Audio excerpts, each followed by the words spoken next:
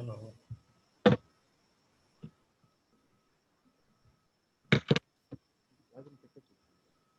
Hello.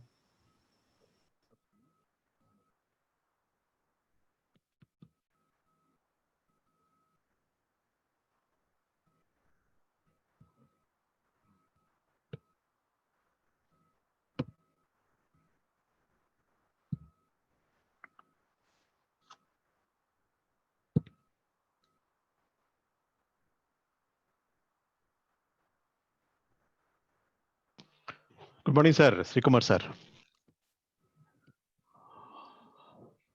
Sir, good morning. How are you?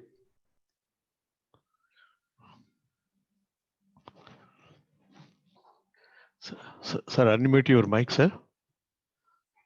Unmute your mic. Unmute. Yeah. The red button here.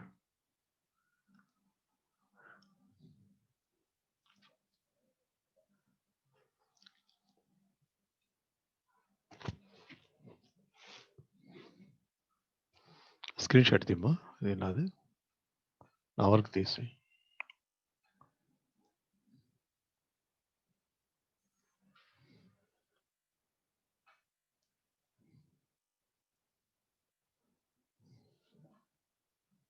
Tisava.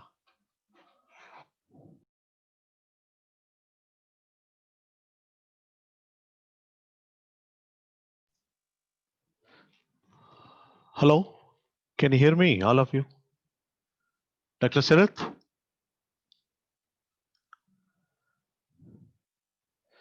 Dr. Muttara garu? Hear me? Sir, good morning, sir. Shastri, sir. How are you? Fine, sir. Good morning, sir. Thank you. Yeah, Dr. Kamboj, sir. Welcome. Welcome, sir. Yeah.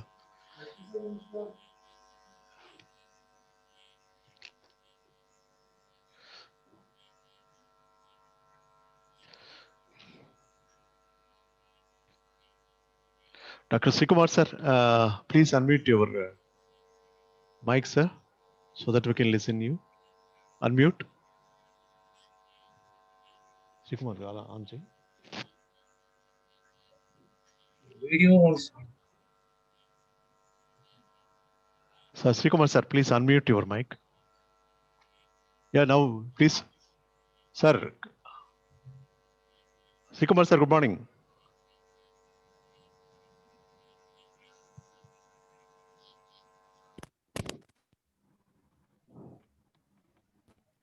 Muttara garu, good morning.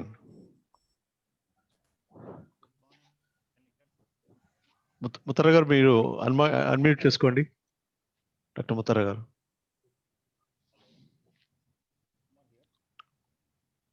Unmute your mic. Sri Kumar also is looking. Good morning. Yeah. You are looking as though you are in a Silhoti. Let the light come on your face. Sri Kumar. Okay. Yes, sir.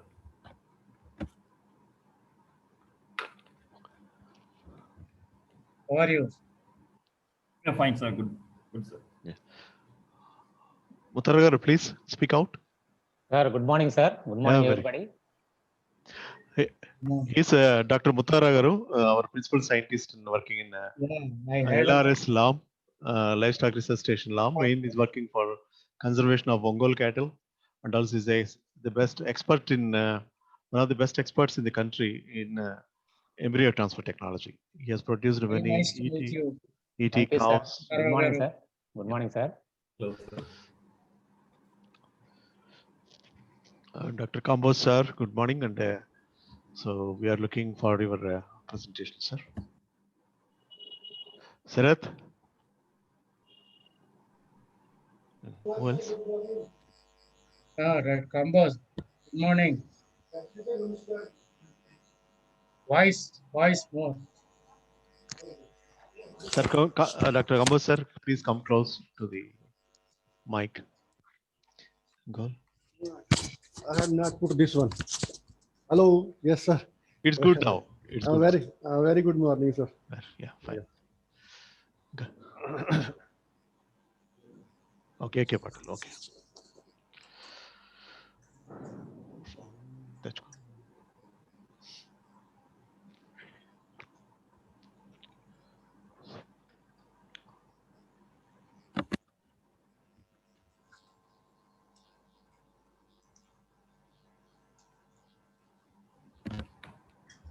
Professor R.V. Suresh Kumar is a surgery man, but is mainly working on behavior in terms.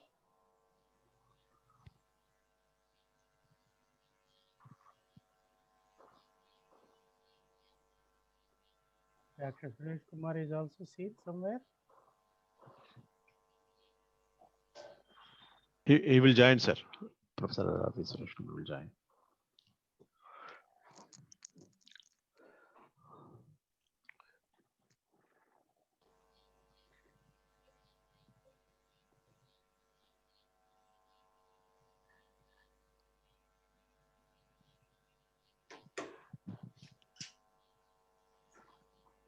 Yeah, we have 5.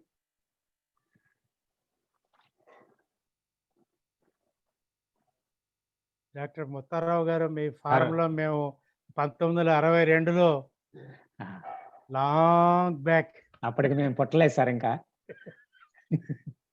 Form training అయ్యాం అక్కడ. Okay sir, good sir. అప్పటికి ఇంకా మేము ఈ భూమి మీదకే రాలేదు sir అప్పటికి. అవును. So we are happy to see you sir today.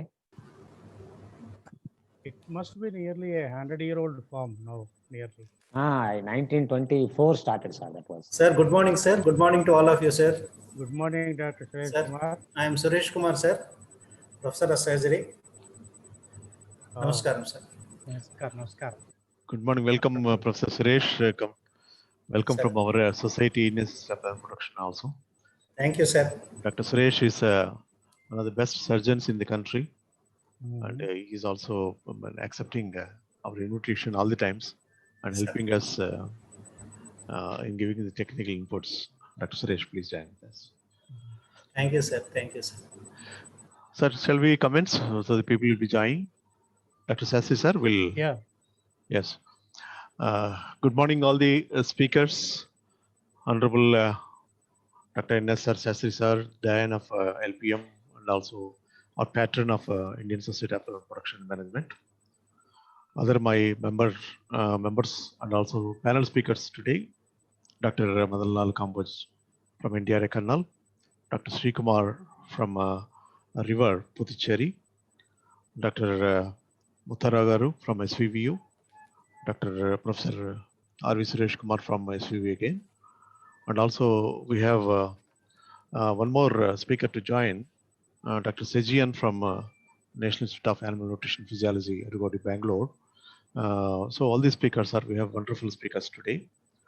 And Indian Society of Animal Production always emphasizes the animal behavior is the key for the success of entrepreneurship as well as for the farming.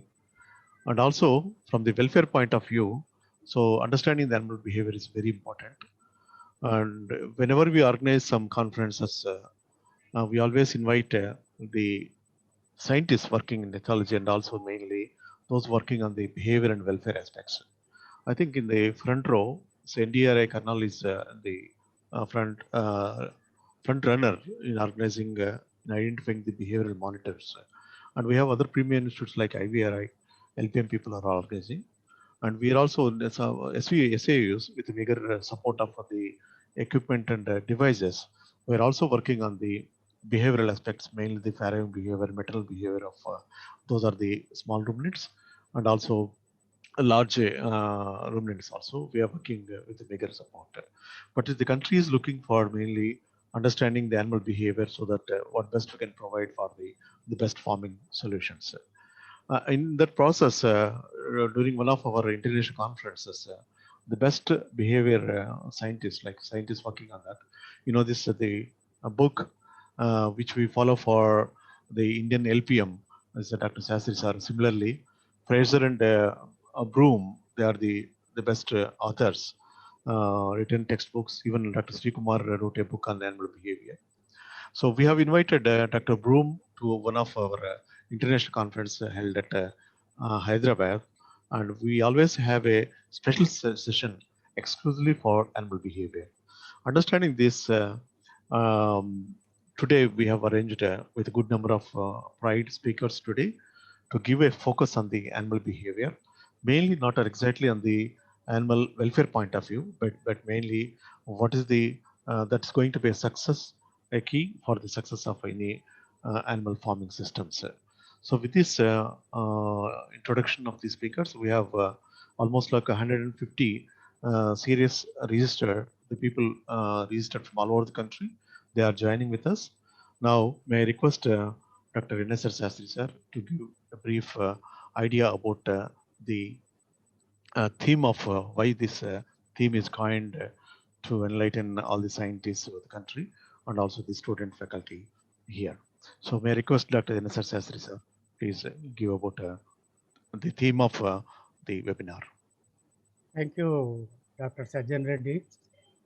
It's my pleasure actually to invite all of you to this today's webinar.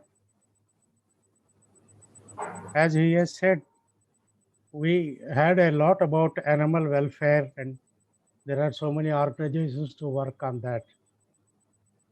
Of course, we are also for that one, welfare of the animals. But the focus of today's talk is to how to improve our management by seeing the behavior of the animal so that its behavior is in proper, what we call as a normal, near to normal natural conditions as possible.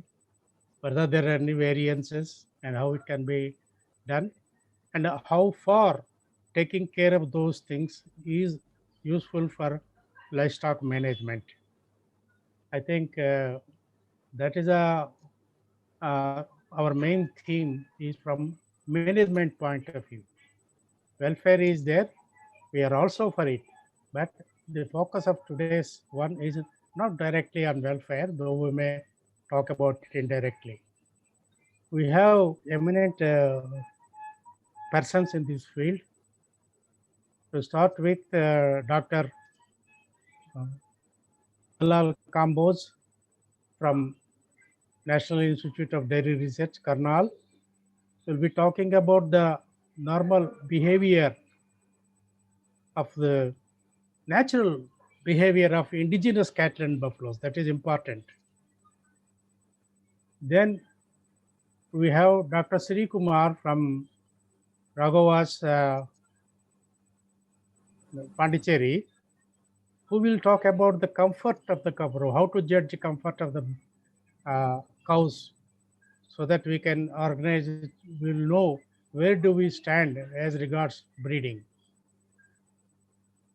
Now, after that, another important aspect of all the livestock for production is reproduction. We have Dr. Muttarao from Livestock Research Station of Sri Venkateswara Veterinary University, is located at a place called LAM. Actually, for us old people, this Livestock Research Station is a strange name. All of us know it as LAM farm. In 1962, after as a first year student of entering the second year, I was there for training, farm training. We used to go there, and it is a very old one and well known for conservation of the Ongole breed. And the farmers also help. And in that, Dr. Muttarao is heading, and he has got a lot of things to tell about the behavior, reproductive behavior, especially with respect to embryo transfer technology and other things related to embryo technology.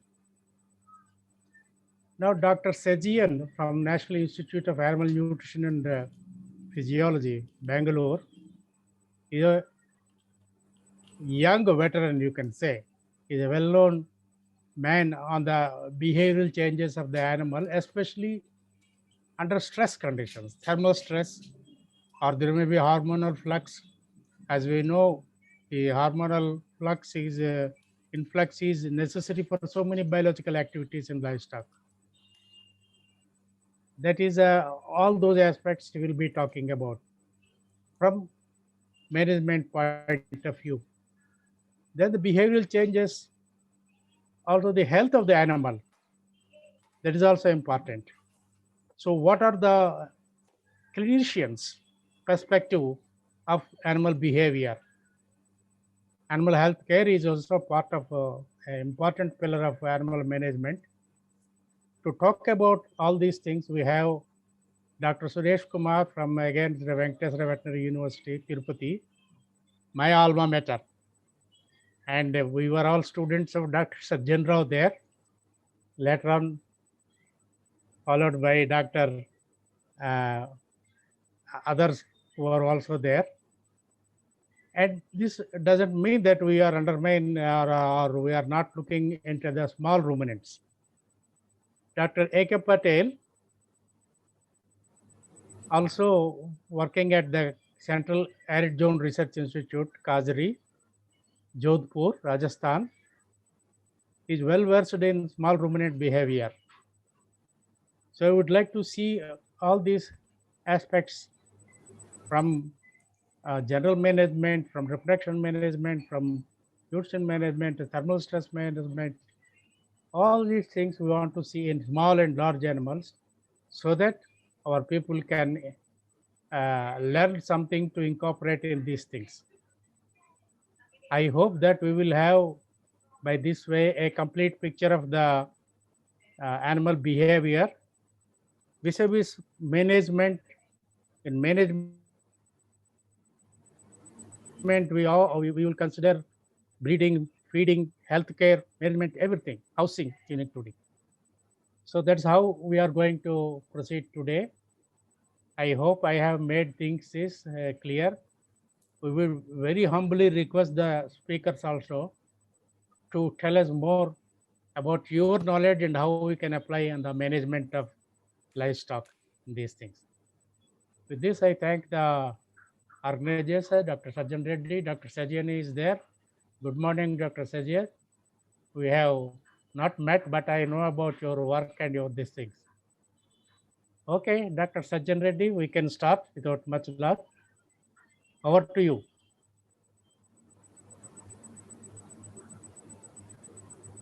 Yeah, if I think something, I take the opportunity to invite Dr. ML Kambos from NDRA Karnal to talk about the normal behavior of indigenous cattle and buffaloes to begin with. That will be their foundation stone. Dr. What you call as Madanlal Kambos from Principal Scientist and DRA Karnal, LPM. The floor is yours, Dr. Saab. A very good morning to everybody again. I shall start my screen sharing. Is it visible, sir? Yeah, it is visible, audible. Okay.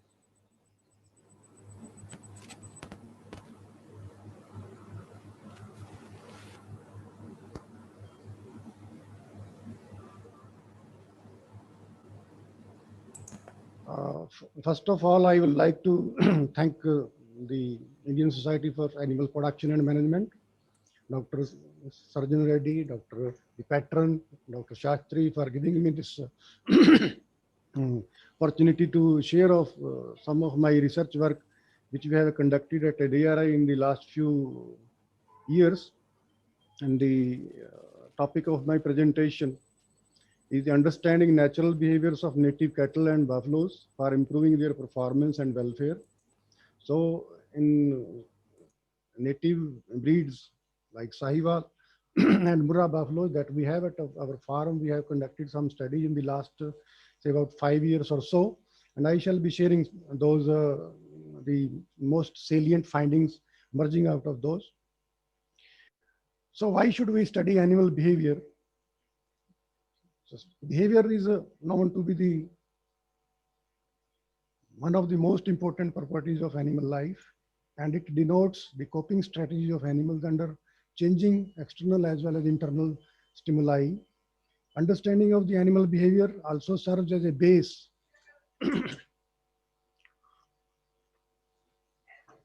so understanding animal behavior is most important for us LPM people because it serves as a base for evolving the management practices which meets the which satisfy the natural animal behaviors, and therefore they result into improvement in the animal performance as well as health. And satisfaction of the natural behaviors, needs of the animals is one of the most important parameters for the satisfaction of animal welfare. And satisfaction of the behavioral need is one of the 5 freedoms and one of the 4 principles. Therefore, if the animals are able to satisfy their basic behavioral needs, then welfare is taken care of. Again, this welfare knowledge is also very important for assessment of the welfare level.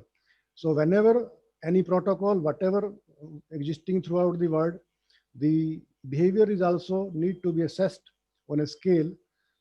And this is considered to be one of the most important, it serves as a bedrock for assessing the behavior. So for evolving the management practices, for taking care of the welfare as well as for the assessment of welfare. These are the most important 3 things which are, that's why we need to study the animal behavior. Now, if we talk of animal welfare, there are 5 principles and 4 principles, which are this good feeding, good housing, good health, and appropriate behavior. And according to the welfare quality protocol of the European Union 2009, there are 12 criteria of welfare. And this out of those 12 criteria, 4 are concerning regarding the animal behavior. So the appropriate behavior, there are 4 criteria under this, and one of which is expressing social behavior. The animals should be able to express their social behavior under modern management system. They should also express the other behaviors like ingestive behavior, play behavior, exploration, sexual behavior. There are so many other behaviors. They should also be able to express their other behaviors. At the same time, there should be a good human-animal interaction, and the animal should be in a positive emotional state. Means that animal should be happy. So if the animals is able to meet all those 4 criteria out of the 12 criteria, then its welfare is taken care of. So therefore, for the welfare purpose also, and if we take care of all these 4 things, appropriate behavior, that leads into improvement of the improvement of the production as well as the health of the animals, as we will see in our some of the researches that we have conducted, that if we meet the natural behavioral needs of the animal, that also leads to the improvement of the production as well as the health. So the most important natural behaviors of the animals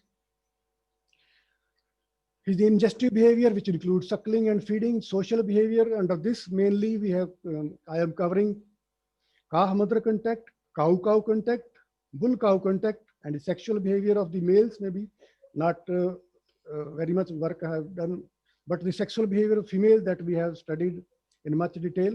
Then maternal behavior, resting behavior, and one study on the human-animal interaction. So these are the areas, natural behaviors, which are most important from animal production point of view. And some of the researches that we have conducted at NDRI and maybe some at other places also, I am going to share all those findings. Now, first coming to the ingestive behavior, which includes suckling. So natural suckling behavior of the calves. Now, suckling is a natural behavior. The first thing the calf likes to do after birth, when it is able to rise, is to find the teat and suckle it. And the calves like to suckle from 5 to 8 times. And the older calves 3 to 5 times. That is their natural behavior. And each suckling bout will consist of about 10 to 15 minutes. And the time spent on suckling will be ranging from half an hour to 30 minutes to maybe 60 minutes. So we can see that they like to spend about half to 1 minute on suckling in a day. The Zebu cattle, Zebu calves, they like to suckle even more, 9.5 times on average, and grown-up calves also like to suckle for 5 to 6 times. That is their natural behavior. But under modern management, we are only feeding the calves only twice, maybe through pail feeding, bottle feeding, or natural suckling only. And that does not satisfy their most of the suckling behavioral need. Suckling we know is a natural behavior, and this is best for the mother as well as the calves. And the pale feeding or the artificial feeding has definitely this compromises the performance, health, as well as the welfare, as we've seen some of our studies. Now, if we compared this natural suckling and the artificial feeding through pail as well as through bottle in case of Sahiwal cows, and in case of buffaloes in 3-4 series of experiments, and we have tried to compile the data. If we see the colostrum intake through natural suckling, the first colostrum intake is much more, almost double. And that's why the weaned calves, the pale fed calves or the bottle fed calves, they consume less amount of colostrum, maybe the initial first, second, third feedings. Therefore, their immune status remains weak, their growth also suffers. Amount of colostrum intake throughout the 5 days of colostrum feeding period is also lower. And this results into their lower growth rate as well as poor immune status. I am not presenting data regarding immunity levels, but their growth rate is less, their weight gain is less in both in Murrah, this buffalo calves, as well as in the Sahiwal calves. And again, the average time spent on abnormal behaviors. If their suckling instinct is not satisfied, they try to vigorously suckle each other. This cross-sucking, self-licking, licking inanimate objects, they are much more in case of the weaned calves as compared to the suckle cow. However, if we are doing suckling allowing only for 2 times, that also does not satisfy their suckling need full, because the calf need to suckle at least half an hour or up to 1 hour per day. So even if we are allowing suckling for twice a day, then their full suckling is even not fully satisfied. Now the performance of the mothers of those which are weaned as an suckled, naturally suckled, we can see the milk yield of the buffalo 1700 and the naturally suckled 27. 1000 difference. In case of Sahiwal also about 800. So there is a loss of 1000 liters of milk in case of buffalo, 800 liters of milk in case of Sahiwal cow. The lactation length is also shorter in the weaned calves, mothers, and this is even more than this, about a year, more than the standard lactation of 10 months in case of the naturally suckled cow. Keeping this in view, we at NDRI have now stopped the weaning of buffaloes as well as in the local breeds of cows. Of course, now it's continuing in case of crossbred cows, also even exotic breeds also. Now there is a lot of research work in the international level, and the welfare people, the ethologists are saying that it is no more required because it has a lot of deleterious effect on the both on the calf side and the mother side. Therefore, it has to be stopped. So we at NDRI has completely stopped this practice. But the only flip point, the low point of this suckling is that the cyclicity, onset of postpartum cyclicity is delayed, maybe about 1 month. But the cows as well as the buffaloes, they came into heat and they conceived within the normal, recommended period of 90 days, even though they were suckled. But the weaned cow, the buffaloes and the cows, they come a little, maybe 20 to 30 days earlier, because this prolactin hormone secretion due to suckling, that counteracts with this onset of that is a natural birth control mechanism of the nature. If the calf is suckling, it delays. So the only problem is a little in lengthening of the onset of cyclicity in both these species. Now, the natural behavior of the calf is to suckle several times, 5, 6, 8 times in a day, but we allow only twice. So in one of our studies, we increase the frequency from twice to thrice, and we can see that the intake of the colostrum is more when they are allowed thrice at 8 hours. The intake of the colostrum is more in the first day. That is the most important colostrum for immunoglobulin uptake. So therefore, this resulted into thrice offering of the milk, about 100 grams more growth per day. So only increasing frequency from twice to thrice has given a much higher growth rate, 100 grams additional growth rate in case of this crossbred calves. This shown at here average daily gain, and then time spent on cross sucking is also reduced, because if we are offering thrice, some of their suckling instincts get satisfied and this cross sucking is reduced. Now another natural ingestive behavior of the adults is to graze. So grazing, the cows and buffaloes, the ruminants, they like to graze. But we under modern production systems, we allow stall feeding. And when we fed through stalls, we put it into elevated mangers. Whereas the grazing, during grazing, the animals will be grazing at their natural behavior is to graze at head down position. When they graze at head down position, there is a 17%, about 17% more secretion of saliva, and that adds into better digestion and leads into improvement of the production.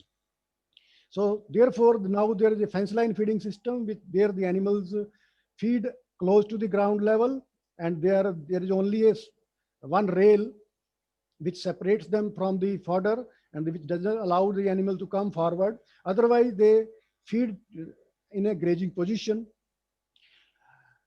And we conducted one study. Now elsewhere also, people are recommending that that elevated manger should be, now they should be considered as obsolete.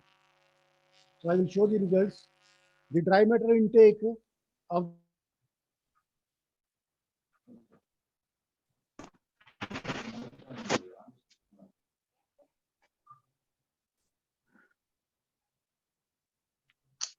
అయిపోయింది చూడు. నేను ఆపేస్తానా? నేను ఆపేనా? Some problem with your audio, Madanlal. much better as compared to a construction cost.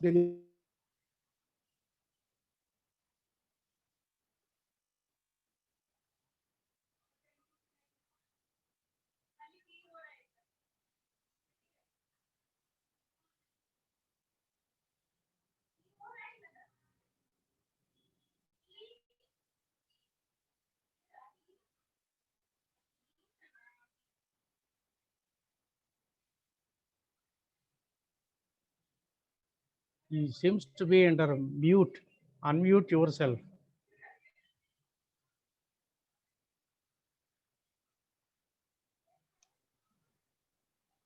Sir, unmute your mic.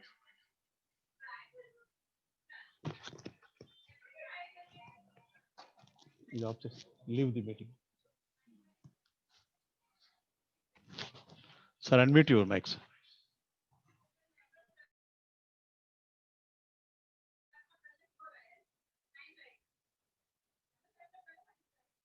Yes. Now screen.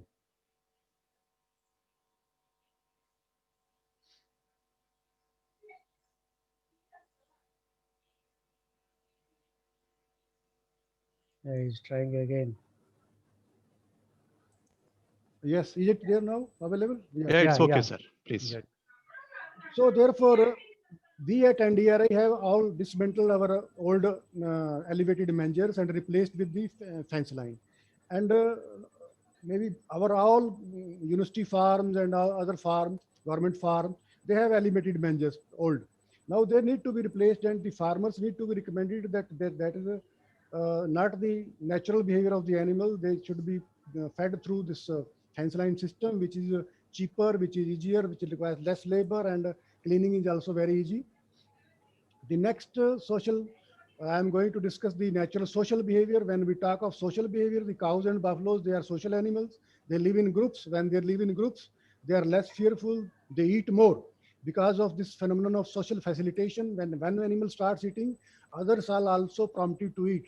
So which it leads to more feed intake, which lead into better, more production. Their animals are more healthy, they are happy, they are contented. So because they try to live in groups, I have compared the loose housing and tie housing with respect to this. If their animals are isolated, they are separated, or they are tied, that is not up to their natural behavior. They want to live together. And we can see that if they are tied, this loose system, this promote comfort. It improves the rest. It leads to ease in the movement. It improves the health condition of the cows. There is lower incidence of joint and other injuries. There is a lower health cost. And there is a more natural living, which allows the animal expression of their social interest, play, and many other behaviors. So from welfare angle, there is a lower occurrence of disease also. So welfare has been assessed in India. We try to assess the welfare level in Haryana, Punjab, and other places also. Many other foreign workers have also assessed the level of Indian cows. And everybody has reported that the tethering of the animal, the tying, is the most problematic from the welfare perspective. Now, many countries in the world, the Denmark has now banned the tying. European countries, other European countries also thinking of now discontinuing this practice. Anybody trying to tie or tether the animal, it will not be no more be allowed in near future. India, we know that all this traditional small scale production, the animals are tied. So we have to think over this, the tie system. We need to promote the loose housing. There are several benefits that we already know, and there are much more other benefits. They are now being further explored. The effect of social isolation we studied in case of calves. If the animals are socially this isolated, the calves, they are more fearful. Their rank goes down if they are shifted. When they are mixed with the other groups, their cognition level, their mental development is impaired. There is a poor learning ability. And their coping strategies with the life situation, the novel objects, is less. They are more reactive to the social and environmental style. There are several deleterious effects if the animals are socially isolated, especially during their growing stage, their young age. So we conducted one study where we compared the individual housing, group housing, and the pair housing. The three groups. We can say that there was not much of a effect on the growth performance. The individual calf pens were promoted in this about say last 1 or 2 decades because of better health, better growth. But now there are several studies, ethological studies, where they are reporting that if they are housed individually, there are lot of problems that they encounter later on. They are not able to cope with the life situation. Therefore, we conducted this study in case of Sahiwal calves, and we can see that the growth is not affected, but their cognitive abilities we tested through a Y-maze test. We can see that the individually housed calves, they took more session to learn some tasks, whereas group house, socially housed calf, their learning ability, initial learning was better. The reversal learning, if the reward is changed, then also this socially housed groups, maybe in pair or in group, they learn better. The memory test was conducted, and we saw that the calves which were individually housed, they have a poor memory as compared to that group housed and the pair house. The pair is in between these two groups. The frequency of abnormal behaviors in these calves, individuals, there are much more, and the group housed, this frequency of all this licking, self-licking, cross-licking was much lower. Now, resting behavior, another important behavior of the dairy animals is the resting. Resting is even much more reported to be much more important than the feeding drive. If we see the time devoted to different activities, we can see that the animal require 12 to 14 hours of rest. We saw in buffaloes 13 hours of rest. That is their natural behavior, to rest about half of the day, about minimum of 12 hours. But under modern production system, when the conditions are not poor, if the animals are not comfortable, floor is not good, concrete, there is a temperature, climatic problems, the resting is impaired. When the resting is lower, the production suffers. So in one of our studies, we can see the relationship of resting with milk yield. Resting beyond 10 hours, each hours of rest beyond 10 hours gives additional 3.5 times of milk. This has been reported. Now we designed a comfortable house to improve the comfort and rest. We changed half of this shed. We raised the height, we increased the width. We put sand bedding in the covered area, also in the open area. Also, we put foggers with dairy fans, time controlled fogging, and replaced the elevated mangers with the fence line manger. So all sorts of comfort were provided. We can see the half of the covered area is pakka concrete and half is sand bedded. All the open area is sand bedded. There are foggers with time controlled fanning. And there is this, we can see the comfortable resting of the animals inside this shed. This fence line system, we also provided mosquito net and fly so as to provide the animals with maximum comfort so as to increase their resting. And we can see that their comfort index is greatly improved. If the comfort index is 80, it's considered as good. But in our case, the comfort level during hot, dry, hot, humid and autumn season was more about say 95%, and the existing old shed, it was 70 something like. The comfort was improved, the behavior, sitting was more during this harsh climate, hot, humid. The eating time was more, the rumination was more, and which resulted into improved production, higher dry matter intake, improved production. We could maintain 20 kg yield throughout the day. Winter, dry, hot, dry summer, hot, humid summer, autumn, all these seasons throughout the years, about 20 kg milk yield was maintained in crossbred cows. If we improve the comfort, if we improve the rest of the animals. Another social behavior that we studied, the biostimulation. Most of the people now know what is biostimulation. It is the stimulus induced by the presence of males on the females, which induce stress and ovulation through genital stimulation, pheromones, and through other external cues. It also works on the males also. Now it has been reported that it's not the females, but males are also very much influenced by this. And we conducted this, the mechanism. There are, the animal will be, this males will be affecting the auditor through through voice, through smell, through visual and tactile contact on the central nervous system, and it will influence the HPA axis, which will further trigger this sexual hormones, and the animal will be coming into primed to come into early into stress, and the stress behavior will be much intense. And based on that, we study first we studied in Sahiwal heifer. We can see that the bull exposed Sahiwal heifer came into puberty at 19 months, 19.1, both in fence line as well as in direct. Whereas the others which were not exposed at 24 months, their body weight, they came at a lower body weight. So the stress onset of puberty is a function of weight. So they come into lower weight and at a lower age. In case of cows also, during postpartum period, we can see that the days to first stress was 52 and 65 in direct and fence line, as compared to about 90 in case of noble exposed. And accuracy, most important is the accuracy of detection of stress. It was 100%. The bull never makes a mistake. So it whenever the animal has been identified by bull, we took into the to the veterinarian and said, yes, it is now in the proper heat. And the bull, therefore, this is very, whereas the human detection, it was only 40% only. Why we studied their stress behaviors for 7 continuous days, 24 hours through CCTV cameras, 3 days before stress, on the day of stress, and 3 days after the stress. This allowing sniffing, licking. We can see that these bull exposed during first stress and during the second stress. This is silent stress, that is apparent behavioral stress. Obvious behavioral stress, first and second. So we can see that the expression of these behaviors in Sahiwal heifer as well as in Murrah buffalo heifers, there was 2 to 3 times more in the case of bull exposed heifers, allowing sniffing. Another was this maturation. We can say in buffaloes, heifers, maturation is very important. It starts 3 days before the stress. And this is most important parameter, much important than the Sahiwal heifers. Allowing chin resting, same way.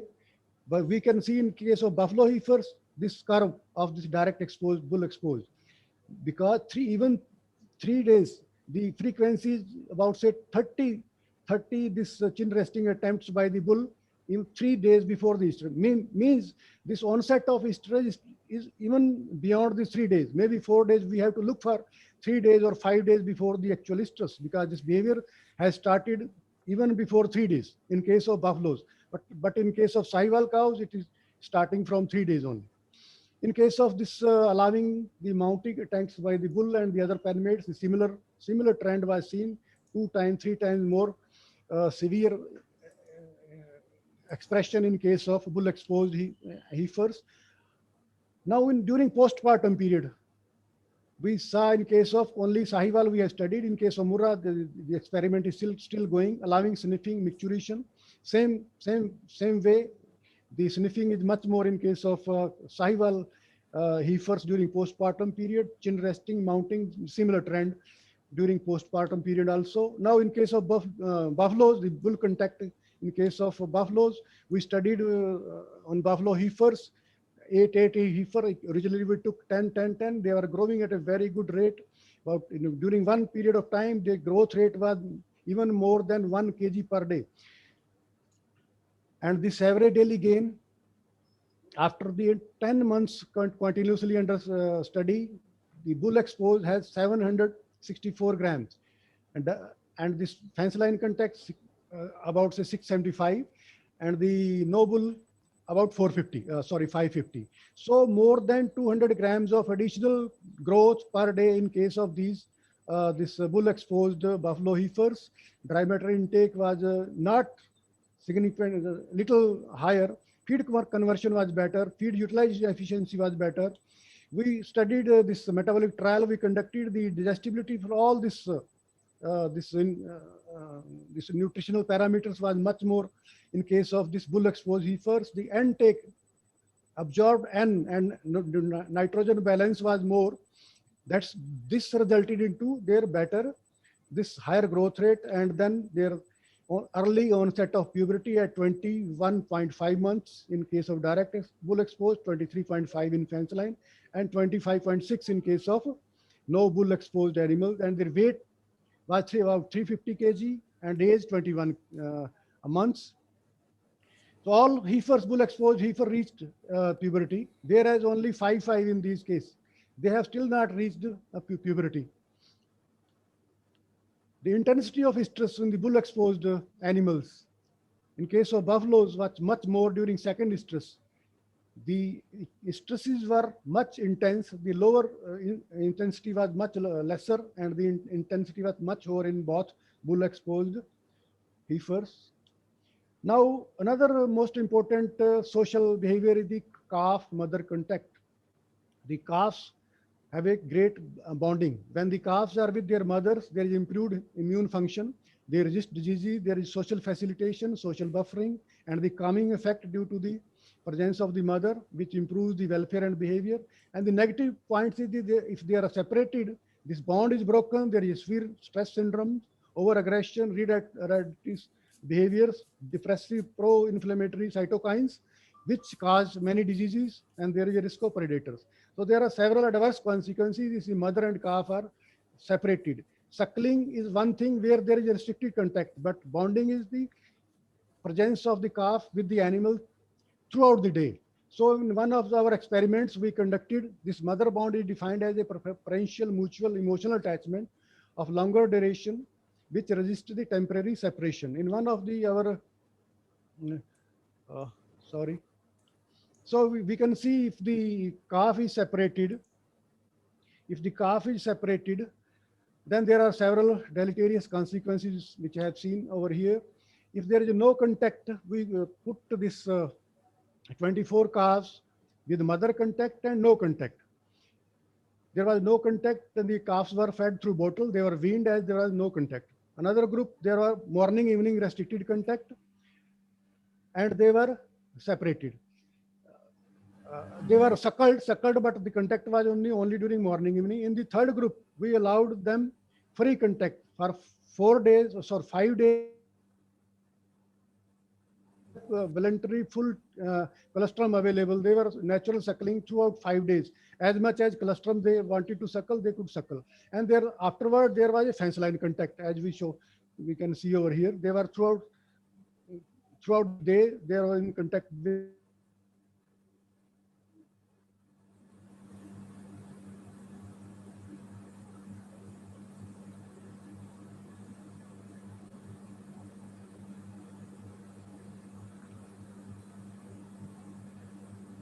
Sir, please go on. Sir, it's not audible. Please go on. Hello. It's okay, sir. Yeah, come on. Yeah. Sir, I have a few more slides, but time is already over. Can I take 10 minutes more so as to cover all this? Yes, sir. It's okay. Because we have a speaker. So this another most important this parameter was the frequency of suckling. If the calves are with their mother 24 hours, they suckle on the first day of birth almost 20 times. Every hour they need milk, colostrum, and they suckle less amount of milk. People said that it will lead to, if you are allowing free choice, it will lead to diarrhea. But none of our calves had any diarrhea. The mother was very cooperative. Whenever the calf needed milk, it will get up in the night at 2 o'clock, 3 o'clock, 4 o'clock, and allow the suckling, and then again the calf will sit, mother will sit. And this frequency comes down to about, say, 5 to 6 times, 7 times after this 5 days of birth during the colostrum period. And then we shift into the twice a day. That again causes a setback. So calves need to drink 4, 5, 6 times, but we provide only twice. But they get a very initial boost. They have a lot of colostrum, and the growth rate was about 1 kg during this colostrum feeding period. There was no health problem. Their immune status was very, very high. Hematology we are studying, the parameters are very good. The duration of suckling, they suckled about, say, 50 minutes in the first day, total duration. Then 30 days, then about, say, 25, 30, about half an hour at the 5th day of their birth. So this has resulted into their improved growth during the later period. Their body condition, this glows and health was very good. We can see these calves resting over here. Diarrhea score, we saw there is almost negligible diarrhea in case of this full colostrum feeding and this fence line contact, mother contact calves. Their cortisol level, their stress levels are very less. IgG levels were very high. Abnormal behaviors were almost nil. Cross-sucking was this line touching the bottom line. There was no cross-sucking in case of these calves with mother contact because they were suckling. Now their responses to novel objects later on, after 1 month, novelty was, their fearfulness was less. They were much eager to learn. They were much more, their cognitive, this also indicates their cognitive life, ability to face life situations are much better. Their average time spent on line of the mother side behavior, we said that if the calf is with them, they are satisfied and they rest more, they ruminate more, than they produce more. If the calf is separated, they were always in tension, they are stressed, they are looking for their calf here and there, spending 1, 2, 3 hours of time on looking after their calf. And that time they're not feeding, not resting, not ruminating. So they are always searching for their calves and resting less, ruminating less, and there will be, we can see that their production is less. Mother bonded calves, they produce 9.6 kg. The weaned calves, separated calves produce 7 kg. So 2.6 kg improvement in the milk yield of these animals. The peak yield, we can see but the little less fat because the calf suckle the last milk, which has a higher fat content.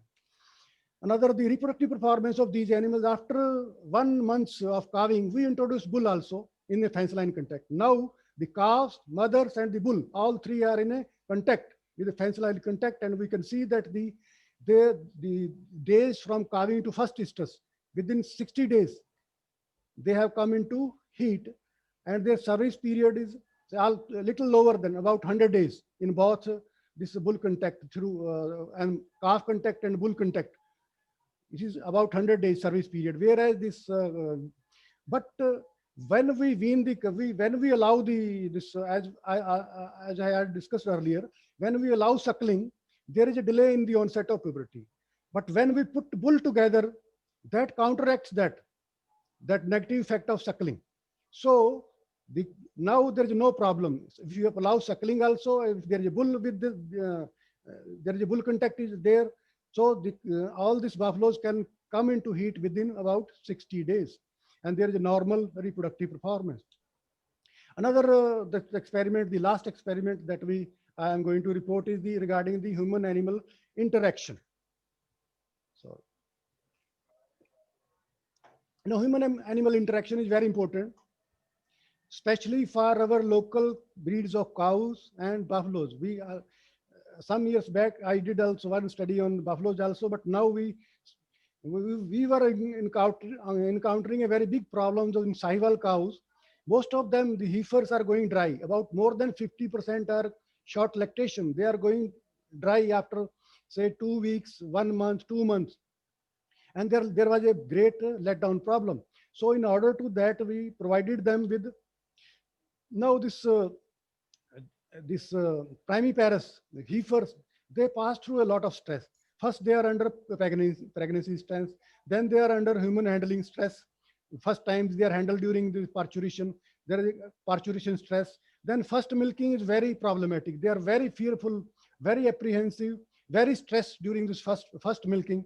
And there is, if their calf is weaned, then there is another stress. Then they are transferred to a milking group where they suffer from social stress. So this heifer passes through all these stresses. And one of the solution is to provide them human and animal interaction to lower that stress level.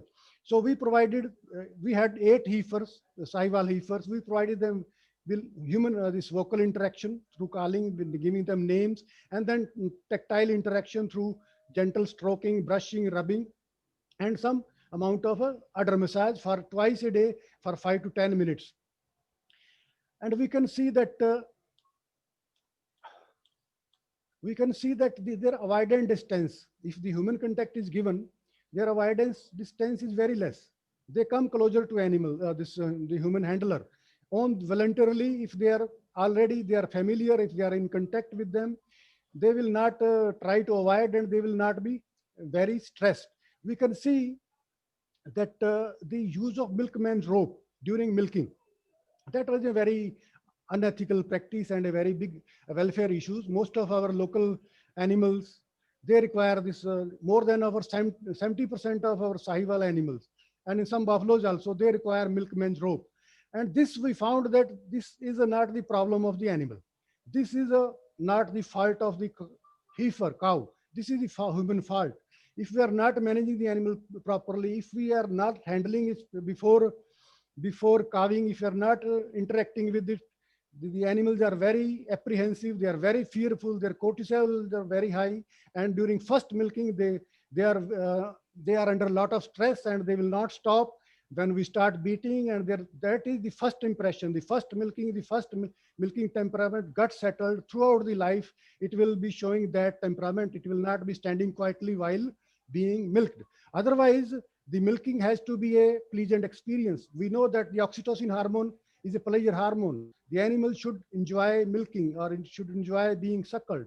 If they are not fearful, if they are happy with the situation, they will enjoy the milking. And we can see that if there is human contact, if they are exposed to human animal interaction, there is no need for using this milkman rope. They will stand quietly to be milked at 1 month of age. We can say the usual animals require rope, and only 8 can be milked.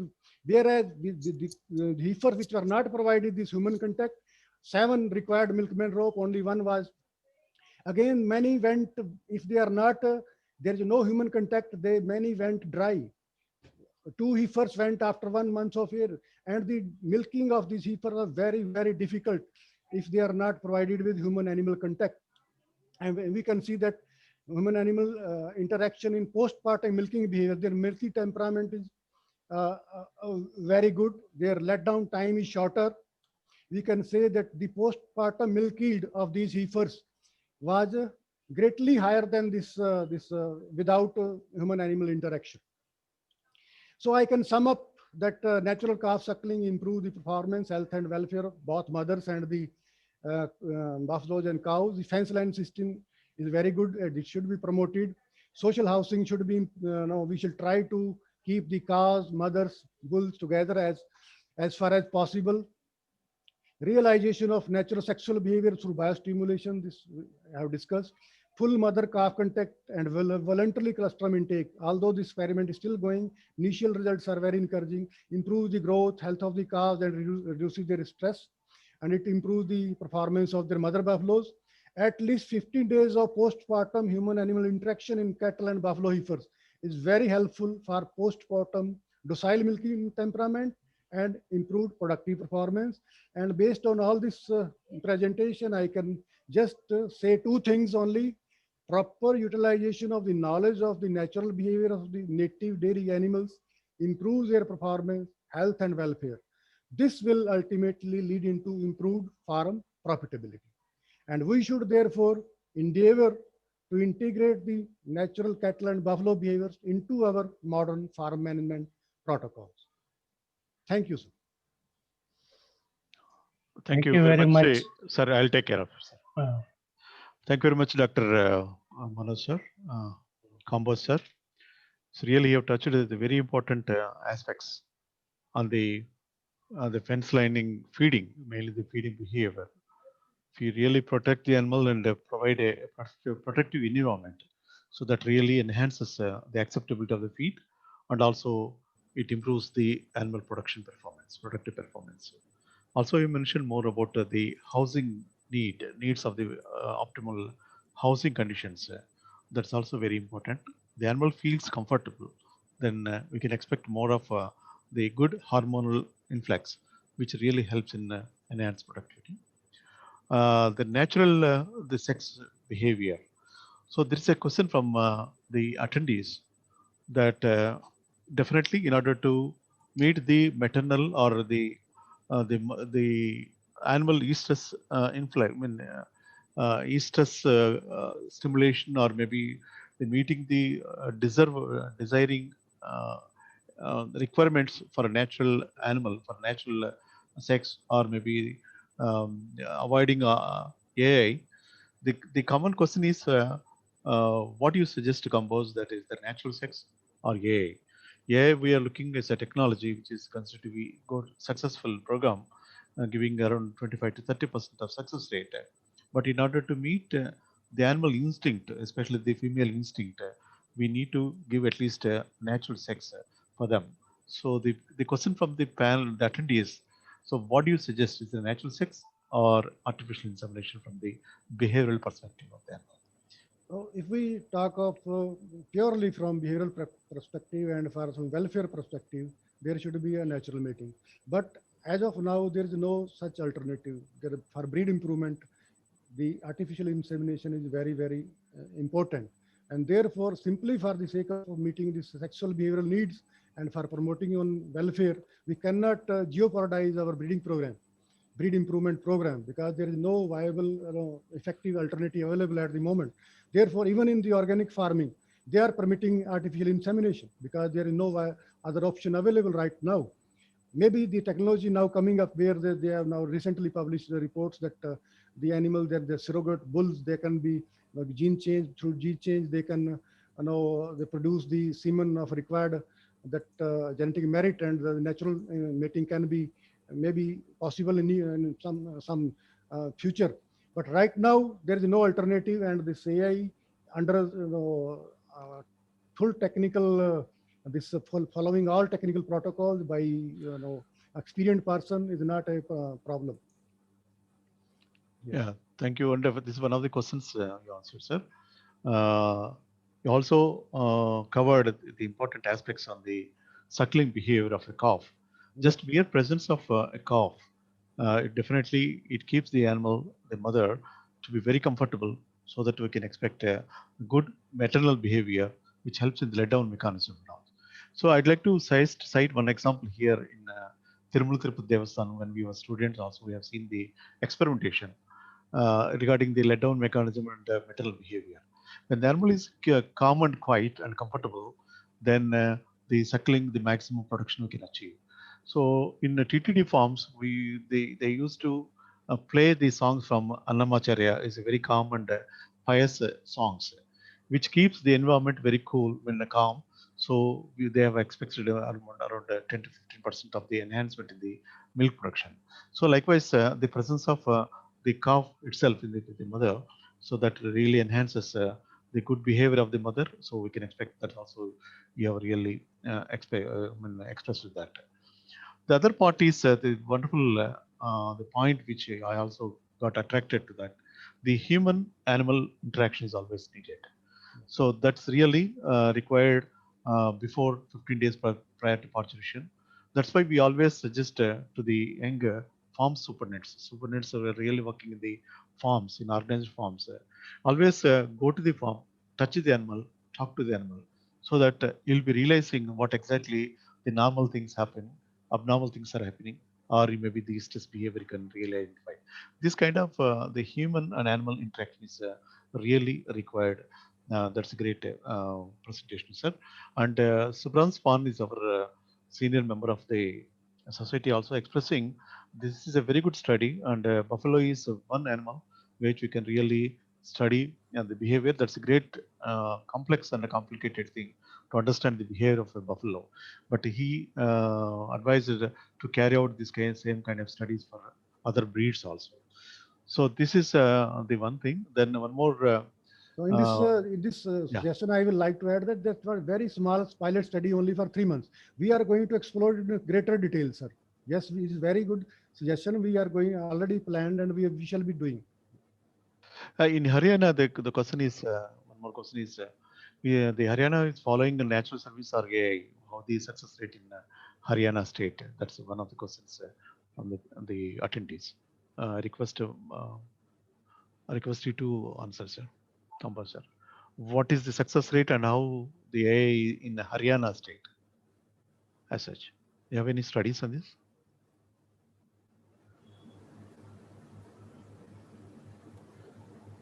Dr. Kamba, sir, can you hear me? Hello?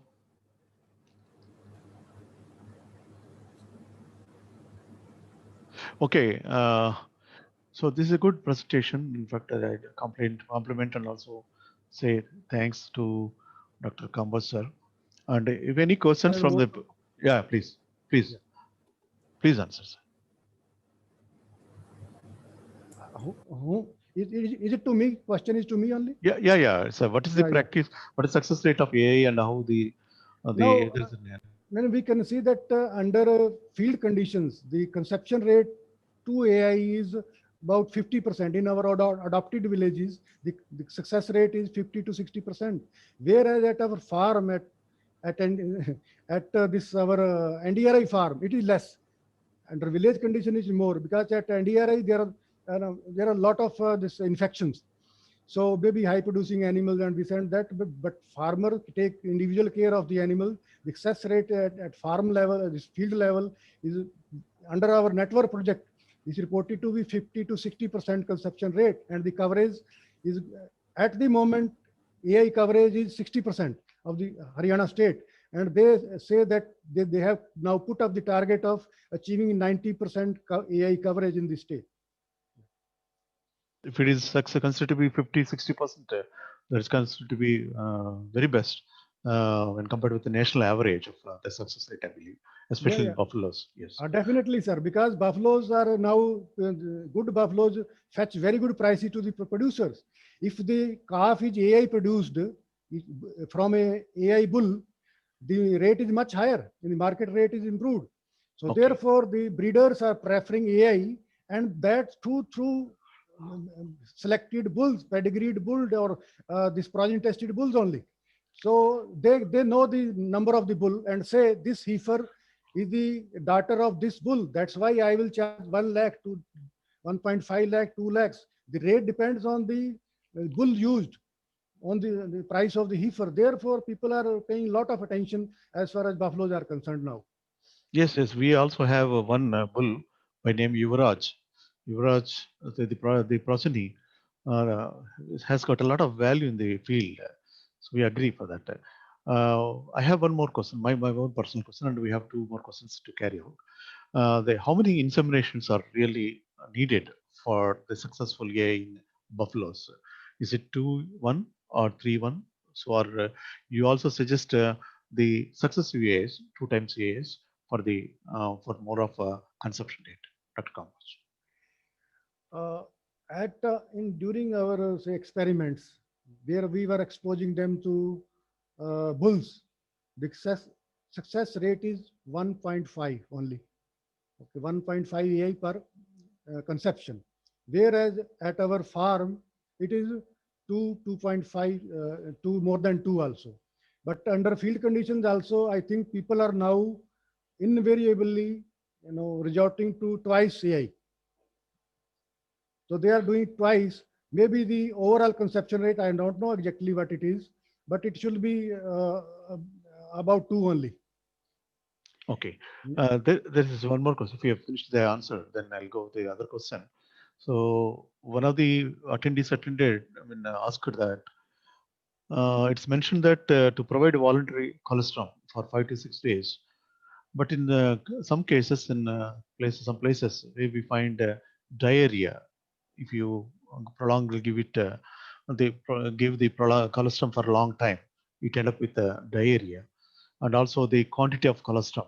So this is, we have scientific studies, NDRA, NDDB supports the package of the feeding for the young calves. But what do you suggest for this? Sir, this we have tried for the first time. Even I didn't find anywhere in the world also, because I had some experience with such type of voluntary feeding. Therefore, I put it the suggestion, and everybody opposed it. But I said, let me try it. So everybody said that there will be diarrhea. I personally stood and but continuously I saw it. There was no diarrhea because the calf will suckle only small amount. First milking, second milking, only 100 grams. Then again 1.5, 150 grams, 200 grams, not more than that.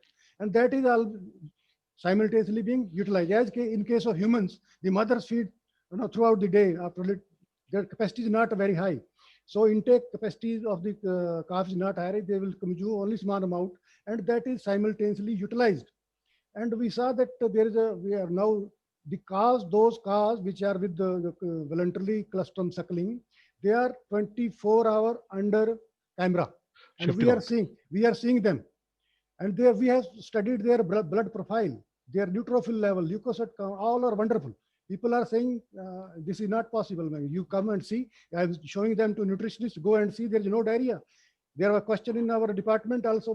Everybody now experiment is going on. Right now it's going on.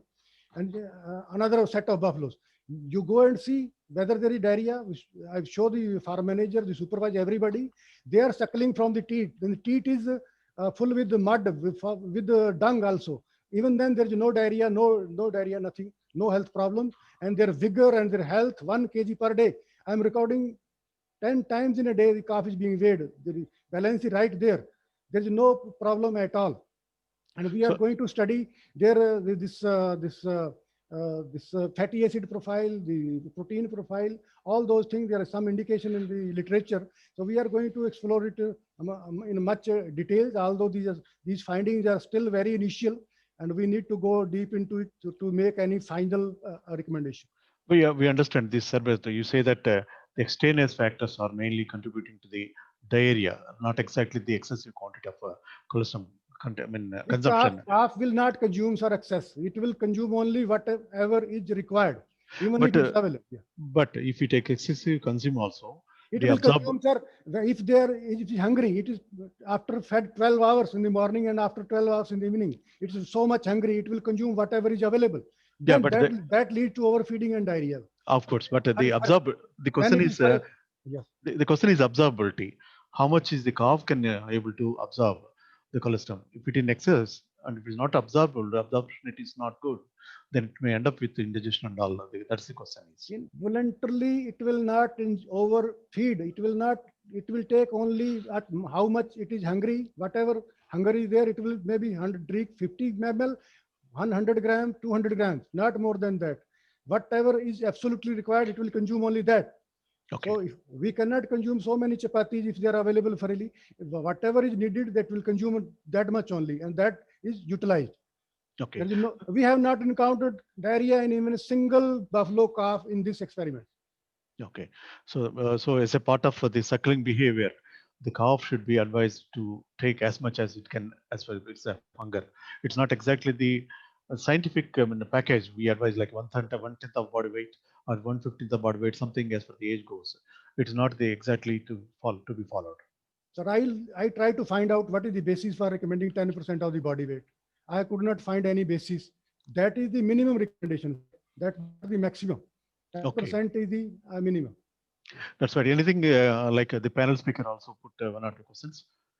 Any questions from the panel speakers, other speakers on this presentation? Dr. Sasir, sir, any question you have? Sir, unmute, sir. Unmute your mic. Then stop. No, I know their work there. I have seen those animals also. I asked all these questions, but it is true that the other factors like hygienic aspects while feeding the calf, the pale cleanliness, whether it is being used again and again for the same different cows, all such factors may be responsible for this thing. Otherwise, normally diarrhea doesn't occur. Thank you. Thank you very much, sir. If there are no questions from the panel speakers, Sri Kumar sir or Muttara garu, you are also very good in buffalo management as far as the artificial insemination concerned.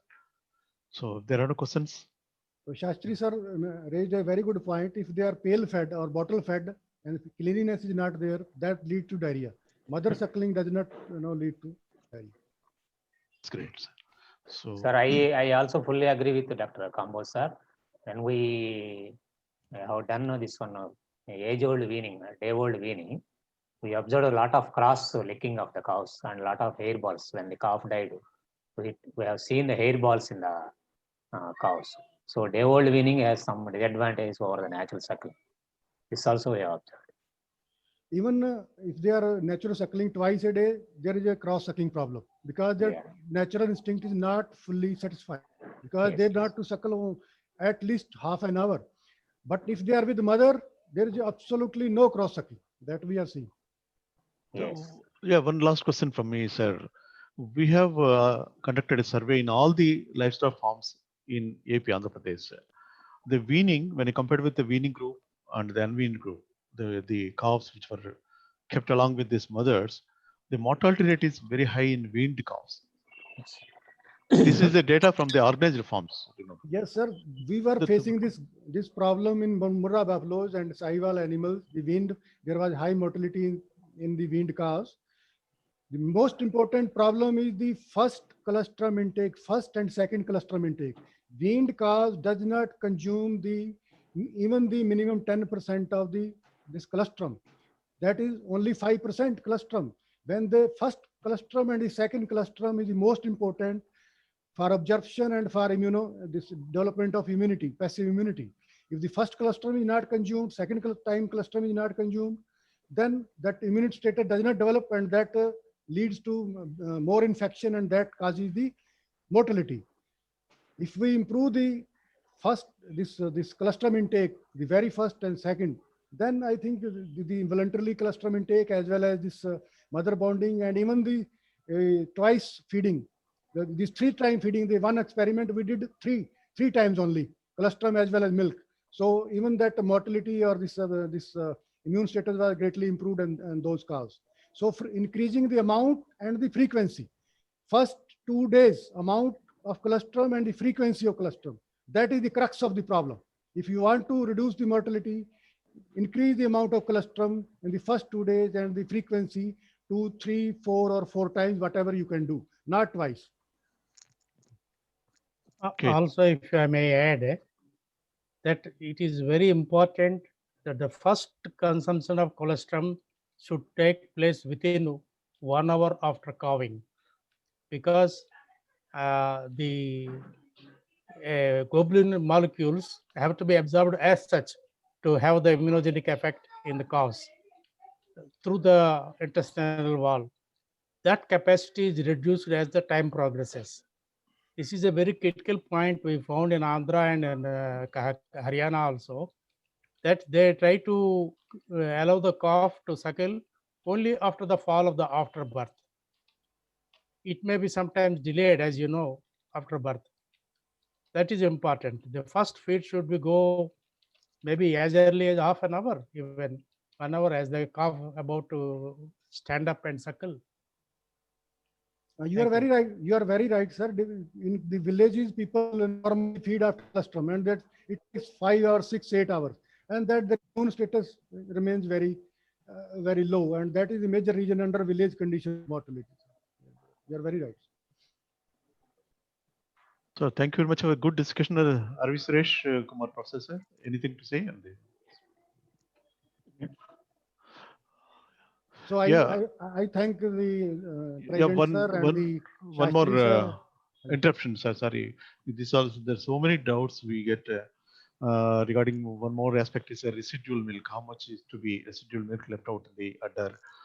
And then that's one question after young calf suckling.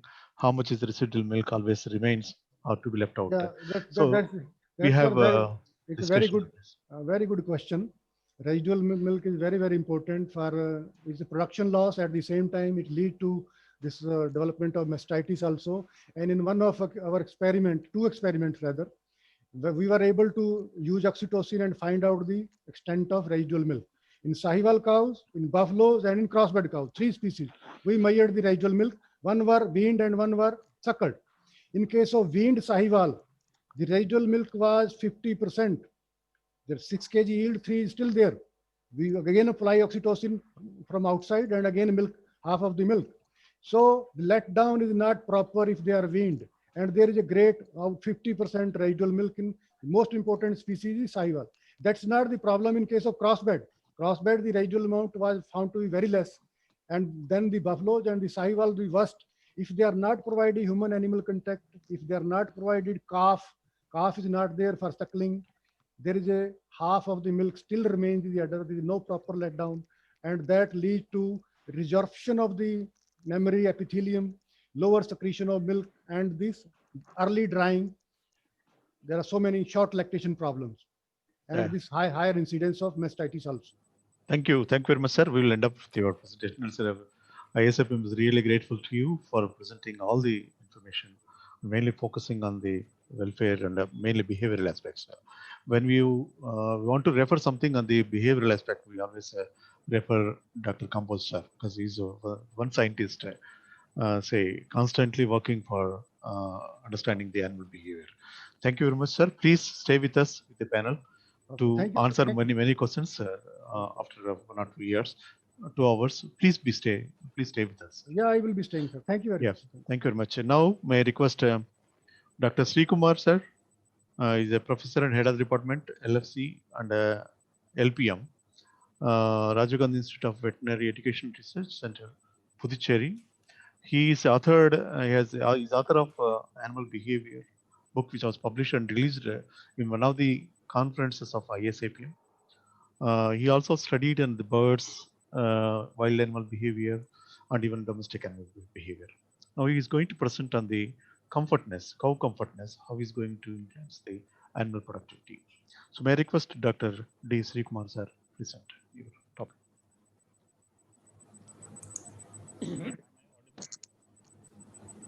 Am I audible? Hello. Yeah, please come closer to mic, sir. Am I audible?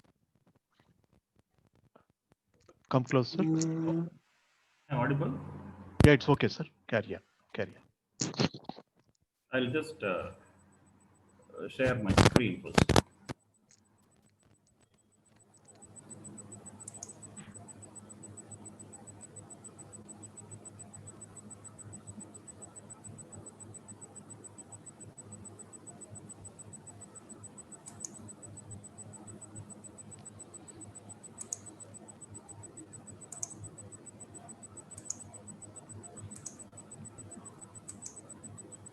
Any difficulty, sir? Share screen. 1 minute. Please. No, 1 minute. Yeah.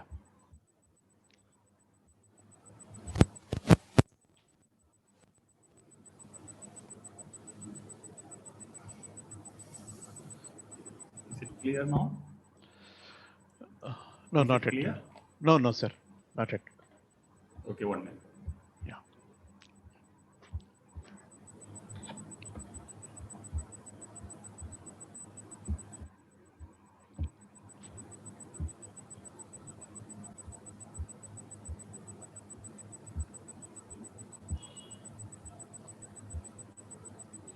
Just click on share screen, sir.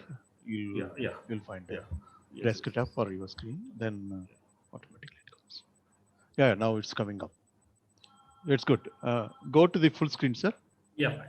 It's okay. Yeah, that's good. Now it's fine, sir. Please carry. Yeah, I'm Dr. Sri Kumar, working as professor and head of the Department of LPM and also LFC at the Rajiv Gandhi Institute of Veterinary Education and Research, Kurumbapur, Puducherry. My topic for presentation today is cow comfort and behavioral needs, and this comes as a part of a wider topic, understanding farm animal behavior, key to successful farming. Before starting this topic, I would like to compliment and appreciate the presentation of Dr. Kamboj. He has given a very exemplary presentation, and many of the things he has touched, and some of the important things that he has touched will again come over here. Please be sorry. Comfort can be defined as a state of physiological, psychological, and behavioral equilibrium, which the animal is adapted to its environment and engages in normal activities, as given by NCR. And such a state should be in terms of the animal's behavior and physiology, with the parameters mostly within the normal range for that species when its needs are met. And that is very important, its needs are met.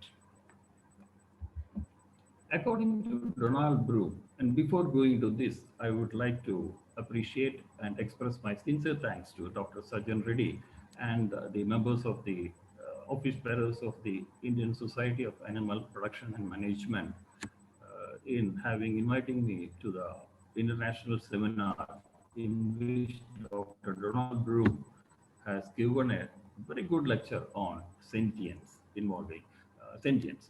And I also had a golden opportunity to discuss with Dr. Donald Broom in person.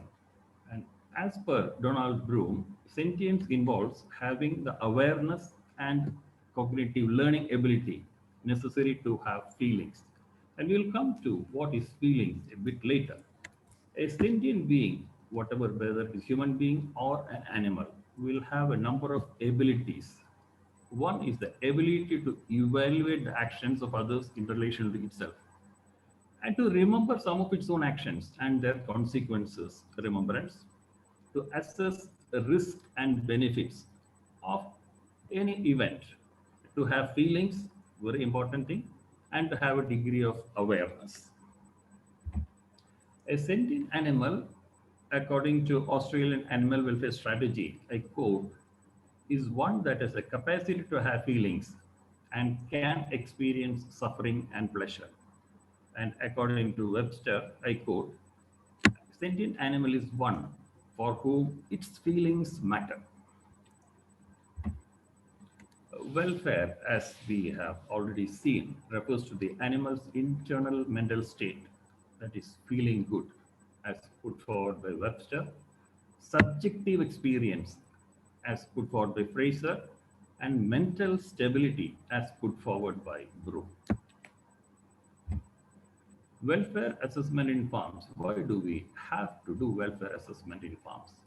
This is important to decide the welfare status of individual animals, to compare the status of the farm and the status of these animals with other farms or with other animals in similar farms, to identify risk and problem areas in this particular farm and provide assurance to consumers. And this forms the most important aspect, to provide assurance to consumers in that this farm is producing any product for that matter which is friendly, animal friendly, and animals that go to produce these products are not subjected to any suffering. Behavioral needs can be generally defined as a requirement, which is a part of the basic biology of an animal to obtain a particular response or respond to a particular environment or bodily stimulus, as put forward by Broom.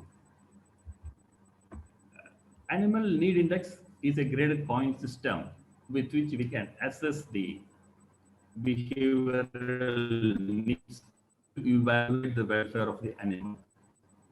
It can also be used to assess the influence of different managemental systems of welfare or well-being of the animal. What is the importance of this is that this gives an idea about the need gap to explain it, what it is, and what it ought to be. This has to be addressed.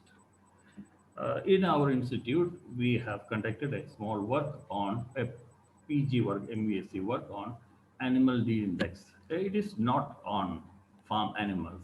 It happened to be on companion animals, and that too pedigree dogs. The needs of of the dog, as being kept by the owners, has been arranged, and around 20 different needs have been enumerated and has been given to the people, field practitioners, canine practitioners in Puducherry and also in some parts of Tamil Nadu. And they were asked to grade the different needs. And in the end, 15 needs were taken as important. And the owners were asked whether the animals, and also observed, the animals were observed in their homes, whether these needs are being met.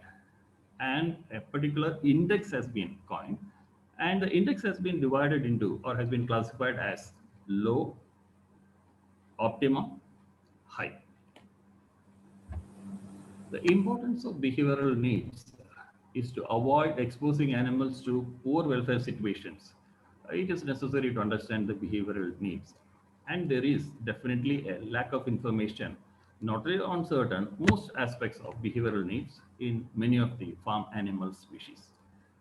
Increasing our knowledge in this area will help to facilitate efforts to adjust the management systems and enrichment items to meet the needs and preferences of farm animals, as far as farm animals are concerned.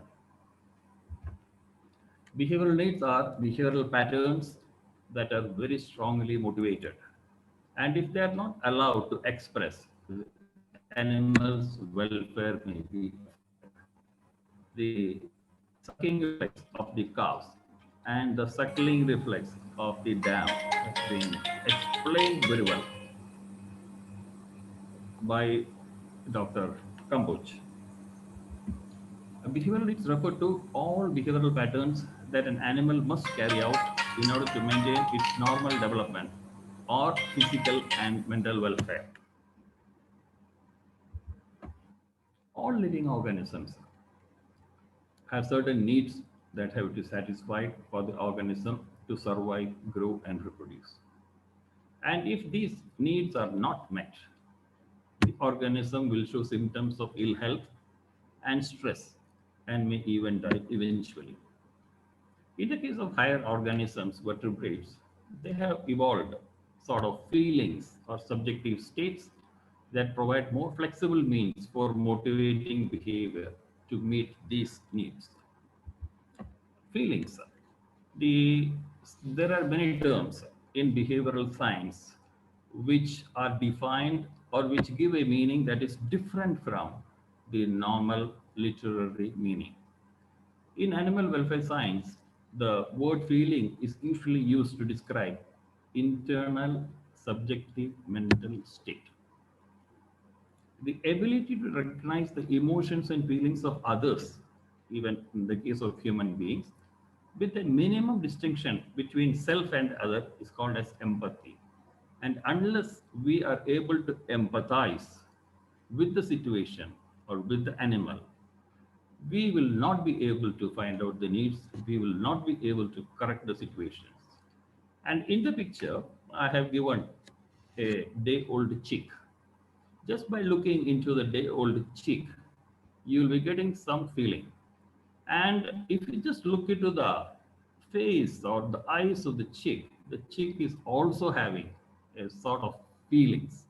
And this recognizing your feelings with the feelings of the chick is called as empathy or empathizing. Emotions is a very important thing, and emotions in general can be considered as having three different components. A subjective component is what one feels. A behavioral component is what the animal show to others. Example, facial expressions. In the case of human beings, it goes without saying, the facial expressions, the behavioral component of emotion. In the case of animals also, there are instances, there are situations in which the animals show different facial expressions. It is not only in the case of primates. or non-human primates. They show. Even any other species of animal will be able to show facial expressions that will reflect the emotion of that particular animal at that particular time. Then the third component is a neurophysiological component, which gives how the body responds to any stimulus, whether it is stress, thermal stress, or anything for that matter. The emotional state of an animal can be determined with reference to scientifically observable parameters. We can observe any one of these or all of these, and the emotional state of an animal can be determined. I'll just give a few pictures which has been taken from the campus, but these are not pertaining to farm animals. Sorry for that. So we have conducted a small study on the stray dogs, and I personally feel that the stray dogs are much more having feelings and emotions, and they express the feelings and emotions. We'll just go one by one. These are three dogs. And if you look into these three dogs, all these dogs, so the three dogs are in different emotional states. The one on the left, that is with a black color, is using its sense of vision. It is seeing, observing. The dog in the forefront, the brown one, is using its sense of olfaction, sense of smell, and trying to find what it is. And the dog at the farther end, the white gray colored one, is using its sense of hearing. Please note the way the ears are kept. The ears are kept straight and also slightly turned towards the place from where sound is coming.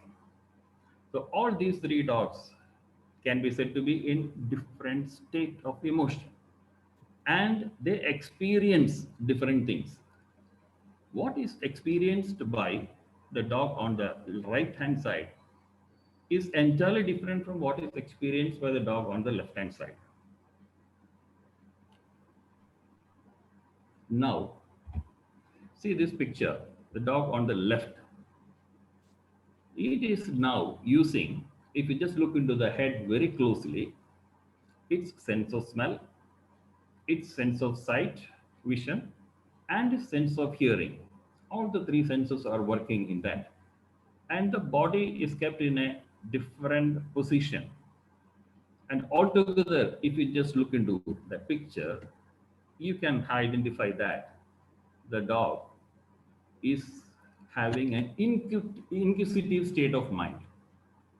It is wondering what the person standing before is going to do with the camera, and is looking, smelling, and also trying to hear the sound. And once I have clicked the photograph, you see on the right side, the animal is smiling. See the bright eyes. See the way the ears are kept. See the difference with the other dog. That is what the animals have emotions, and they can express their feelings and emotions through facial expressions. I hope I am clear in that. By providing animals, including different species, at different stages of life, young or old, with different choices, the behavioral needs can be understood. It can also be understood by observing the behavior and measuring the physiological changes in them. What is important here is what factors an animal prefer in a particular environment, and what factors the animal find aversive in that particular environment. If an animal is not able to satisfy its behavioral needs, it may become frustrated or it may become stressed. It may experience health problems and physiological changes, leading to a lot of problems like problems, reduced productivity, impaired health, and the like. Unsatisfied behavioral needs may lead to changes in behavior that are often harmful or pathological. And it is in this connection that we may have to look into how abnormal behaviors come into being.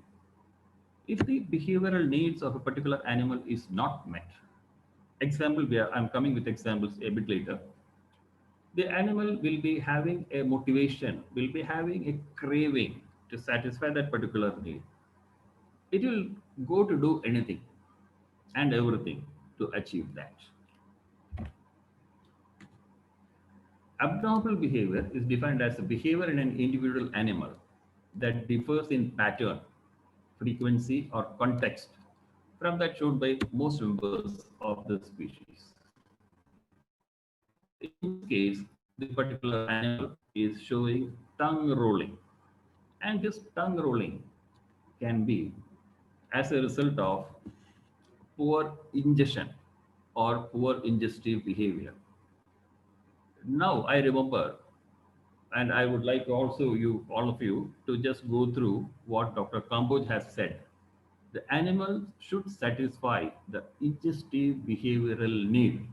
It should be able to take fodder, feed from the ground level, as has been very clearly explained, very exemplarily explained by Dr. Kamboj. If it is not done, not only that, there are many other factors also. Animals will go to behave in a different way. And first, this particular problem starts like a small change in the normal behavior, just the tongue putting out or jetting out of the mouth, taking in, again jetting out, and again taking in. After some time, if this is allowed to continue, and if the need is not met properly, this will become, or this will take the form of an aberrant behavior. The aberrant behavior, if it continues for some time, will lead to the formation of an abnormal behavior. And abnormal behavior, if it is not corrected at that particular point of time, and if it is allowed to continue, will become a vice, and the animal will continue to show that vice throughout its life. Now we just go to enumerate the different behavioral needs of animals, especially in the case of farm animals. This applies to companion animals or any animal for that matter. Absence of prolonged hunger, that is one need. Hunger should not be present. Absence of prolonged thirst. Comfort around resting place, thermal comfort or environmental comfort. Ease of movement. Absence of injuries. Continuing, absence of diseases, absence of pain induced by managemental procedures. Many of the managemental procedures under very intensive farming systems will induce pain onto the animals. Expression of social behavior has been told by Dr. Kamboj very clearly, without any doubt. And at this point of time, I would like to bring your attention to the discussion we had in the ISAPM forum, put forward by Dr. Abhijit Mitra of the Central Institute of Research on Cattle, on the allowing a bull that is used for semen production to visualize females or not. A lot of discussion has happened, and we have come to certain very valid conclusions. And these conclusions have been stressed by Dr. Kamboj in his lecture also. This has also been told by him, expression of other welfare related behavior, and with a balance between negative as well as positive behavioral patterns. Negative behavioral pattern, an example can be said to be a stereotypic behavior. And stereotypic behavior is a behavior or a behavioral pattern that is shown or exhibited by an animal for no reason at all. Animal also doesn't know why it is doing. And this mostly comes as a result of boredom. Boredom for a long time leads to frustration, and this frustration will develop into stereotypic behavior. Say, for example, an animal that is pacing to and fro, one end of the shed to the other end, then coming back, and again going to that end and coming back. It is also exhibited by pigs, wherein certain pigs assume a dog sitting posture. Dog sitting posture means they sit like how dogs sit, looking into the sky, thinking something, doing nothing. Positive behavioral patterns, very much, so many examples we can give. One is exploration.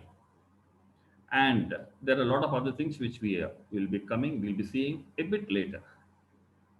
Good human-animal relationship will lead to reduced fear of humans and a positive emotional state.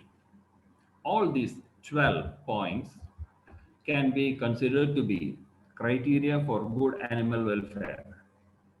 And these are coined as welfare quality principles. And this is a particular shed, a nearby place in Puducherry called as Auroville, which is generally referred to as global village, wherein people from all over the world come and settle down. And they go for organic type of farming systems. And this is one shed which is from their global village, wherein animals are put, not tied, just left. And this will bring in a lot of comfort, thermal comfort to the animals. And the sides are open so that there is through and through wind flow and proper aeration, proper ventilation, everything is there. Yeah. One important thing is that a very important book titled Animal Machines has been written by a lady, Ruth Harrison, in the year 1964. And in that book, she has emphasized that, and she has asserted that, so as to say, the greatest condemnation of intensive animal rearing is that the animals do not live before they die, they only exist. This has become a big problem. People have taken to the streets. A lot of problems have happened because what she has written in the book actually portrays what is being done in the intensive or highly intensive farming systems, wherein animals are crammed together in a small space without looking into the floor space of the animal, without looking into the behavioral needs of the animals. And these animals are allowed to produce and produce more so that they get more profit. And the people, the public, have revolted against this, stating that we do not want the products that are produced by animals that are subjected to suffering, animals that are subjected to severe pain, and animals that are subjected to cruelty. What really matters to animals? This is explained by the Bramble report, or so as to say the Bramble committee report of 1965, just the next year.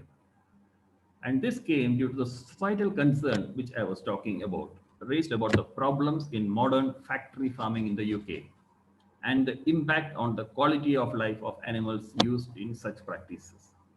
And this phrase, the quality of life, is usually being used in medical journals with reference to human beings, with reference to human patients.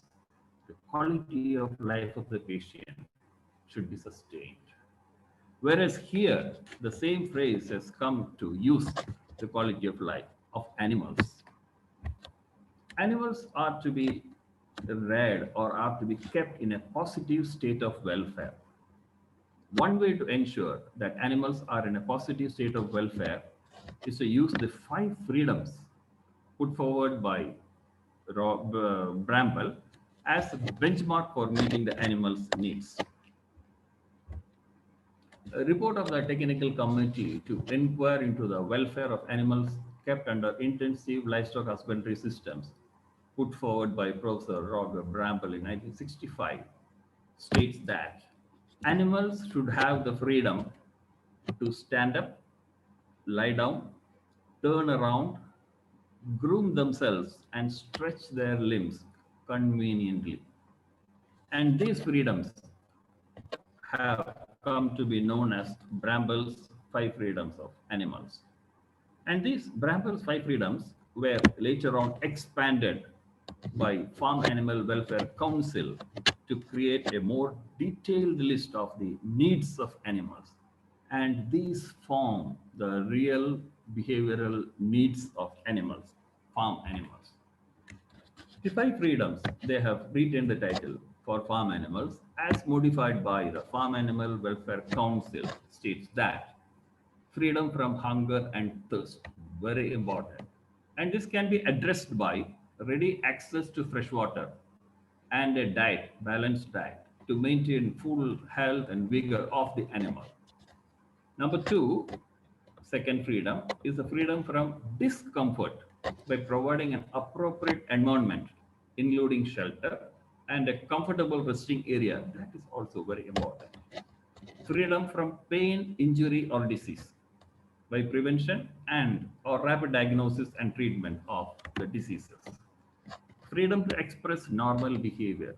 This is one thing that is very important and that is being compromised in many of the farms and farming systems. This can be achieved or this can be addressed by providing sufficient space, proper facilities, and company of the animal's own kind. Freedom from fear and distress by ensuring conditions and treatment which will avoid mental suffering of the animals. And these are now known as 5 freedoms of farm animals as put forward by Farm Animal Welfare Council.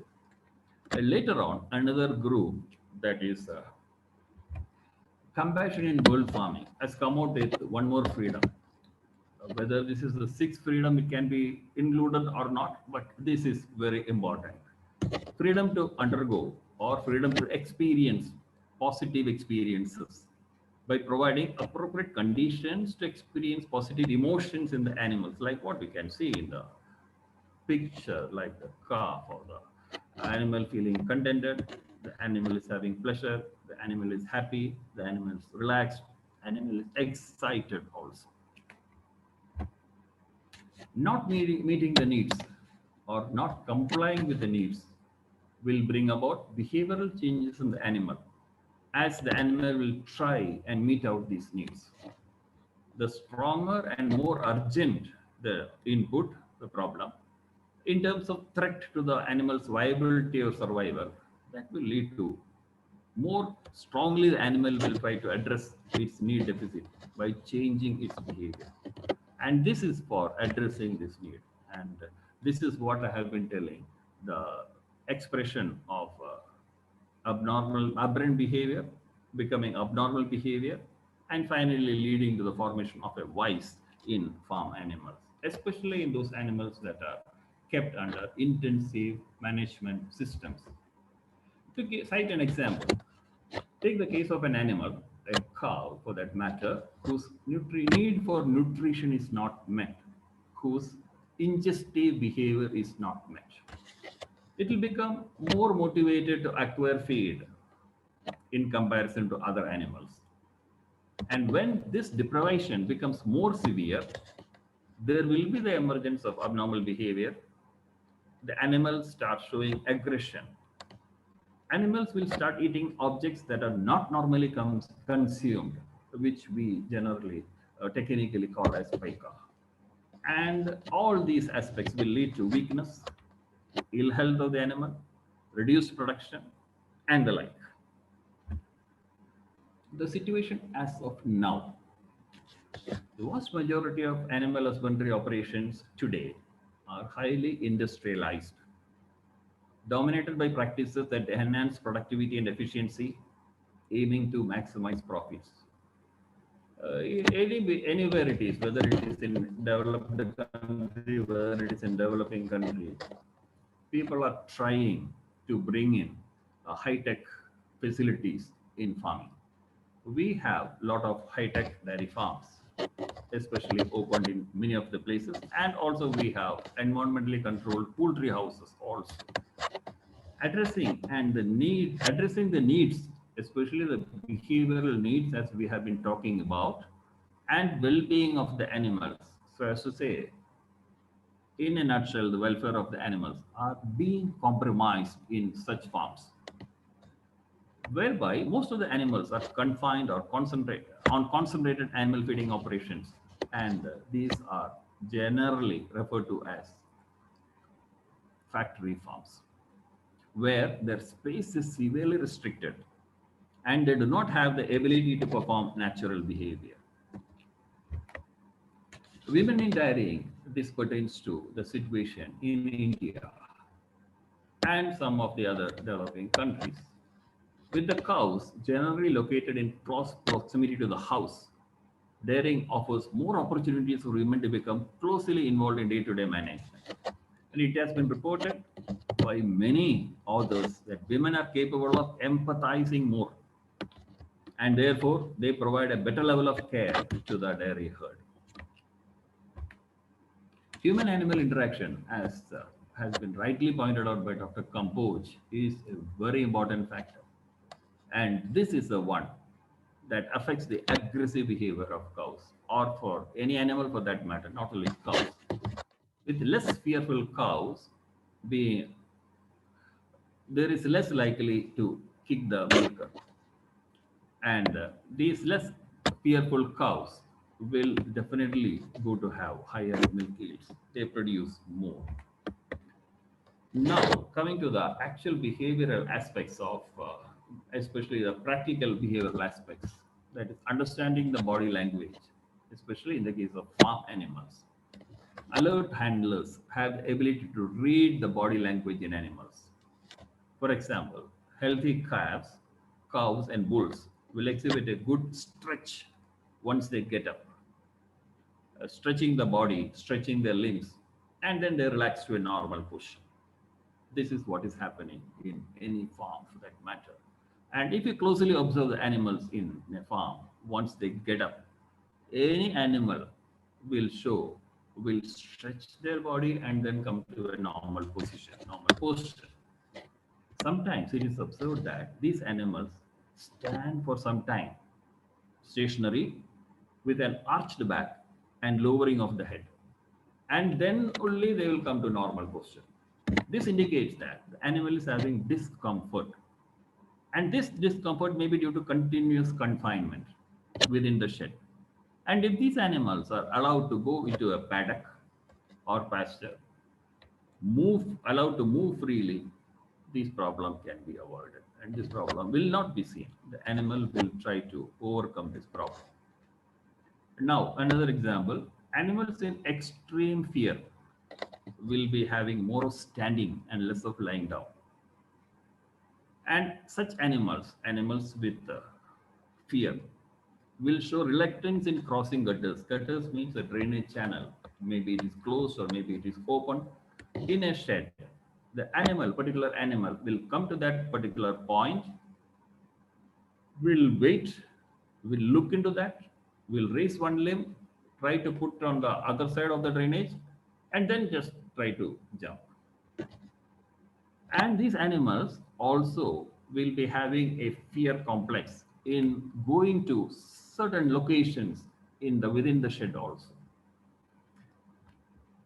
A normal animal, when it comes to a gutter or a drainage channel, will never bother, will just jump it over without even thinking that there is a gutter or a channel, because animals know that, they have a memory. Every time a fearful animal comes to that, it will have this problem. In many situations, where the animal behave is the only clue that stress is present. And such behavioral indicators are very important.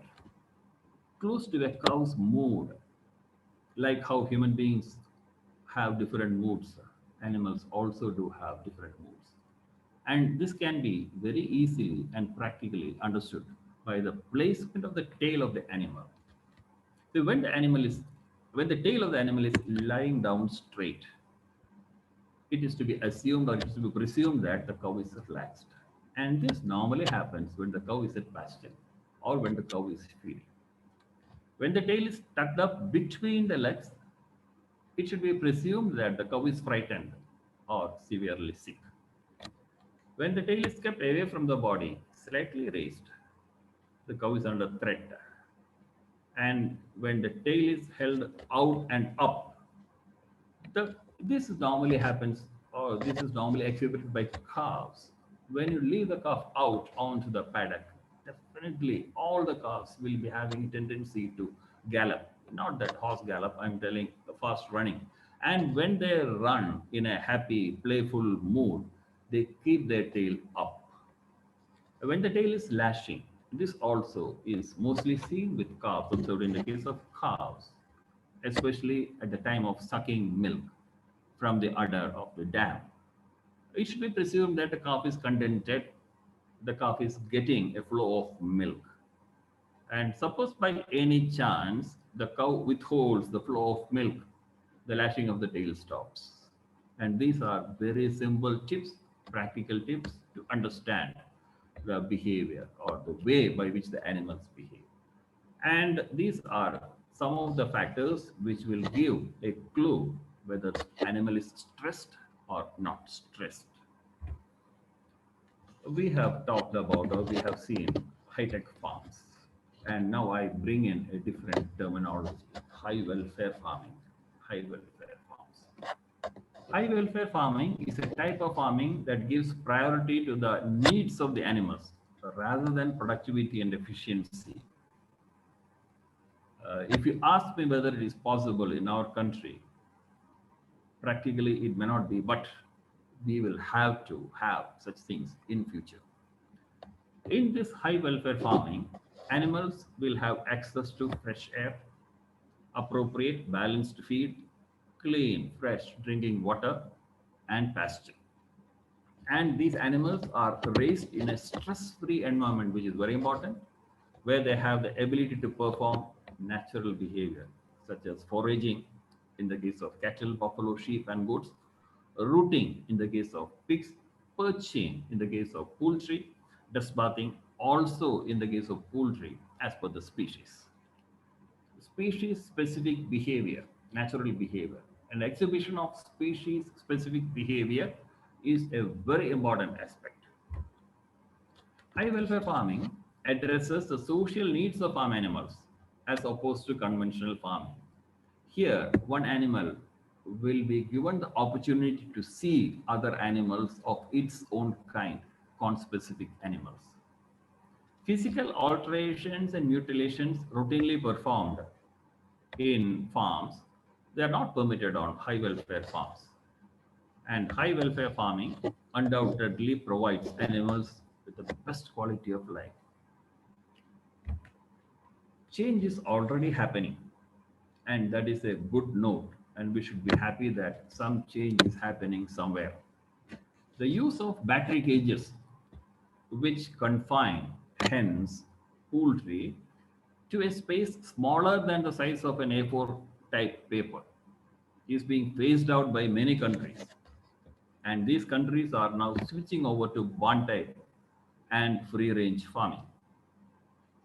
In 2013, the European Union has banned keeping of sows, female pigs, throughout the pregnancy during gestation in crates, like what you call as farrowing crates, so cramped that they're unable to turn around. So here you find a sow that is delivered, and this is day one, wherein the piglets are happily feeding on the milk, the colostrum, sorry, and the sow is very contented. And on the right side, you see a poultry in a free range system, not in cage. If you look into the actual situation that is happening in many of the advanced farms, here this is a picture of a pig or a farm wherein the farrowing sow is kept in a crate, totally cramped, not able to move, not able to even change sides, I should say. And the piglets will be wandering around, going and feeding milk at the time they want. And they are also provided creep feed in a place where they can go and feed. And this type of farming system has been totally banned by the European Union, and many countries are now following suit. The one on the top is again a system wherein the pig is lying in a farrowing crate, and the down, like what we have seen earlier, the pig is free. chicken or poultry in battery cages. And if you just look into the picture on the top side, left hand top corner, we can presume that a single bird is not even given the space equivalent to the size of an A4 size paper here. They are able to eat, they are able to defecate, they're able to drop their egg, they're able to drink water from the automatic water. That is all they can do. They cannot stretch their legs, they cannot stretch their wings. That is very important. They can only stretch their neck to eat. And below left hand side, the natural behaviors of poultry, hen, or wherein they do mud bath or dust bathing.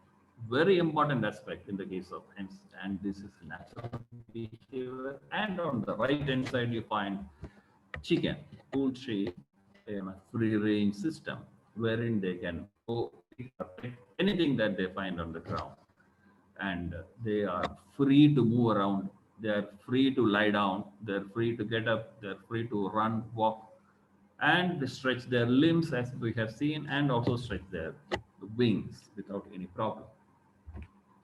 Principles of good practice in farming: the basic needs of animals as reflected by validated scientific understanding form the basis of internationally recognized welfare standards and principles of good practice, and that is very important. Changes to husbandry practices need to consider local communities' knowledge, experience, and beliefs, as well as the demands of food supply chain. We will just leave that part, the last, later part, demands of the food supply chain. Any farming will be trying to meet the demands of food supply chain in one way or the other. But the former things, consideration of the local community's knowledge, that is traditional knowledge, experience and beliefs, the preferences of the farmers, they are very important. And any change in the husbandry practice that is to be brought out in any farm for that matter, whether it is in a developed country or developing country, should take into these points very clearly. In the picture, you can see again a bird doing dust bathing or mud bathing. In this juncture, it is just appropriate to look into the evolution of farming systems. I am not going into the details of farming systems, and that is not the topic that has been given to me now. Just evolution of farming systems by just showing 4 pictures. On the left hand top corner, you find, and on the right hand top corner, you find certain situations which are, which were a part of agricultural farming. And on the below left side, you see a cart. And if you closely observe the type of the cart is not used for transporting goods as we see it now in some cases.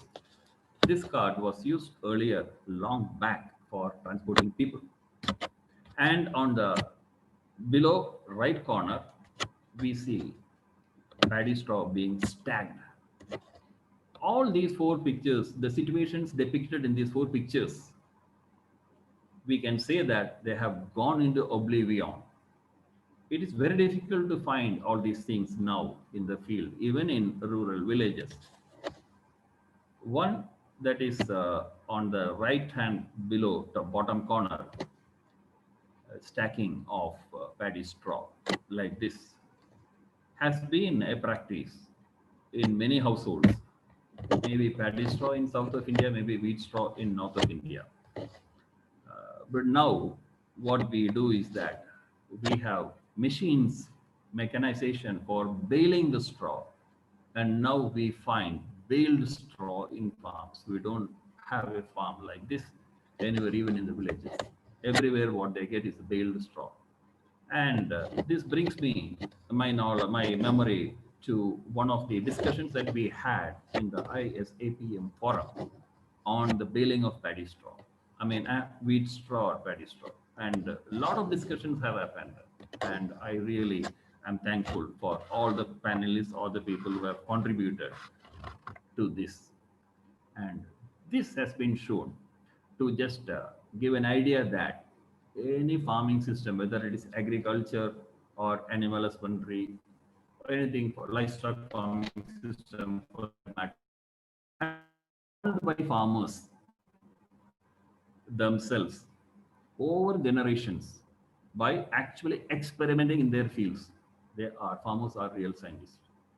By experimenting in the fields and understanding, coming to an understanding what is good or what is not good for that particular part or for that particular farm. Farming systems, I've been telling that we will look into the evolution of farming systems. Farming systems have not evolved overnight by scientists working in the lab, sitting in the labs and bringing out a farming system. These have been evolved by farmers themselves, and farmers are real scientists. It is time to conclude. A lot of time I have taken. Let us.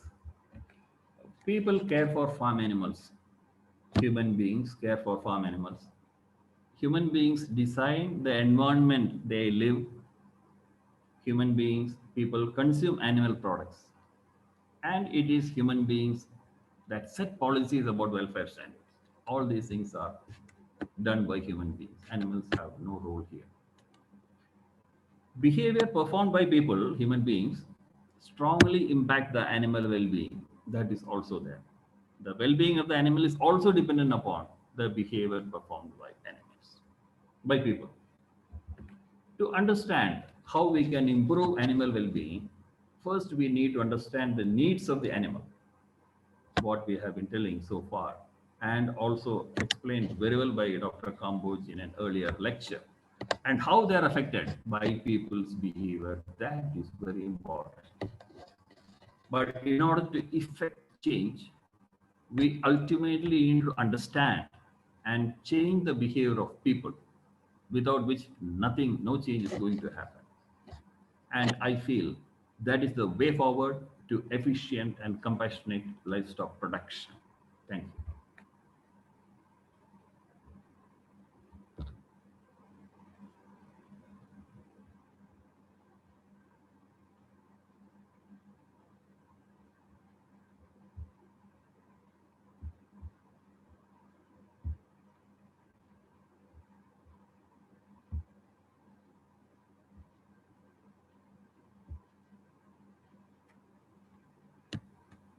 Thank you, Dr. Sri Kumar. Thank you, sir. It is a whole comprehensive way of doing. I think your and Dr. Kamboj's lectures together, they put together the what we are going to get in future. Yes. Thank you very much. Thank you. All the best. We will wait for the questions. Yes, sir. Since we are planned to have something later Yes, sir. for this purpose. Thank you, sir. Since we are a bit on the shortage of time, Right, sir. we will proceed to the next speaker. Before that, I would like to express my sincere thanks to the patron, Professor Shastri Garu, Dr. Sarjan Rao, and also the senior leaders of the society, Professor D.V. Singh, Dr. Ranganekar, Dr. Pan, and all the members of the ISAPM too. Thank you very much. I am sure Thank you, our sir. friends are listening. We will also convey it. Thank you, sir. Now we have a comparatively younger to us, Dr. Muttarao. He is from a nearly century old livestock research station. Now it is in fact called as livestock research station. It was only known as Lam Farm because that place name is Lam. And that is the place which is responsible for revival or bringing from the brink of extinction of the Ongole cattle. They have done, and Dr. Muttarao is now the current holding one, and he is responsible for a lot of this work, including reproduction is very important aspect of this one. I request Dr. Muttarao to kindly give his speech. Dr. Muttarao. Thank you, sir. Thank you very much. Go ahead. You can present.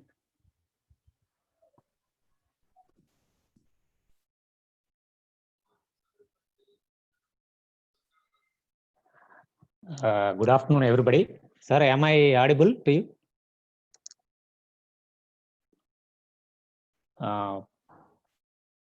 You are audible, sir. Go ahead. Okay, good afternoon, everybody. Honorable Professor Shastri Garu, the fatherly figure of our profession. Respected Dr. Sarjan Reddy Garu, our university DSA Garu, and learned speakers of today's webinar. Good afternoon, everybody. At the outset, my sincere thanks to ISAPM for giving me opportunity to speak and to share my experiences on buffalo reproduction, especially with in reference to our understanding on embryo biotechnology.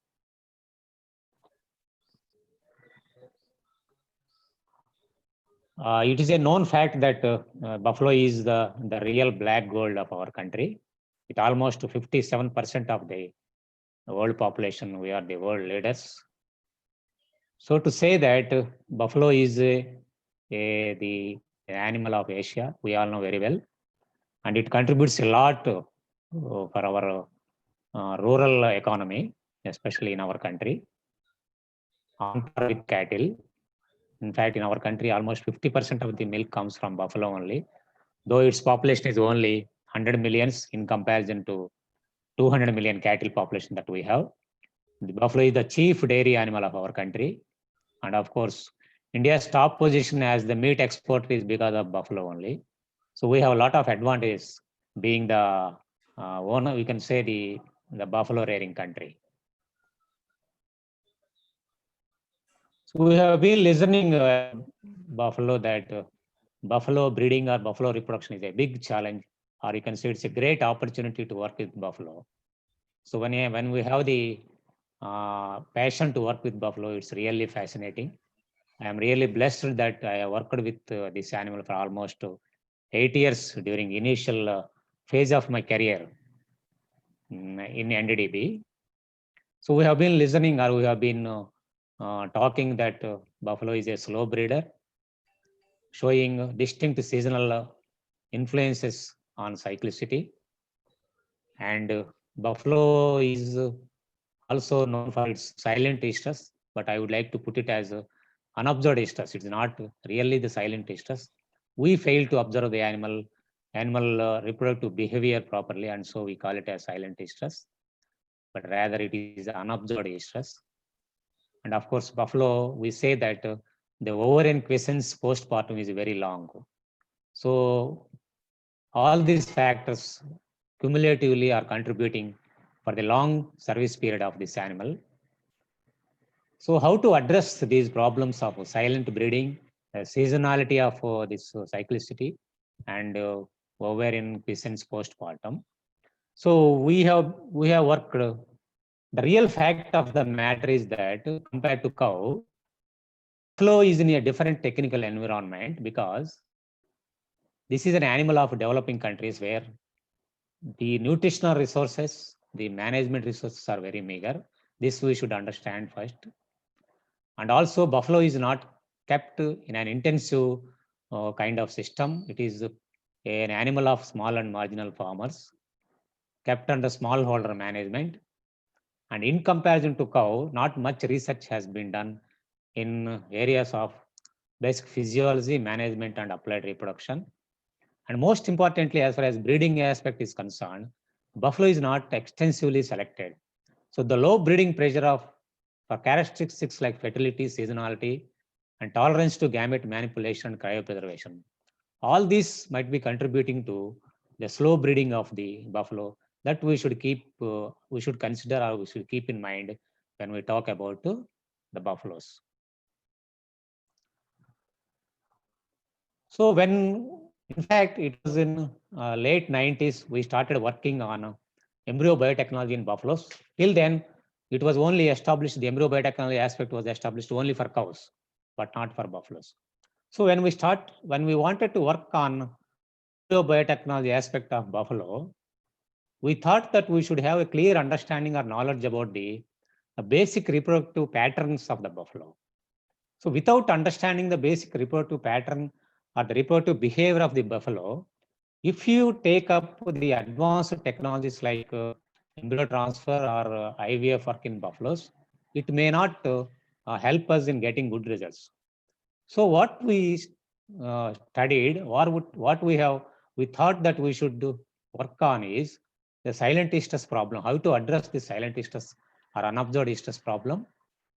The second aspect is the problem of short duration in buffaloes, especially during summer months. So how to address this problem, how to detect the short duration animals in estrus, and the problem of diurnal variation in estrus behavior, because most of the animals are exhibiting estrus during cooler parts of the days, that is late evenings and early morning time. So how to, on a herd basis, how to do estrus detection more efficiently, so that we can take up this embryo biotechnology work in a more efficient manner, and addressing the problem of postpartum ovarian quiescence, and undertaking the estrus synchronization programs. So we have concentrated on all these aspects before we take up this embryo biotechnology aspect in buffaloes. So what we did, based on the literature available in those days, what we did, we had a huge buffalo herd in our project those days. Almost 300 buffaloes we are having.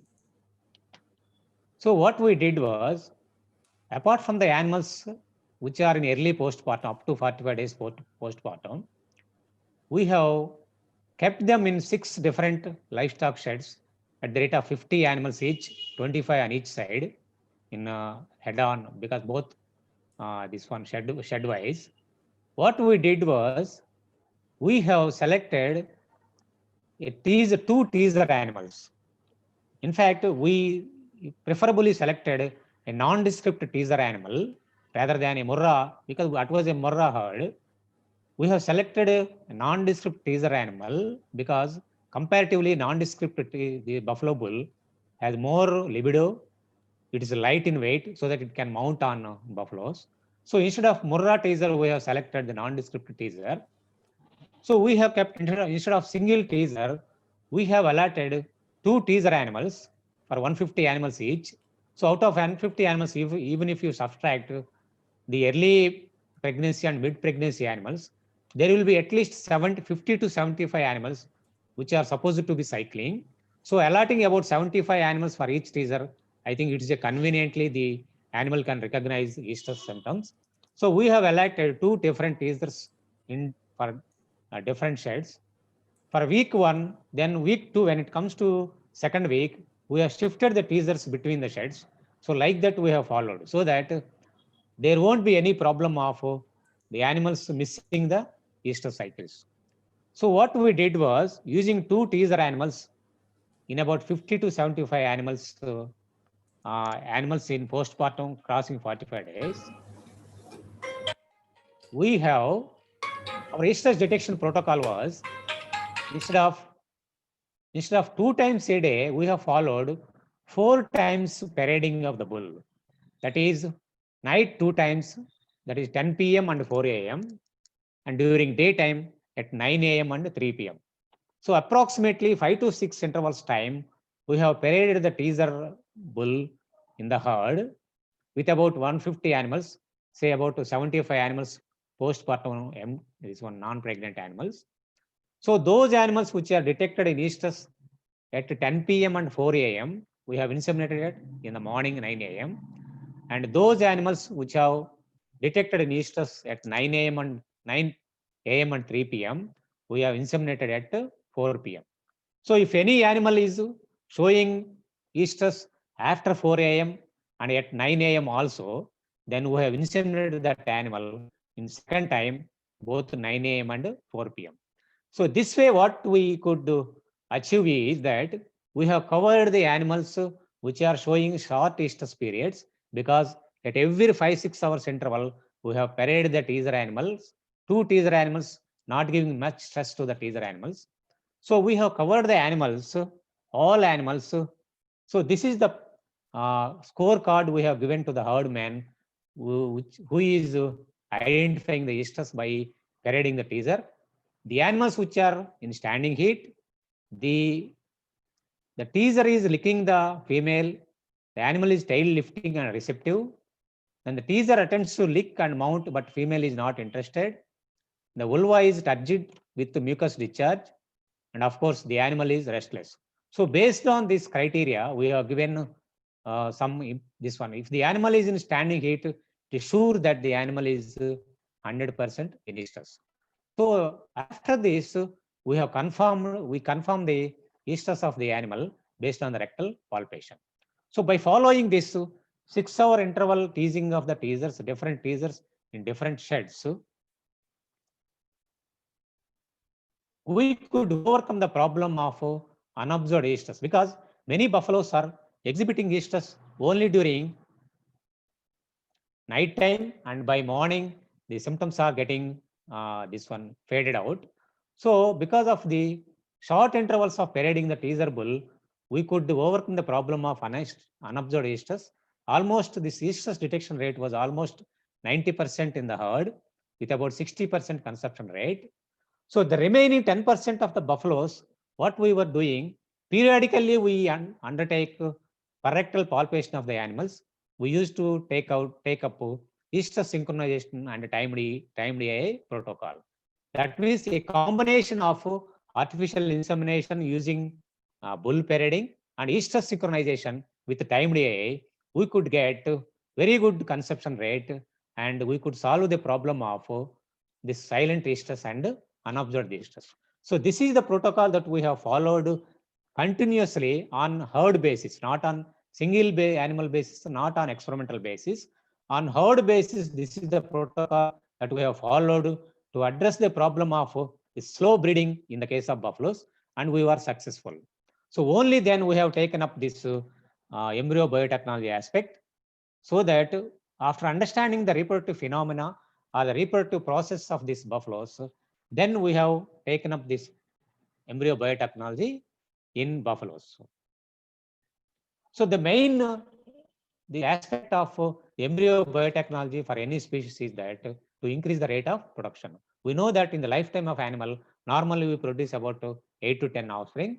So by applying this embryo biotechnology aspect, we can increase the rate of reproduction, so that the same number of cows that we produce from an animal in lifetime, we can produce in a single year. That is the advantage of this embryo biotechnology, which has already been established with cows, but in buffaloes, it was only a beginning that we made in late 90s. So we are fortunate that in our country, we have a huge stock of producing animals, which we can use them surrogate mothers, and by using the very high productivity animals germplasm on the low productive, that way we are advantageous. We have a huge stock of surrogate mothers in our country to transfer the embryos. So the first thing that we have concentrated as far as the buffalo is concerned, the buffalo, we do not know the rate of the development of the pre-implantation embryo. We do not know when to collect embryos from the animal. In the case of cows, normally you collect embryos on day 7 or 8 of the post-estrus, or you can say super-estrus. So 7th or 8th day post-super-estrus, we collect the embryos in the case of cows. But what about in the buffaloes? On which day we have to collect the embryos? It's a big question mark. So what we studied was, normally what happens, so immediately after ovulation, the oocyte is picked up by the fallopian tube. The fertilization happens in the fallopian tube, and in the fallopian tube, the presumptive zygote or the so-called embryo stays for about 4 days, and by day 5th or 6th or 7th, the embryo comes into the uterus, and that day we collect the embryos. So as far as the buffalo is concerned, we do not know by what day the embryo is coming into the uterus from the fallopian tube. So we wanted to know on which day the embryo is coming into the uterus. So what we did was, we have taken 18 Murrah buffaloes into experiment. We have superovulated the 18 buffaloes by using a protocol which consists of about 10 FSH injections. And after completion of this gonadotropin administration for about 5 days at a 12-hour interval, the animal comes to heat. That heat we call it as super estrus. So taking the super estrus at the day of reference point, we have sacrificed the buffaloes at different intervals, different days after superestrus, from day 4 to day 7, so as to know by which day the embryo is coming into the uterus. So we have sacrificed the buffaloes from day 4 to day 7 at 12 hours interval at 2 to 3 animals at each time from day 4 to day 7. So what we observed was, and after sacrificing the animal, super ovulated animal, who have collected the reproductive tracts of those animals and studied the different aspects of embryonic migration from fallopian tube into the uterine body.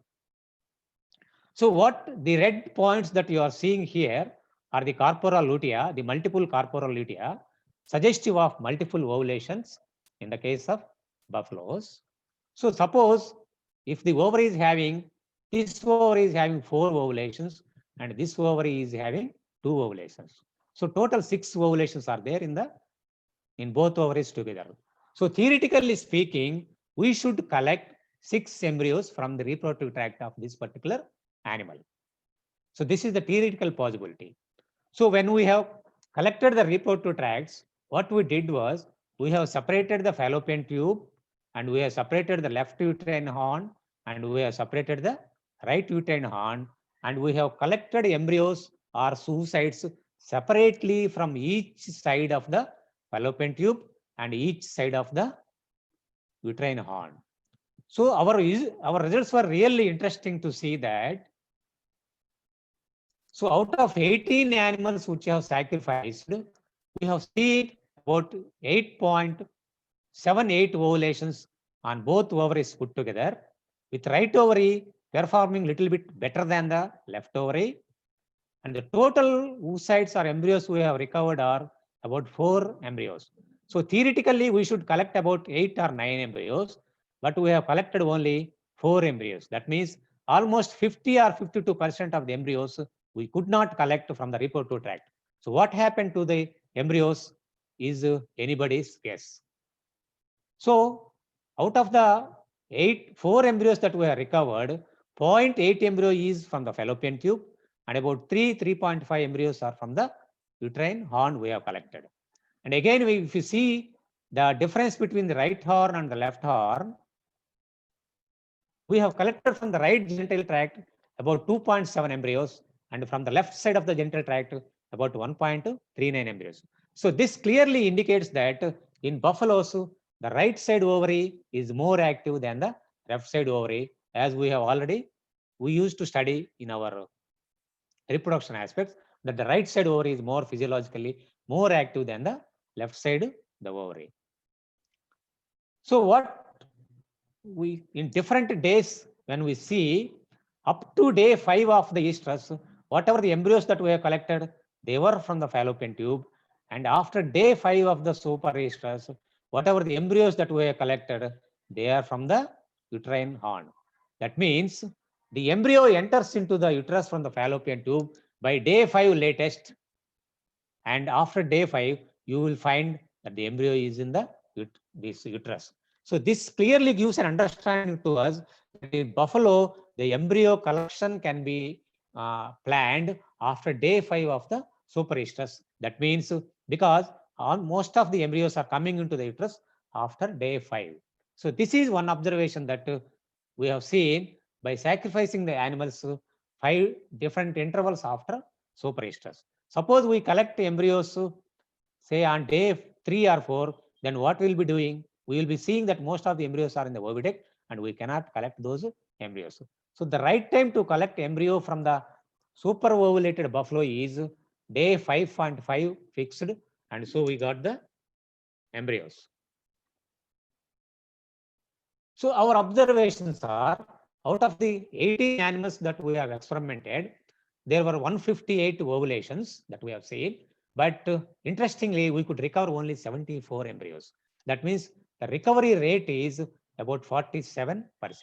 About 53 embryos, 53% of the embryos we could not collect. Maybe they might have been lost into the peritoneal cavity because the fimbria of the fallopian tube might not have captured those oocytes or those embryos. for transport into the uterus. So what we observed was the right ovary was more active than the left ovary, and we could collect more embryos from the right side of the genital tract. So here is a very interesting thing. Before day 5 of the estrus, about 86% embryos were in the oviduct, and after day 5 of the estrus, about 88% of the embryos were in uterine horn. This is an interesting observation that we have seen. And we have also seen that there was a considerable variation in the embryo development between buffaloes. This is another interesting observation. So ultimate inference is that the pre-implantation rate of development of embryos is faster in the case of buffaloes. That means that is the reason why in cows we collect embryos on day 7 or 8, whereas in the case of buffaloes we collect embryos on day 5 to 6. That means 2 days earlier than the embryo development is about 24 to 36 hours faster than in cattle. So another interesting thing that I already told, about 53% embryos we could not collect.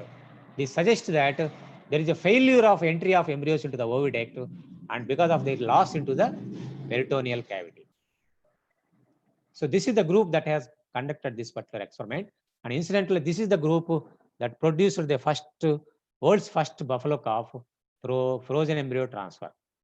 Unfortunately, I was one of those team members.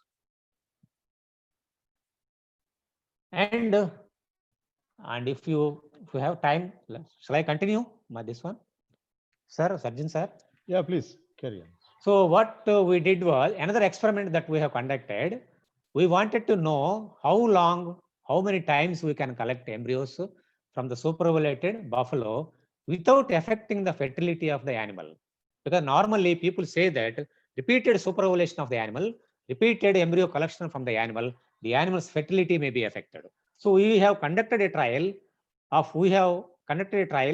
6 superovulation treatments. The buffaloes, utterly 158 superovulations, 154 animals have been collected embryos. And what we observed was after 3 superovulation treatments, the response goes down. So if the buffalo is more suitable for embryo collection only 3 to 4 times per year. This is one of the studies.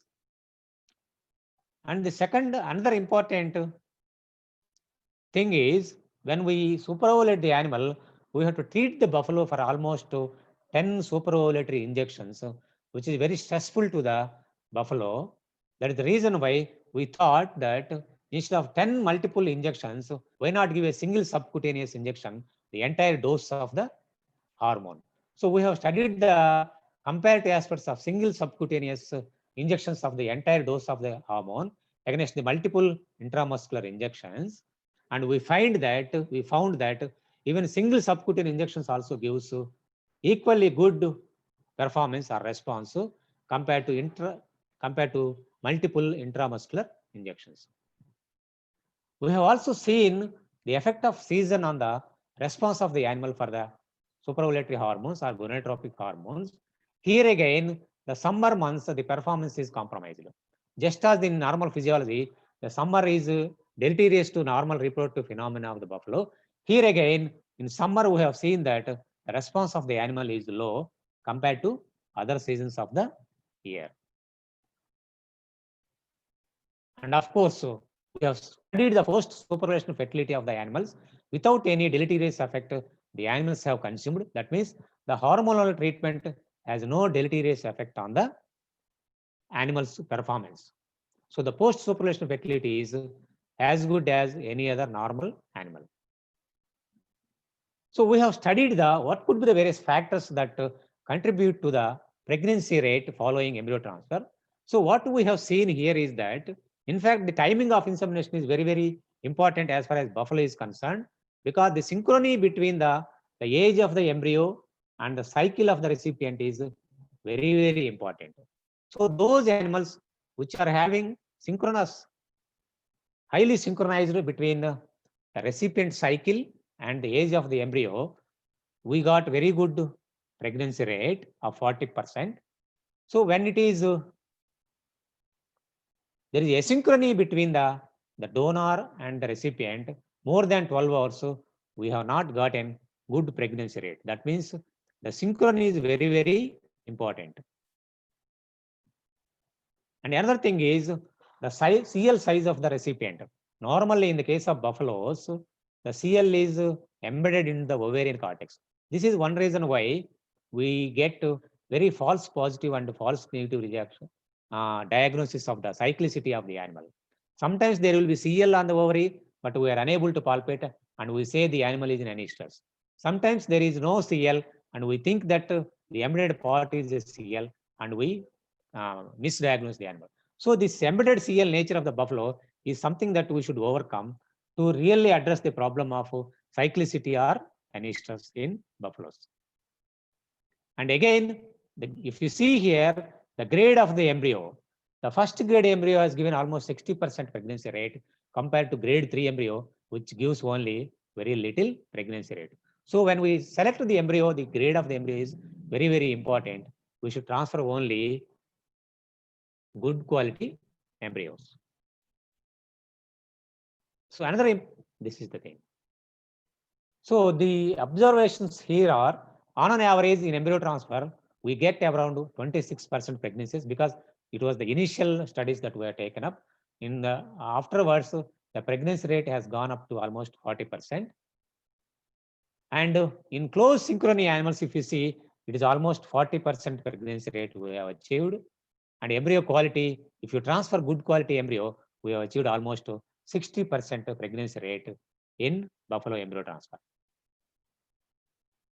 And another thing that we have studied, is there any effect of bull on the embryo production as far as buffalo is concerned?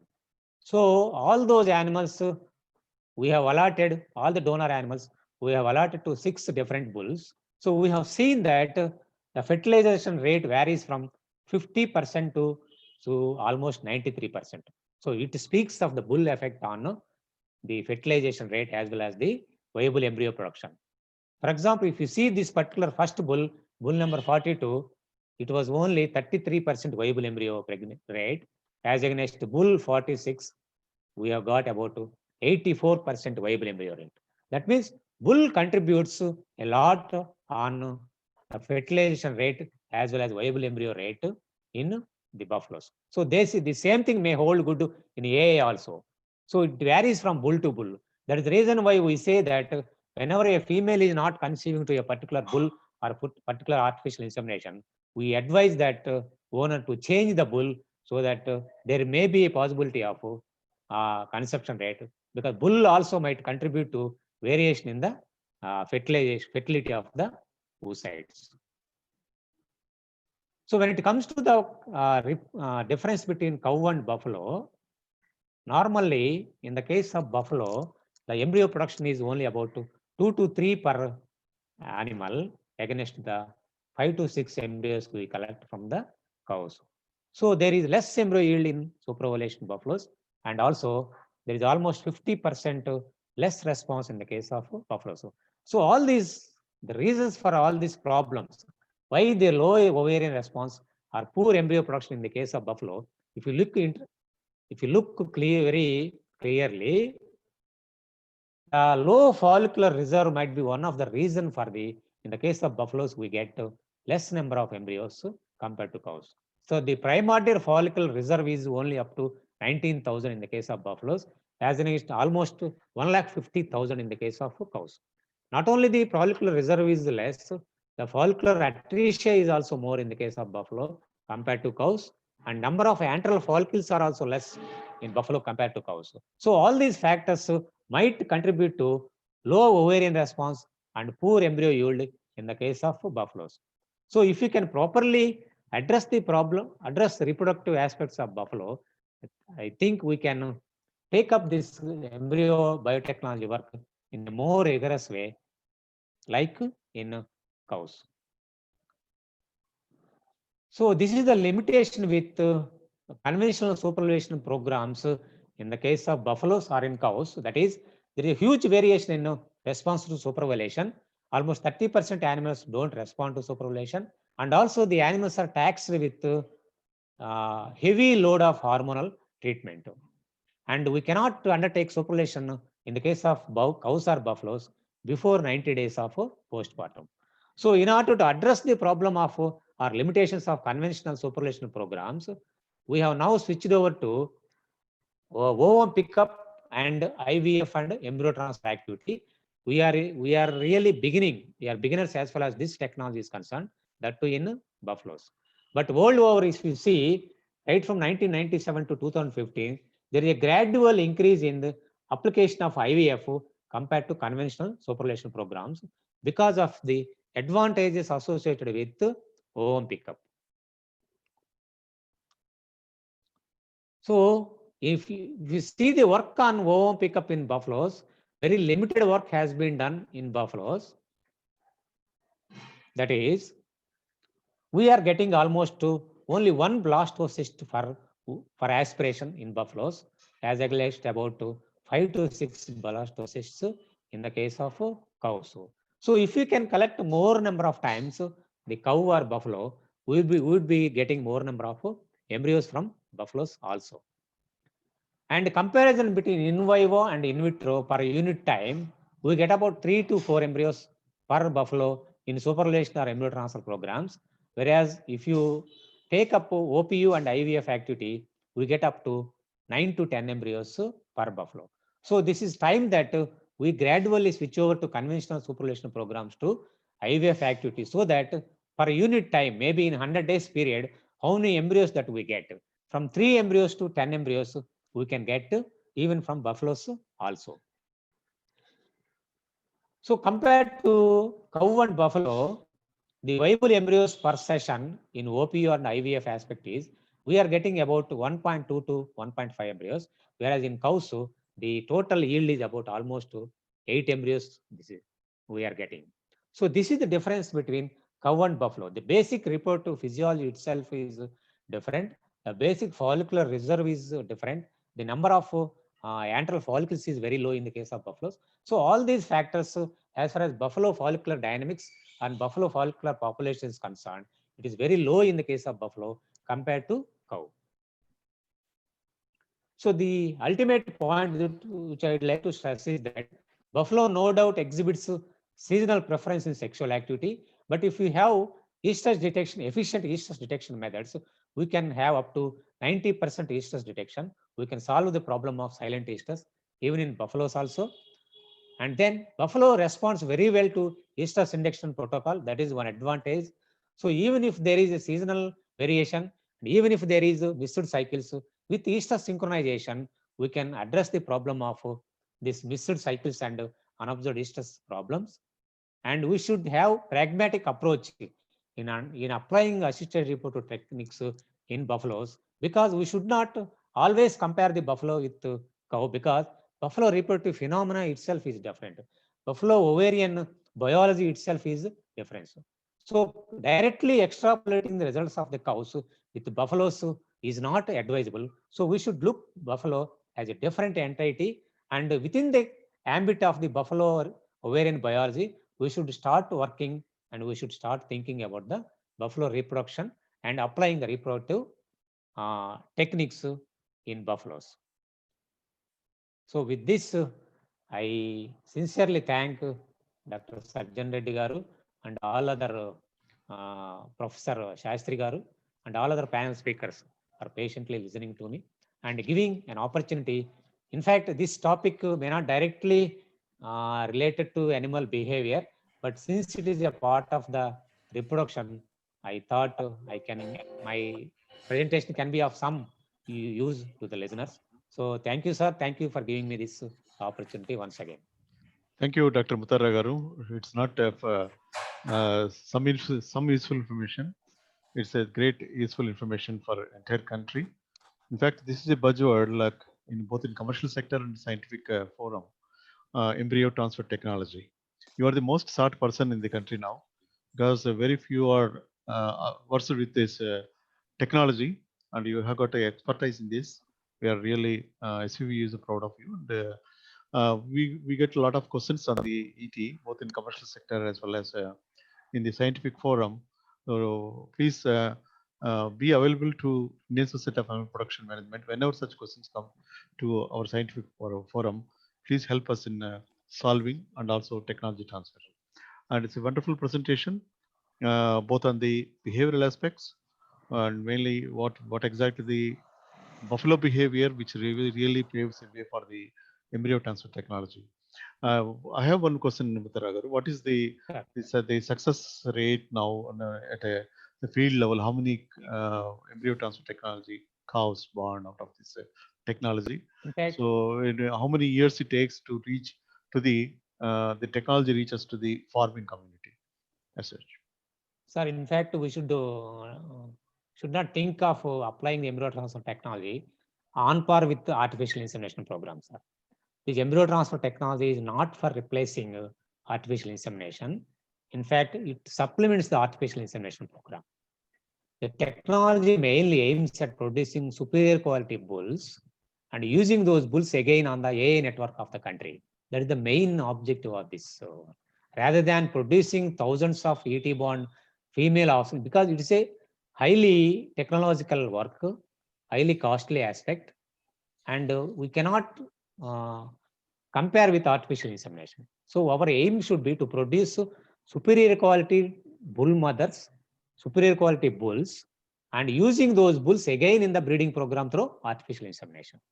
So that should be our target. That means we should limited this particular technology work to controlled conditions to farm level, produce the embryos and use those embryos production of superior bulls and transferring those bulls to breeding stations for semen production work. So that indirectly the embryo transfer produced bulls will be used for breeding purpose to produce large number of offsprings at the field level. Right. Thank you. Any questions from the panel? Otherwise, we'll go to the next speaker. So time is running out. I have a question, sir. Yeah, please. You used this teaser bull for easter detection. Yes. And if the buffalo is detected in the night and you inseminate in the morning, sir. If in the daytime, then in the evening. Yeah. But our experience with the bull exposure has showed that bull can detect the buffalo in pro-estrus 2 days, 3 days, or even we have not gone beyond that, because some behaviors are shown even beyond 4 days. So bull can detect a buffalo likely to be estrus 4 days or 3 days before, not in the actual standing heat. It will wait for normal mating for 2 days or 3 days when the buffalo comes into actually standing heat, and only then it will mate. If you are detecting early 3 days before in the pro-estrus and then the buffalo is inseminated, it will maybe, I think that it will result in poor conception rate. If the bull remains with the buffaloes, you wait for the buffaloes to come into standing heat and then inseminate, I think that will be give a much better conception rate than only using only for parading the teaser for only for detection. The bull may detect early, which is not the right time for insemination. That is my solution. So here estrus, I mean, it is only standing estrus. The animal stands for mounting by the teaser animal. That time is taken. Sometimes what happens, the bull may try to mount the female, but the female will not allow. That we do not consider as standing estrus. Only the animal which stands for mounting by the teaser animal, we consider it as mid-heat. So if the animal stands for mounting during night time, then early morning we will be inseminating that animal, so that there is no problem of this. You can say, of course, capacitation and all these issues are concerned. So only that animal which stands for mounting is considered as estrus. Other animals we don't consider. We will wait. Suppose if the animal is trying to mount but female is not allowing, especially in pro-estrus time, we will wait for this one standing estrus time and then we will inseminate. Yeah, that's right, sir. That's Yes. then it's right. Thank you, Dr. Mutharkar. The time is running out, and later on we can have interactions. Thank you very much again, Dr. Mutharkar. Please be available for the panel discussion finally, another 1 hour. Thank you, sir. The farm manager, mainly mostly all the farms are headed by LPM people in most of the places in India, and the farm manager need to be a very good scientist, a good farmer, a good clinician, and also a good manager. So from the perspective of the clinician, the farm manager should understand the behavior and identify the illness of the animals in time. For this, we made a request to Professor R.V. Suresh Kumar Garu. He's a famous surgeon in country, and I request Dr. Suresh Garu, please provide some knowledge to us, to all the people, on the behavioral aspects, mainly how best we can identify the illness based on the behavior. Dr. Sarjan, are you available? I'm here, sir. Yeah, please. After Suresh, please. Yeah. Thank you. Sure. Hello. Good afternoon to you, sir.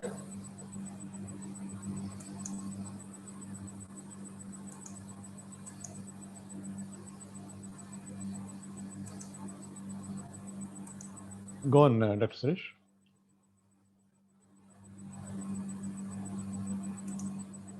Sir, is it audible, sir? Perfect. Only thing is full screen. Yeah. Yes, sir. Yes.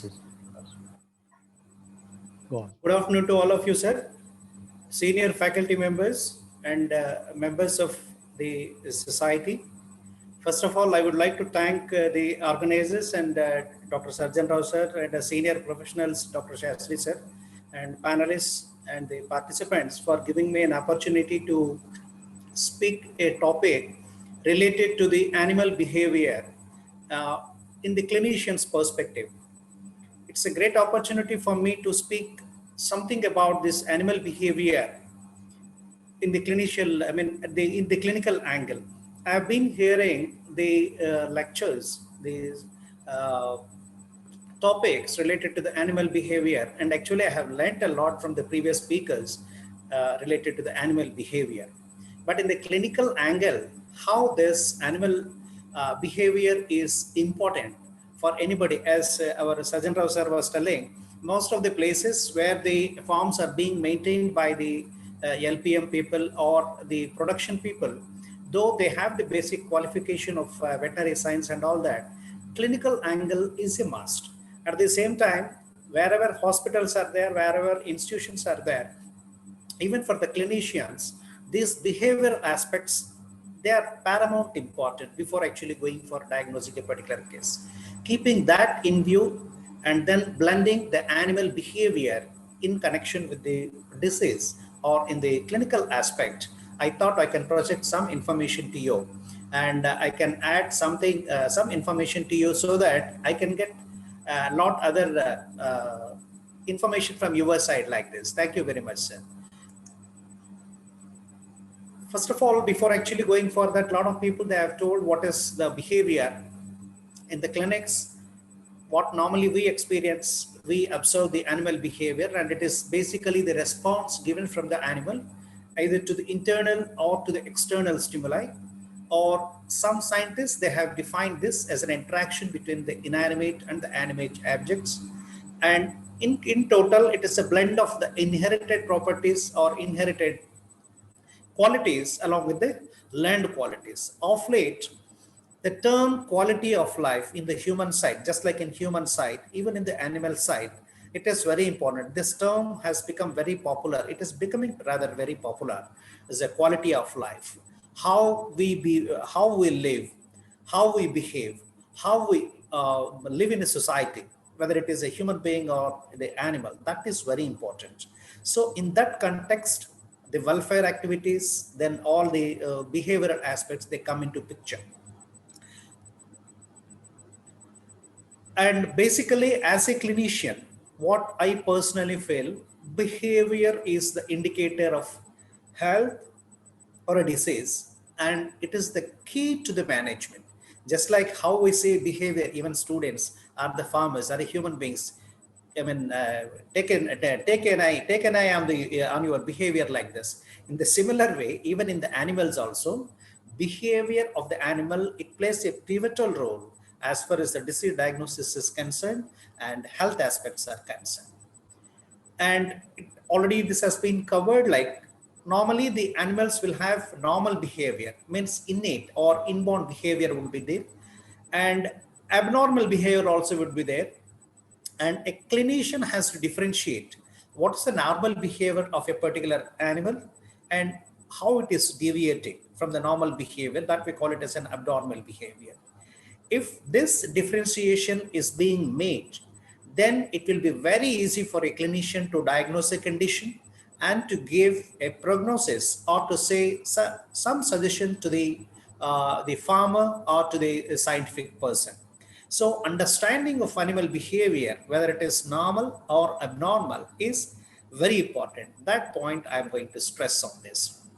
And coming to the few normal behaviors of animals, which you might have studied, they can be grouped like social behavior, if they are grouped, if they are in a group, or if they are isolated, if they are there individually, if they are in small groups, they behave in a different way. That a clinician has to understand, or a farm manager has to understand, and what sort of ailment or what sort of a difference in behavior is there with respect to the social behavior in the particular animal. That gives an idea about a diagnosis. Like antagonism behavior is there, then body care behavior is there, thermoregulatory behavior of the different animals are there in a particular species. Like reproductive behavior is there, which Dr. Muttara and other people, they have covered that. So one has to identify, one has to have an idea about what's the normal behavior, then only we can go, or then we can proceed to the abnormal behavior like this. So lot of pictures Dr. Sukumaran sir has projected about the normal behavior, motherly instinct, related to the different feelings, or rather to say the different behavioral aspects what normally animals will have when they are in the herd, when they are isolated, like this, different behavioral patterns, how they express, and what's the method of expression, what is the way of giving a sign, and when they are located in different places, when they are isolated, and when they are in groups, when they move to the different places. And the term socialization not only applies to the human beings, even that works out to be very well, or that's an important feature or a key role even in animals also, like a socialization. That's why the wild to mild, or rather to say the domestication in different species of animals have come. And if you talk about the abnormal behavior, there are different types of abnormal behaviors. At the clinical angle, I would like to point out few of the abnormal behaviors, like aggression. In many occasions, where the cattle or buffaloes which are being projected or presented to the clinics, or whenever we go for any farm visit to different places like a farms, organized dairy farms, or to the villages, or to the vaccination camps, or for fertility camps, something like that, whenever we observe, there are different types of aggressions we'll be noticing. One is the social aggression. I'll just briefly note out what all the things, because at length you know about it. Then regarding the territorial aggression related to the geographical location or the area where they live and all that. Then the aggressions or the feeling or the stress experienced by the animals due to the pain or due to the fear, which is either induced or due to the atmosphere or the surroundings which are there like this. Then any irritable aggression, like any foreign bodies are there, or some disease processes there, and overall any irritating agents are there, some irritable or some foreign object that will be producing aggression. And as a clinician, we might have to identify what is the possible reason or the probable reason responsible for this aggressive behavior of a particular animal. Then sometimes to have a protective behavior or to have a protective mechanism, even the cows, they show the maternal instinct towards the cows and all that, and to protect the cow, at the same time the calf, it will show the maternal aggression and sexual aggression during the periods of mating and all that. And sometimes to protect the animals or the self from the other animals, they show the predatory aggression. These type of aggressive behaviors or the aggressions we may have to identify, and based on history and the clinical examination, we can identify this. And there are different types of aggression behaviors, like a lowering of head, inclination, of the inclining the horn towards the opponent, pawing of forelimb, going back few steps and then coming or attacking aggressively, then horizontal nodding, or the keeping the position of the tail, vocalization, sometimes they shout, headbutting, chasing, fighting. These are all the different, depends upon the animals, whether it is male or female, then different age groups, they show the different signs of aggression.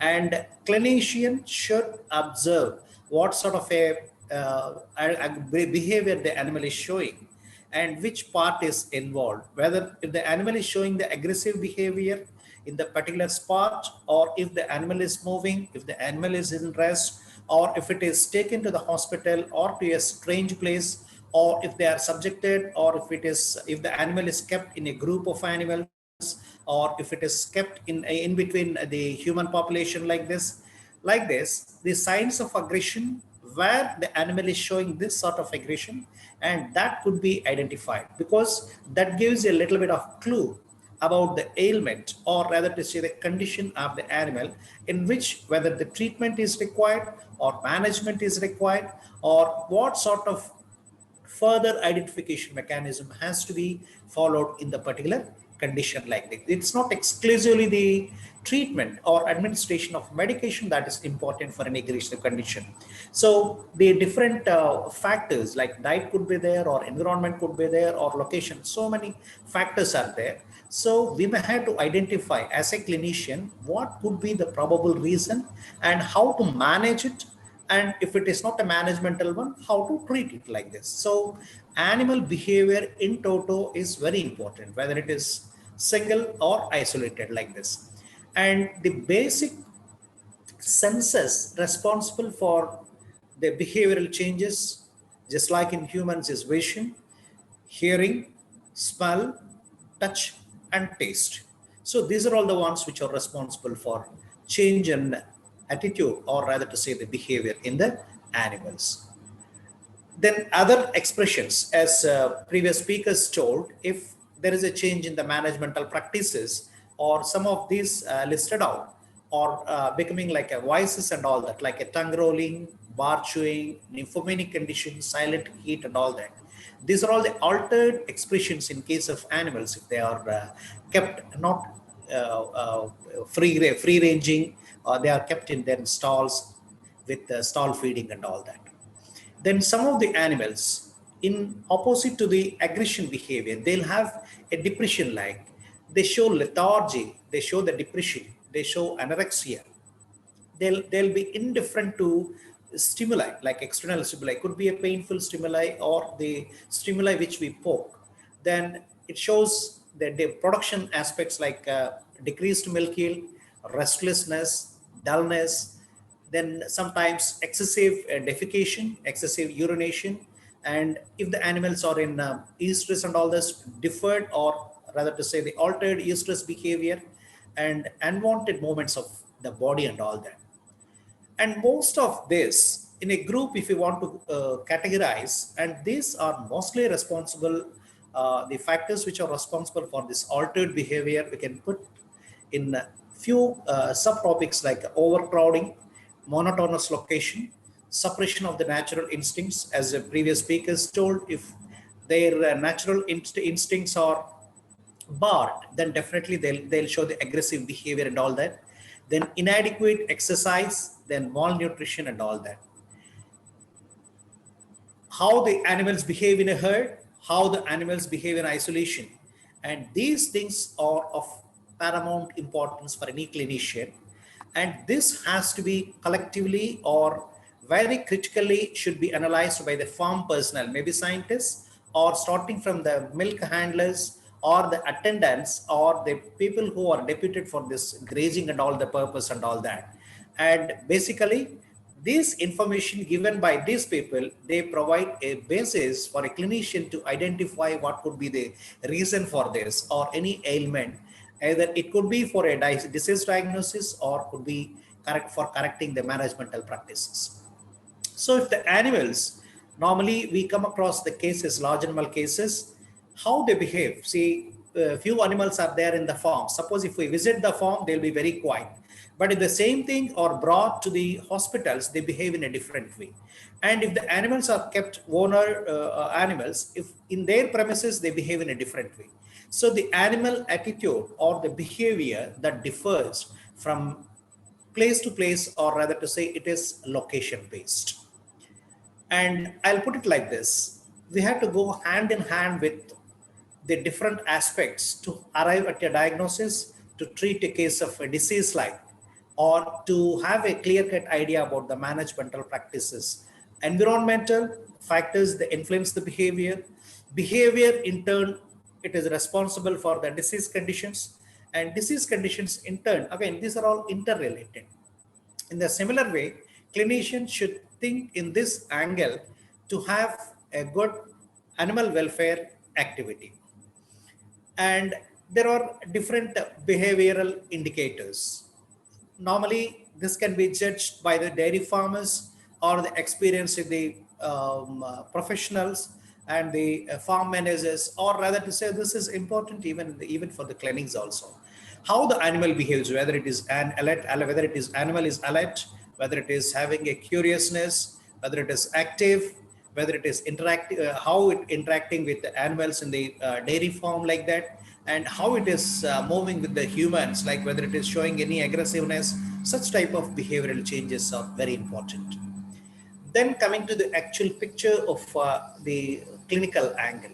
So in any case, if it is presented to a hospital, a large animal, cattle and all that, as a matter of fact, we simply take for any animal routine as a matter of routine factor. We note the temperature, we note the routine parameters, physiological parameters like respiration, pulse rate, how the visible mucous membrane is there, how the gastrointestinal tract functioning is there, whether there is a diarrhea, a constipation, bloat, something like that, whether it is passing urine, what type of urine, clear-cut examination.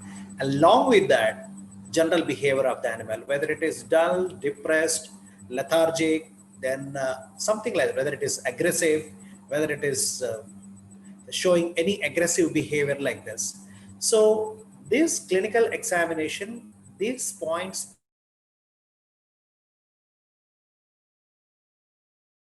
animal will show all the elevated values as far as temperature is concerned, respiration is concerned, pulse rates are concerned. They'll show the, as I have told you, there is a hyper defecation, hyper urination and all that. By looking at the new location, by looking at the people who are working there. So this part of the clinical examination, it is directly related to the animal behavior, which in turn is related to the stress or the pain experienced or the fear experienced by the animal. So this part of the clinical examination point is very important in the forms as well as in the clinical scenario. Then, as a clinician, one should differentiate the factors which are there, the symptoms which are there, aggressiveness which the animal is showing, or the depression which the animal is showing, whether it is physiological, whether it is normal, whether it is psychological, or is the animal is suffering with any sort of a medical problem. If these things can be differentiated one from the other, then definitely the treatment can be comfortably taken or treatment can be adapted to any sort of thing. So physiological aspects, psychological aspects, or attitude of the animals or the general behavior of the animals, and medical problems. I'll quote few examples. The nervous disorders, nervous stimulation, nervous alterations to the nervous symptoms, it need not be always due to a disease. As I have told you, the behavioral changes could be there. Actually, there need not be any disease. Okay, the animal will show the nervous aggressiveness and all that. So if the management practices are very good, you need not treat the animal, just change the location, change the person, change the feed, something like that. But the same thing, if you want to have a clear-cut idea, the lot of deficiency diseases are there which produces the nervous symptoms. Lot of bacterial diseases are there which produces the nervous symptoms. Like that, if you can clearly identify what is physiological, any disease or the factor which is responsible for it, psychological, anything that can be corrected. If not, then you can go for the medical problems. And as a clinician, one has to observe history. That's the first and foremost thing whenever you think about the animal behavior in relation to the ailment, whether it is having a disease or not. Collection of first-hand information from the people who are there associated very closely, animal handlers or the milk handlers, then the persons who are there or the scientific personnel who are there, they gives little bit of an idea. Sir, this is the thing. It was called little bit like one day before, or it is having some problem related to the food, or it is having the problem related to the mastitis in the previous lactation, something like that. So first-hand information goes with the history, and second thing goes with the clinical science, what a clinician is going to observe. That's why in many occasions, what clinicians we advise is never go by any first, within 5 minutes, don't come to a conclusion. Don't have a hasty decision. Seeing is believing. History collection is very important, followed with the clinical examination. And other thing, as far as the cattle is concerned, and especially in the ferocious animals, non-invasive methods are very important. In the sense, the cattle normally are not good subjects for the advanced diagnostic procedures like CT scan or X-ray or any other thing like that, because they'll have a fear complex. They'll not come for taking a radiograph or for collecting the blood or for taking a ECG and all that, or even for the administration of anesthetics, something like that. So what are the different non-invasive methods or the different material which is available for us to clear cut in a way where we can diagnose the thing, like examination of the urine, examination of the milk for the mastitis and all that, fecal examination. And of late, it is being a practice to know the temperature of the animal. Infrared ray guns are available, and non-invasive techniques of ultrasound scan for the gynecological examination and all that. And heart problems, just like in humans, even in the dogs, they are using Holter monitoring and all that to know the working style or the changes in the cardiac functioning and all that. 24 hours monitoring can be done using the Holter monitoring like this. Then in the forms or any even with the information of the farmers, you can have the data. What is the previous lactation findings? Was there any previous disease? Was there any episode of the illness? And how many animals are affected? Was it vaccinated? Was it dewormed? Like this, the data interpretation is very important. Of late, we are submitting the information in the form of photographs and all that. That can be used in the form of artificial intelligence and all that to collect the data. Based on that, the clinician or the farm manager can come to a conclusion. Yes, probably the disease could be like this. This could be a repeat breeder problem. This could be mastitis problem, or this type of animals are prone to such type of disease like this.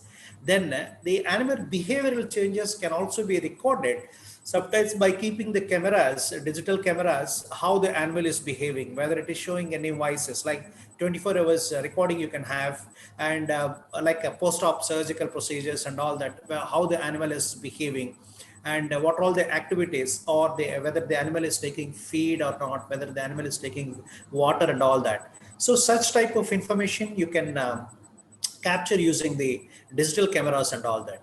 And even non-invasive, sometimes you can just ask the owner or the animal handler to, especially in case of orthopedic cases or any limb deformities or the problems like this, there are different methods of scoring the lameness, if at all anything is there. And there are non-invasive methods of evaluation of the pain and other things, even in case of large animals also. Pain scoring methods are there. In the dogs, what normally we do is, there is a scorecard, like how the pain is evaluated and all that. That in turn is useful for evaluation of the pain and other things. At the same time, you can go for the hematological examination. Of course, it is a collection of blood in some of the animals, and in biochemical examination, whereby you can study the inflammatory markers or the pain markers or changes in the hematological parameters. That gives a little bit of an idea to exclude the other possibilities like deficiency diseases, to exclude the other possibility of protozoan diseases or the deficiency diseases from the behavioral changes. So as a clinician, what normally we do is, we as a comprehensive way, we collect the history, we observe the clinical signs, and at the possible we go for the non-invasive methods, and based on this in toto as a comprehensive diagnostic data, we'll come to a conclusion to differentiate whether it is psychological, whether it is physiological, or any medication is required for this like this. So there are different methods that, as far as the orthopedic cases or any lameness cases or musculoskeletal disorders are there, the animals will show altered stance, altered gait, tucked up abdomen if any problem is there in the intestines or in the stomach, four stomachs and all that. Walking pattern that will be different. Then the animal will be kicking the abdomen and unusual getting up and then sitting posture and tail twitching. These are all some of the altered or symptomatology as far as the large animals are concerned, which show by which you can understand that there is a change in the behavior is there, and there is some problem experienced by the animals, and we may have to differentiate what sort of a problem and how we attribute this to the particular condition like this. And there are other problems also as far as the animal behavior is concerned. Administration of some of the drugs, then analgesics, sometimes sedatives or the tranquilizers, some anesthetics, then intravenous fluids. I quote only a few examples, like the drugs which are not indicated, like some of the drugs which in excess doses, then analgesic drugs which are not indicated, then sometimes people knowingly or unknowingly they use excess doses of sedatives like a xylazine they use, or sometimes anaphylactic shock would be there because of this lignocaine or the local anesthetic drugs. Then sometimes even the rate of infusion of different fluids or the calcium preparations or the magnesium preparations. So either low dose or high dose, they produce a change in behavior, like grinding of teeth could be there because the fluids or the drugs directly they enter into the heart, they change the behavior. So that has to be ruled out before coming to a conclusion, whether it is the drug mediated or whether it is a neurological disorder or whether it is a normal behavior of the animal or whether there is environmental influence is there or not. So animal behavior as a clinician is important while handling and restraining, because it is very difficult in free ranging animals, especially the native non-descriptive animals. It is very difficult for handling and restraining.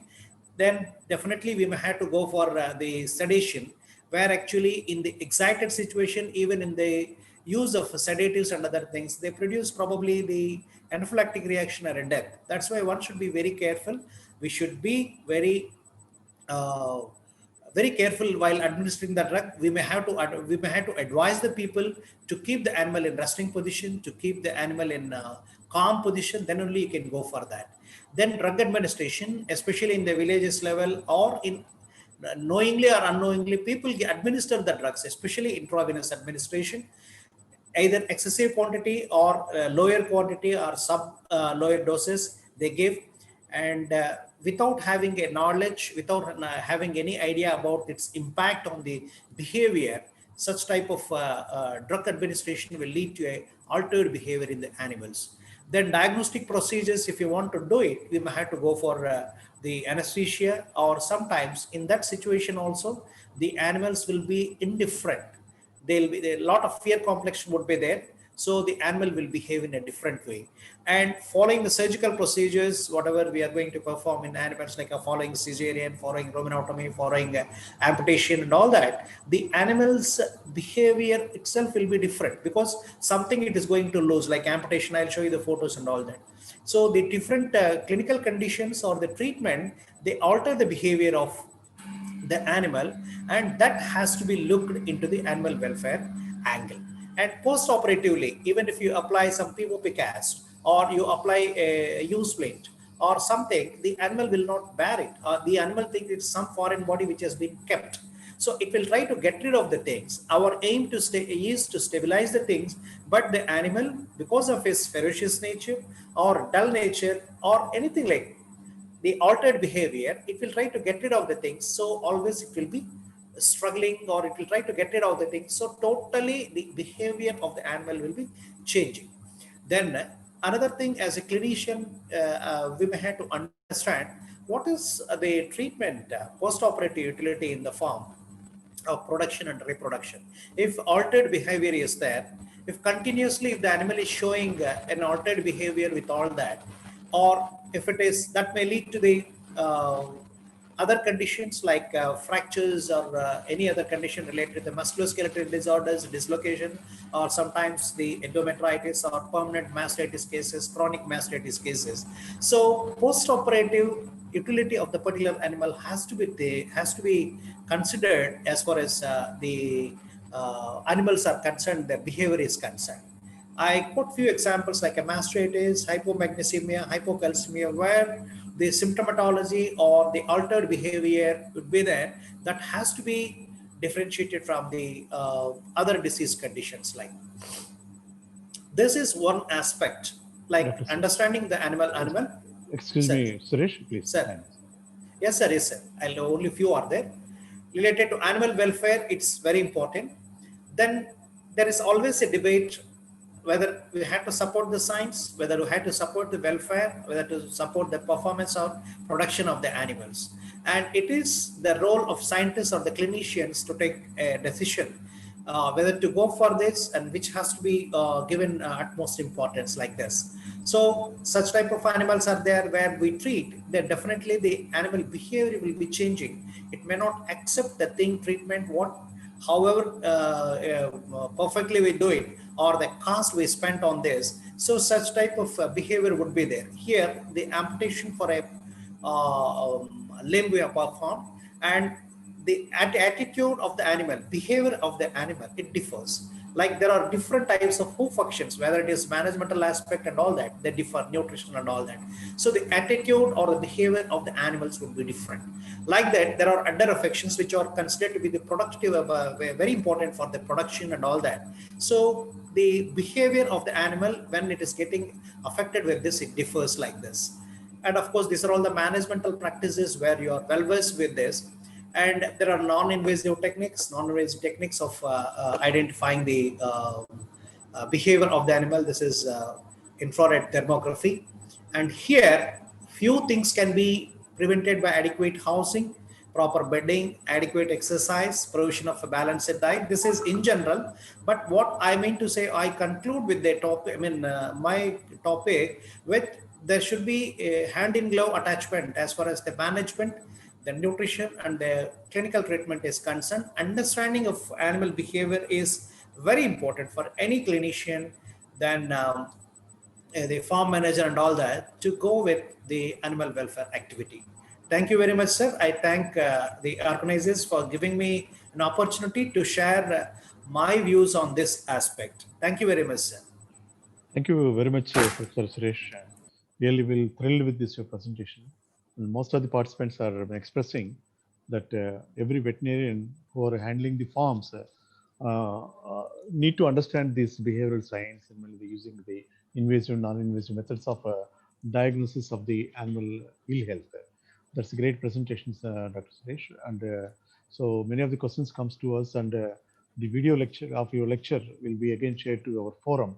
And so we are really thrilled, Dr. Suresh. Thank you very much for participating. Thank you, sir. Thank you very much, sir. So the other speaker is a great speaker of international caliber, Dr. Sarjan here from National Institute of Animal Nutrition and Physiology. He's in fact, we are looking for his research kit and other various research activities.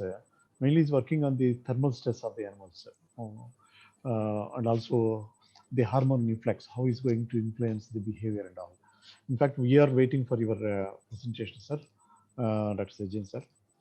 Today morning also, he was engaged with some international webinar attending elsewhere, and also I have seen his engagements are very busy, attending most of the national, international conferences in India as well as abroad. Thank you, Dr. Sarjan, for joining with us. And though we have a minimum number, but we are going to share your videos to our forum also, sir. Thank you. So, do you see my slides, sir? Perfectly. Yeah, I can see. Fine, sir. Perfect. Thank you so much, sir. Sarjan Reddy, sir, it's an honor because the moment you asked me, I can't say no because of late from your university, we have also signed MOU. So we have been very actively involved and in fact grooming a couple of your youngsters as well.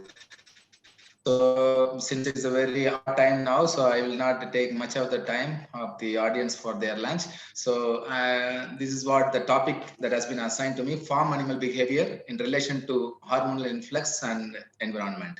So this is going to be my plan of talk for today: heat stress impact on the livestock production and hormonal influx on farm animal behavior, how the endocrinology changes when the animals are subjected to heat stress, and the different adaptive mechanism the animals exhibits whenever they are subjecting to the adverse environmental condition.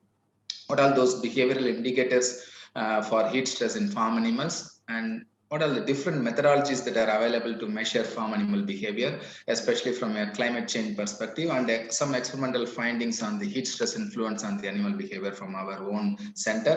And I'd like to conclude the talk. And this is a pictorial representation which could stimulate the audience what is climate change. You can see that around 262 million people were found to be affected by the devastating effect of the climate change since 2004. Quite alarmingly, 98% of such population coming from the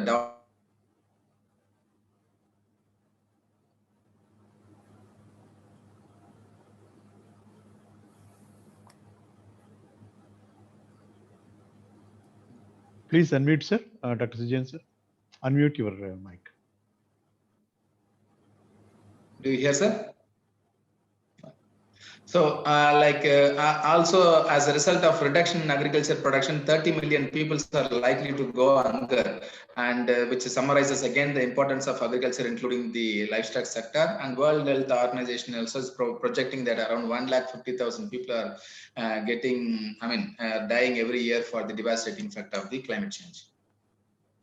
So now this is an important slide to understand what is this climate change. So you see, I have programmed the average earth temperature from 1860 until Dr. 2100. Sorry, Dr. Sarjan, please share your screen.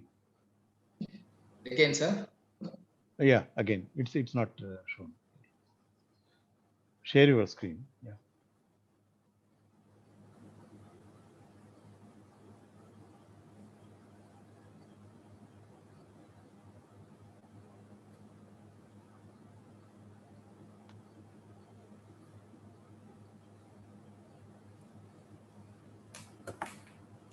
Did you got, sir? Yeah, we got it. Yeah, fine. So this is a pictorial representation of the average earth temperature for since 1860 until 2100. I have drawn a cutoff line here is a red mark, which is a reality here, and the other things are the projection given by the IPCC, that is Intergovernmental Panel on Climate Change. And they are projecting around, from 1860 until 2000, the average earth temperature varied somewhere between 13.5 and 14.5. Whereas we are in reality now here, and this could be called as a variability because there could be a variability we can call climate variability, not a climate change, because by evolutionary adaptive mechanism that.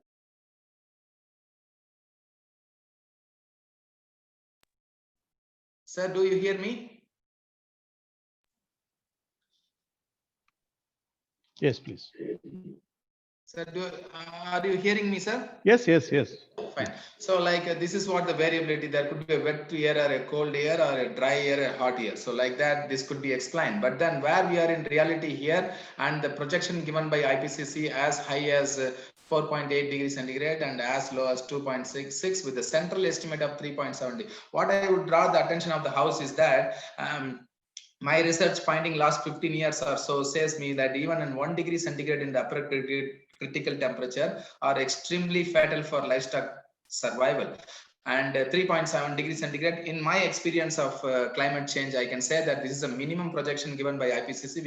We can expect it somewhere between 6 to 8 degree by the end of this century. So we need to have a good preparatory system in place. This summarizes the importance of the climate change associated heat stress. Coming to the food security point of view, you can see that the top picture is the present and the bottom one is the future, and you can see most of the African subcontinent and Indian subcontinent are mostly vulnerable, highly vulnerable for the food security. So what is that? If you can see that African and Indian subcontinent are rich resources of livestock are present. So it's very vital in an effort to feed this growing human population of expected 9.6 billion by 2050, we need to sustain the livestock production in the changing climate scenario. That is what the significance of this slide, which can say that because we don't have good many other things to meet the resources, because we are developing country and most of the African countries are further poorer than us in terms of resources available for them for the food security. So it's very vital to concentrate on the livestock, because even among the agriculture sector, livestock is considered extremely climate resilient, because there are a lot of indigenous germplasm available on this particular sector. So that is their livestock are tipped to be playing a crucial role in ensuring the food security by 2050. I will not go into the detail, just I am drawing the attention why the behavioral response is very important. That is what these slides are all. So you can understand that this is what the various impact that heat stress, climate change associated heat stress could have on the animal germplasm. You can see that it can affect the growth, it can affect the milk production, and it can affect the reproduction, as well as it can affect the meat production. And of late, a lot of research have been started linking climate change with a sudden disease outbreak in livestock. So like when you wanted to develop a climate resilient breeds which could ensure the food security by 2050, that could be the roadmap from now on. You need to understand this, how to create a climate resilient animal, because our breeding policy presently is working only on the production, the cross breeding, but then we need something beyond that. We need to revisit ourselves or redefine our existing breeding program to identify a breed which could cope up to these climatic stresses and then produce optimally. That is why these are the impact assessment we need to study for all the indigenous breed in an effort to where is the intervention point needs to be. Well, coming to the hormone influx, as my title says, that how the animal try to modify their behavior. You see that when the animals are under threat, especially when they are subjected to the harsh environmental condition, the first thing the animal tries to do is that they try to cut off the energy supply for all the productive pathway, and then they deviate towards the life sustaining pathway. So this is what the first and foremost. For example, if you take a reproduction, it's a primary reproduction behavior for the milk production in a large ruminant, and you can see that heat stress could have a two-way pathway. It could directly act on the hypothalamus, or it could act via decreased dry matter intake, because the animal try to behaviorally adapt. In the first behavior the animal try to exhibit is that they try to reduce the feed intake, because the reason being they don't wanted to take more feed, and then the more metabolic heat production would be somewhere in the afternoon, which will coincide with the peak sunshine period in the afternoon. So in an effort to control their metabolic activity oriented heat production, the animal tries to reduce the dry matter or the feed intake, which will ultimately cause in a lactating animal a negative energy balance. Even the minimum amount of feed that are consumed are also could be deviated for life sustaining activities such as respiratory and cutaneous evaporative cooling mechanism. What happens when such a scenario happens? At the hypothalamic level, there will be decreased GnRH production. At the anterior pituitary level, there will be FSH and LH reduction, and then at the ovarian level, it will be reduced estradiol secretion, which could ultimately affect the follicular dominance and oocyte quality. What is that? It could be visibly the estrus expression of the animal, estrus behavior of the animal will get reduced. As a result, there will be decreased fertilization and decreased embryo quality. Ultimately, there will be embryo loss and loss of milk production. So this is one of the primary pathway by which the production is cut off. Like that, you can take it for immune system, you can take it for growth. There are various different hormones that are available to nullify this pathway, because the question of survival that is very critical rather than the production. So the animal try to deviate energy for the purpose of maintaining the heat balance, that is respiratory evaporative cooling mechanism, the panting mechanism, as well as the sweating rate, that cutaneous evaporative cooling mechanism has to take place to evaporate, reduce the heat load from the body in an effort to survive there. So what happens? This is a very important slide to understand why we needed to study the animal behavior, which is very crucial.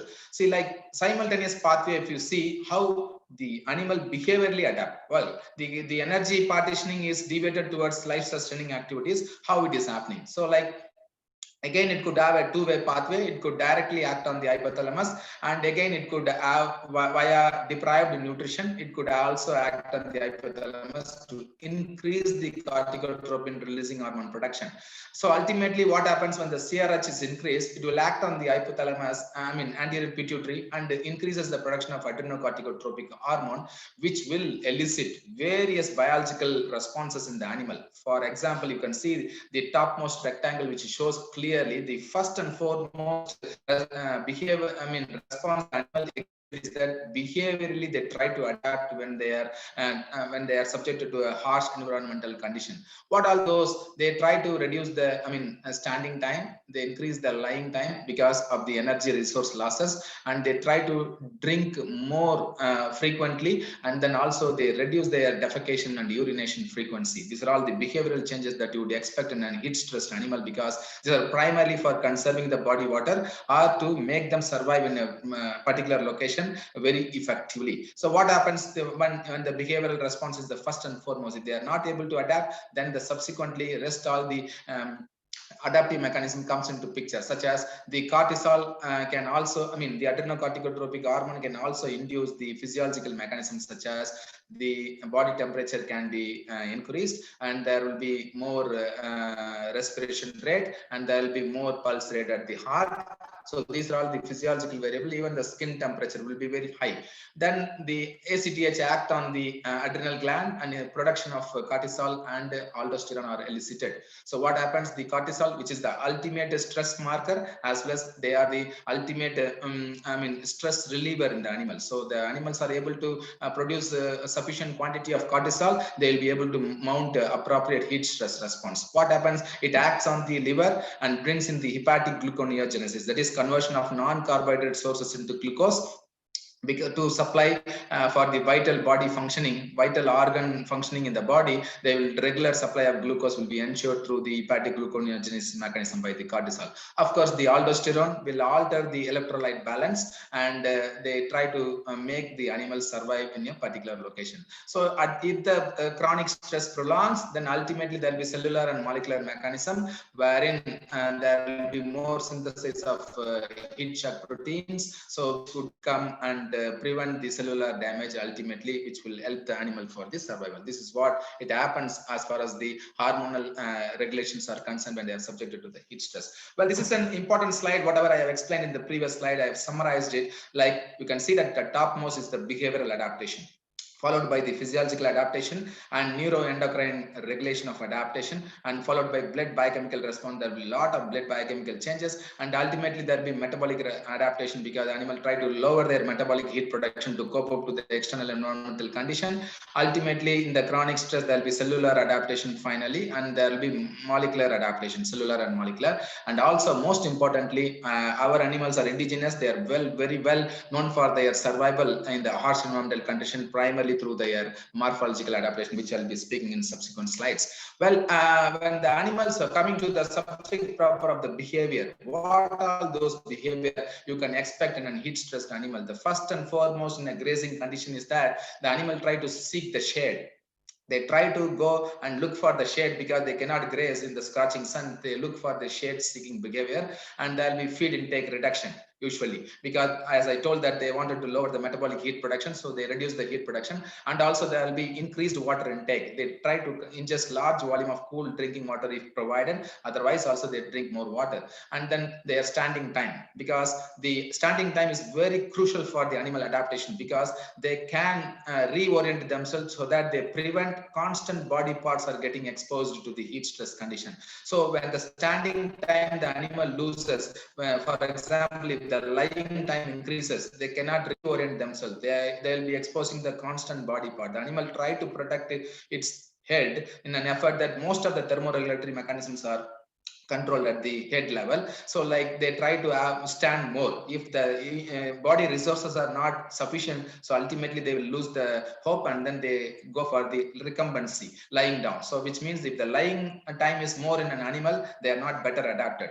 because if they are standing, they can reorient themselves. And then there are defecation and urination frequency. You will see like principally in a drought condition, you can see that many animals, indigenous animals, they try to adapt very effectively, because they try to conserve the body water by slowing down their defecation and urination frequency, and then to cope up to the dehydration condition. And also very typically the wallowing behavior will be in buffalo, where they try to immerse themselves in the pond or lake or somewhere like that during the summer season especially. This is a very typical behavior where they try to protect themselves from the solar radiation.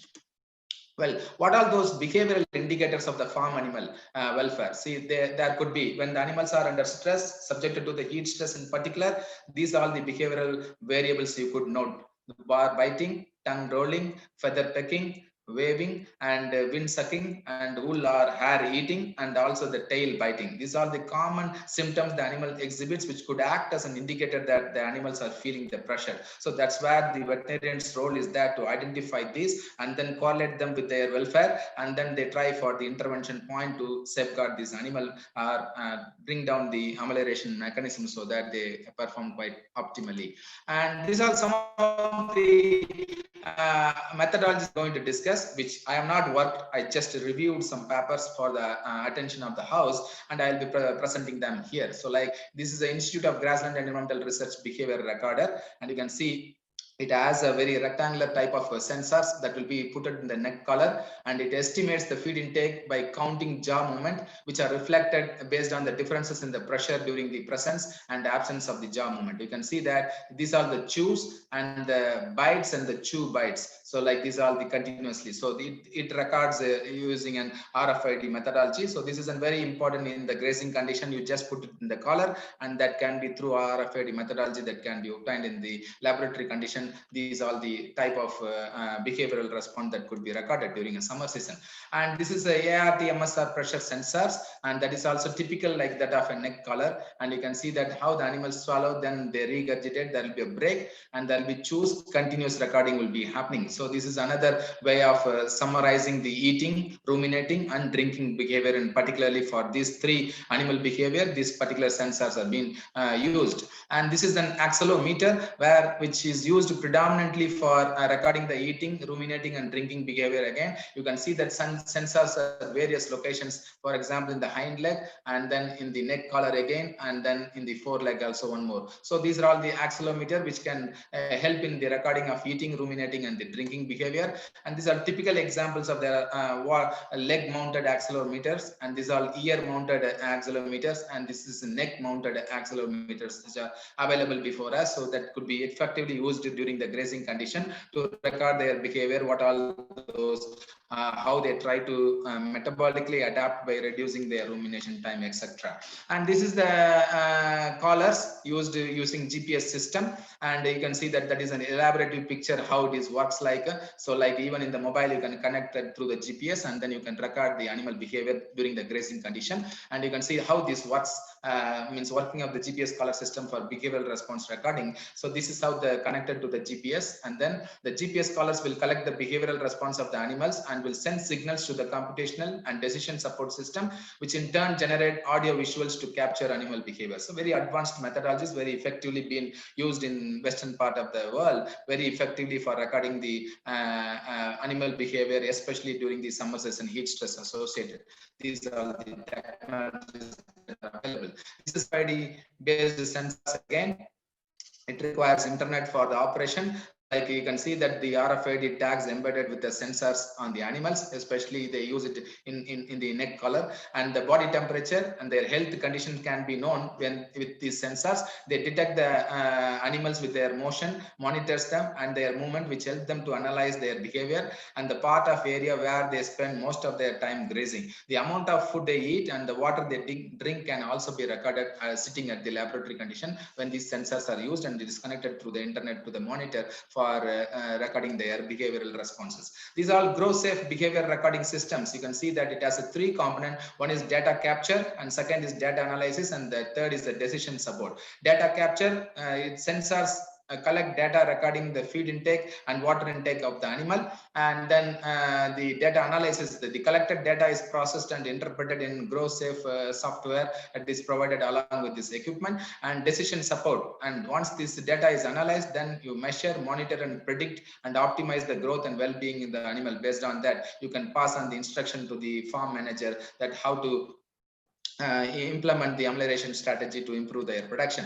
Well, this is the anti-trace, anti-monitor. You can see that this is commonly employed in the intensive production system especially, and then you can put it on the record. I did work during my postdoc at Australia on this, and then you can see that they work 24/7. There is no need for any supervision or anybody required. You switch on them, entire paddocks or the feedlot can be monitored, and they will record each and every animal behavior. As the animals come to eat or drink, monitor will keep track of how often they come and provide analysis on their performance. When animals do not eat or drink, receive an alert in the system, so that the veterinarian need to be following up the animal before the condition worsens and they get sick. So this is a laboratory monitor. Again, a continuous monitoring is needed, and because you no need any personnel, because it will send a signal for as an alert for the veterinarian to intervene. So this is what the same methodology I have used at the University of Queensland during my postdoc endeavor research fellowship. You can see that this is a feedlot,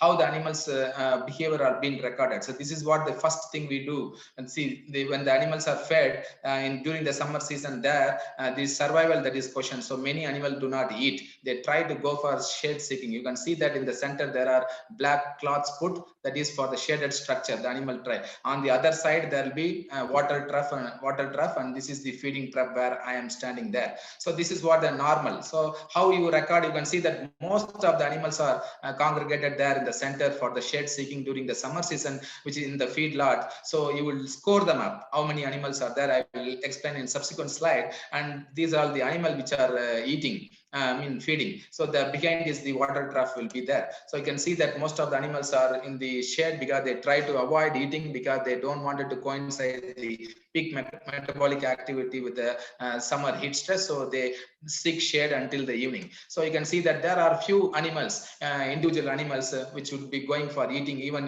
during the scorching sun. Well, we are using them for marker assisted breeding, because these are the individual which could survive any temperature even within a breed. So it's very vital that such type of behavioral study could lead on to very, very important conclusion. This is what the scoring chart, how you score them. This is the each paddock. This is the each feedlot. 12 animals will be there. If you wanted to take any notes on particular behavior, you wanted to mark the ear tag of an animal, and these are showing some adverse behavior, you can take the notes in. This is the four feedlot. So in each feedlot, you have to record the panting score, how the animals are panting when they are even sitting in the shade. And then you can see that this is the typical feedlot, where this is the waterer and this is the feeder and this is the shade. You will mark how many animals are situated where. When 2 animals are drinking, you will mark 2 there, cross mark, and some 4 animals are eating, means you will mark 4 here, and most of the animals predominantly would be shading, so you will mark how many animals are there. So at the end of the day, the scoring chart will be brought to the laboratory, and then there how many animals in each feedlot they are drinking, to analyze the sensitivity of the breed for the heat stress condition. And this, you can see that this is for pen surface temperature. Even you have to record the pen surface temperature to know like how hot it is, the ground radiation. Well, this is what they summarizing. And moving on to our current experiment here, means maybe next 5 to 7 minutes I should wind up my talk, so I will not keep you waiting more. This is what the type of experiment we do at NINP currently: comparative assessment of the adaptive capacity of different indigenous goat breeds to summer heat stress based on changes in the behavioral traits. You may ask me why it is goat, because we as a research team believe that around 40% of dry fodder and 45% of green fodder reduction is expected due to climate change by 2030. 2030, mind you that. So like it's very, very important. We may not be able to feed the large ruminant population, say in a decade or so. So it's very vital to invest in these small ruminants, especially sheep and goat, because they could thrive well on any pasture, and they are extremely climate resilient and heat tolerant, as well as they are drought tolerant, as well as they are disease resistant. Of course, there are breed variation for the disease resistance capacity. So this is what prompted us to take goat forward as the ideal climate animal model. So what are those behavior we are recording? Drinking frequency, standing time, lying time, defecating frequency, urinating frequency, rumination time, and water intake, and the respective methodology how we measure them. You can see this is the technical design wherein this is conducted in 3 different breeds. Idea is we wanted to test whether these breeds are able to survive in multiple locations. Although all the 3 breeds are very well known for their indigenous nature, they could survive well in any environmental temperature. See, Osnabadi from Karnataka origin, and Malabari from Kerala, and Salem Black from Tamil Nadu. All these 3 breeds are brought to Karnataka, and we tested their adaptive potential in different locations.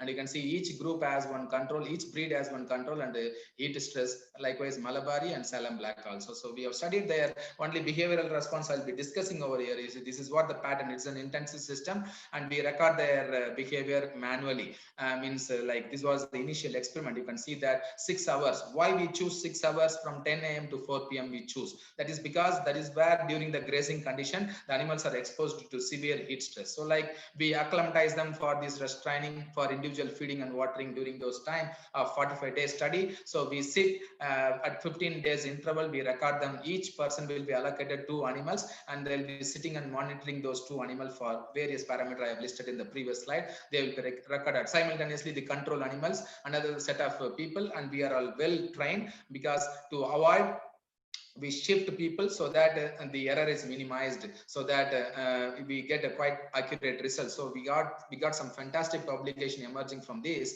and that is what the setup we have at NINP. So this is what the result says, that the standing time and the lying time and defecating and urinating frequency, you can see that breed effect, there is not much difference between them, and then the treatment heat stress effect did not add any. Of course, when the stress prolonged, the experimental data significantly influenced their behavioral response. Better I will explain it with the chart. You can see that drinking frequency, almost all the 3 breed performed in the similar fashion.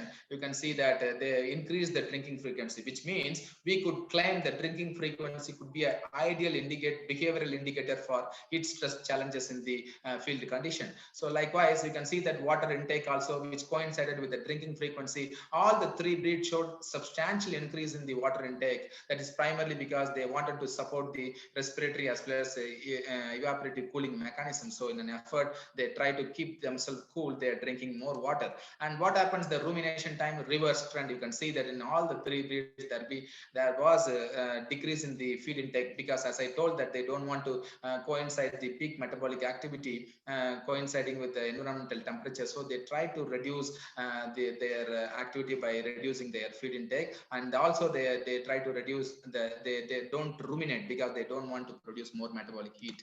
That is done. In a second experiment where we have conducted even nutrition, because our experimental finding says that when nutrition is not a limitation, the animal could counter the heat stress quite effectively. So with that intention, along with the heat stress, we clubbed the nutritional stress, and you can see that the control C for control, HS for heat stress, and NS for nutritional stress and combined stress, both heat as well as the nutritional stress, that has to be read. You can see that drinking frequency here, when the stresses are combined, the effect is more. So like for example, I can say that this is what the concept of multiple stress. So like in the field condition, there will be heat stress, there will be reduced water available, there will be reduced feed available. So if you can see that there will be heat stress, there will be drought stress, there will be nutritional stress for the animal. So when we keep talking about heat stress, the purpose may not be served. So this is what prompted us to develop a concept of multiple stresses, which I'm not the point of contention in this talk, so I have not given them, for which the Indian Council of Agriculture Research have bestowed me with the Lal Bahadur Shastri Outstanding Young Scientist Award. So that is why this behavior also is very, very crucial for the indicators. You can see the drinking frequency, when the cumulative stress is there, which is very practical in extensive system of rearing, the drinking frequency could be a very good indicator. Likewise, the defecating and urination frequency, you can see that in the combined stress, when there is both the heat and nutritional stress, the reduction in the defecating and urination frequency is more because they try to conserve their body water. This is what the meaning for that in as compared to that of the control as well as the individual stress groups. And this is the water intake. You can see that in par with the heat stress, the combined stress also produced consumed as much water as possible. Well, very fantastic facility established at NINP just about a year ago here at NINP with an international collaboration of Australia. You can see that this is an advanced climate chamber available in the country, in Asia, in fact. So you can see that towards my left, the first part of the figure shows that it is an control chamber. It's a thermoneutral chamber.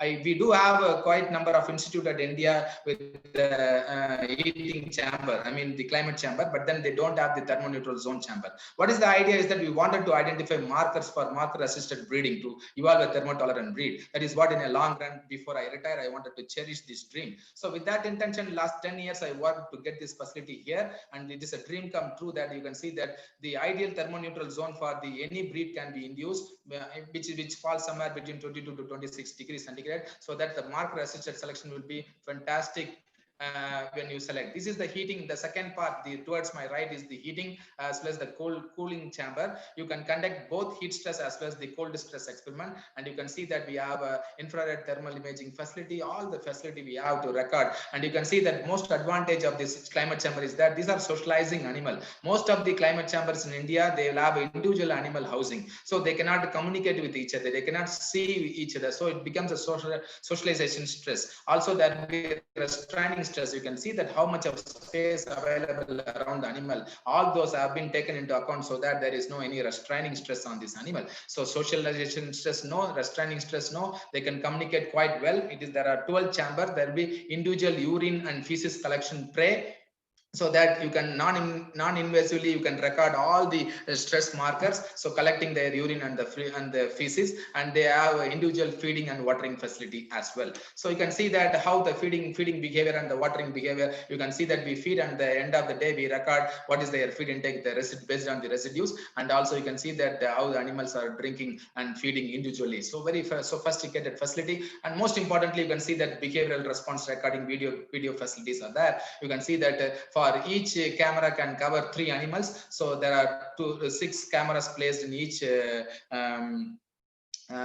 chamber, so that they can record from different angle. So what is their normal behavior, all those behavior can be recorded, and then it can be programmed. So this is the THI in that particular experiment, where 94.76. As per this formula of McDowell 1972, any THI above 78 is considered extremely severe heat stress. Since it is a controlled study, you can see that 94, very high magnitude of heat stress these animals were subjected to. So these are the results. Feed intake, you can see almost negligible difference between, you can see they were kept at 22 degrees centigrade thermoneutral zone, control animal, both the breed. Kanni and Kodi adu we used in this experiment. Almost that shows the extreme climate resilience capacity of both these breeds, that is the Kanni as well as the Kodi adu. And likewise, you can see that almost negligible difference in the water intake also. With such a high THI value, they were able to show very normal behavior. And also I made a point that behavioral response are the foolproof. Even when the technologies have not developed, say some 5 decades ago, that is a behavioral response by which the scientists have quantified the magnitude of the heat stress the animals were subjected to. So this summarizes, when you wanted to identify climate resilient animal, the behavioral response forms a very much integral part of such selection program. You can see that these breeds, for both for the feed intake as well as water intake, almost negligible difference. Again, the standing time, lying time, you can see that there is no any breed effect, only the treatment effect. So like you can see that in the graphical representation, the standing time was significantly lower, which means, but then in the Kodi adu breed, there were negligible difference. They are statistically non-significant, which means it is able to stand more in par with the control animal, so that they are reorienting, not exposing the body parts to constant heat stress. Likewise, the lying time, you can see how there are not much difference in the Kodi adu as compared to the Kanni adu. And the drinking frequency, you can see that they are trying to ingest more more water in this breed, Kodiadu breed. So there were breed differences for these variables, and you can see that this is the defecation, urination, and rumination, almost negligible difference, mean to say that how climate resilient both these breeds were. That was the conclusion drawn from this study. The rumination time, you can see both the animals adapted this mechanism because they don't want to ruminate during the peak heat stress periods in an effort to cope up to the external heat stress condition to prevent more metabolic heat being produced. And you can see that, I don't know if I have a time to show this. This is the panting mechanism comparative for both the breeds, and you can see that the top one is the Kaniyadu and bottom one is the Kodiadu, and I don't know.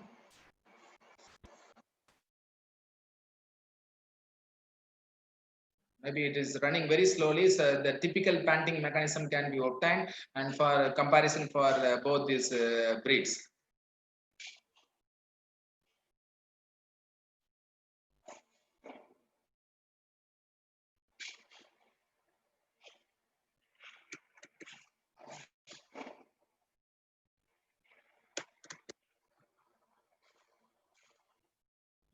So this is the penultimate slide. You can see that based on that experiment in Kaniyadu and Kodiadu, this is what the program we made. You can see that number 1 stands for behavioral response, number 2 stands for physiological response, and number 3 stands for hematological response, number 4 for biochemical, number 5 endocrine response, and 6 for cellular response. What I draw the attention of the house, when you wanted to judge the climate resilience, these are the type of effort that could be proving very viable.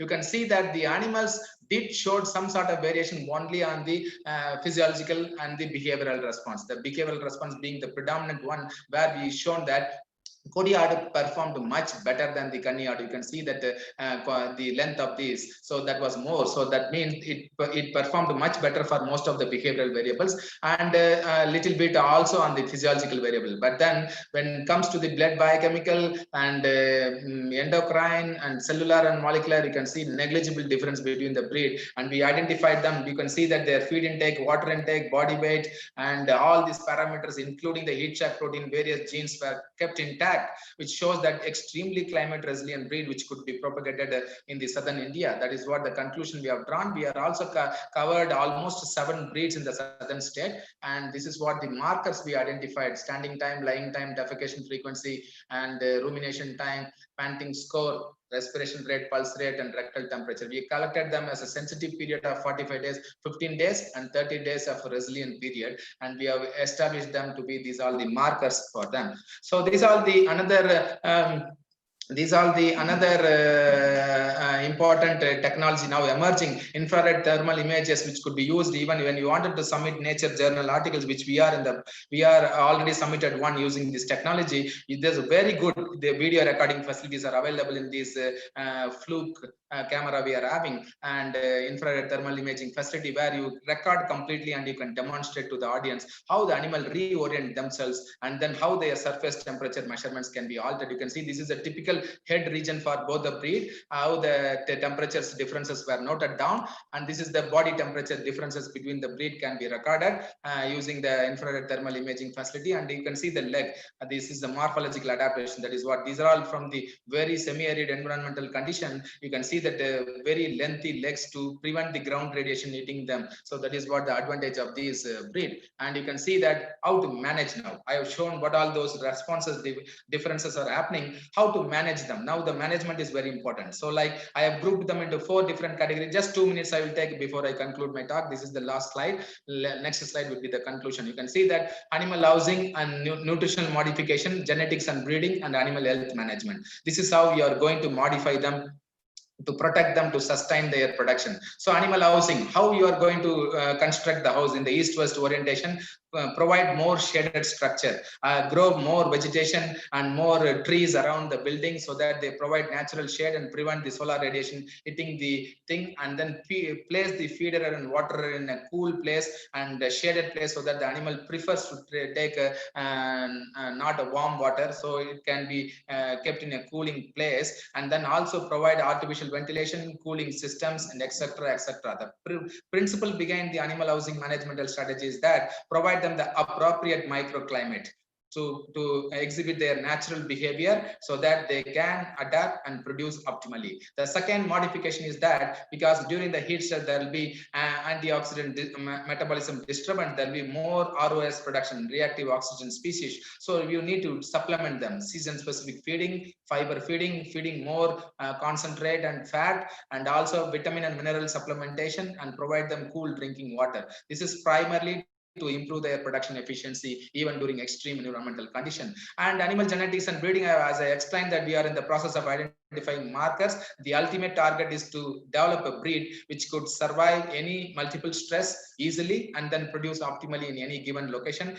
Now, a lot of technologies have taken place in the biotechnological tools are available to make it reality this target. So that is what the third pathway. And the fourth pathway, of course, the animal health management, which is very vital. We need to link, because very negligible report again in Indian scenario, we need to link them with the geographical information system, and then rapid investigation of the output, linking them with the climate change, and then a lot of laboratory work need to be taking place, and then so that the solution can be attained for appropriate health management calendar can be developed. These are the four pillars of strength for animal management from the climate change perspective in an effort to sustain their production. I would like to conclude my talk by saying that behavioral response is one of the primary adaptive response exhibited by the heat stressed animal. Several advances has taken place in recording behavioral response in heat stressed animals, and this will be very vital in understanding in depth how the farm animals adapt behaviorally, which could help to assess the stress level of the animal, even the magnitude of the stress on these animals.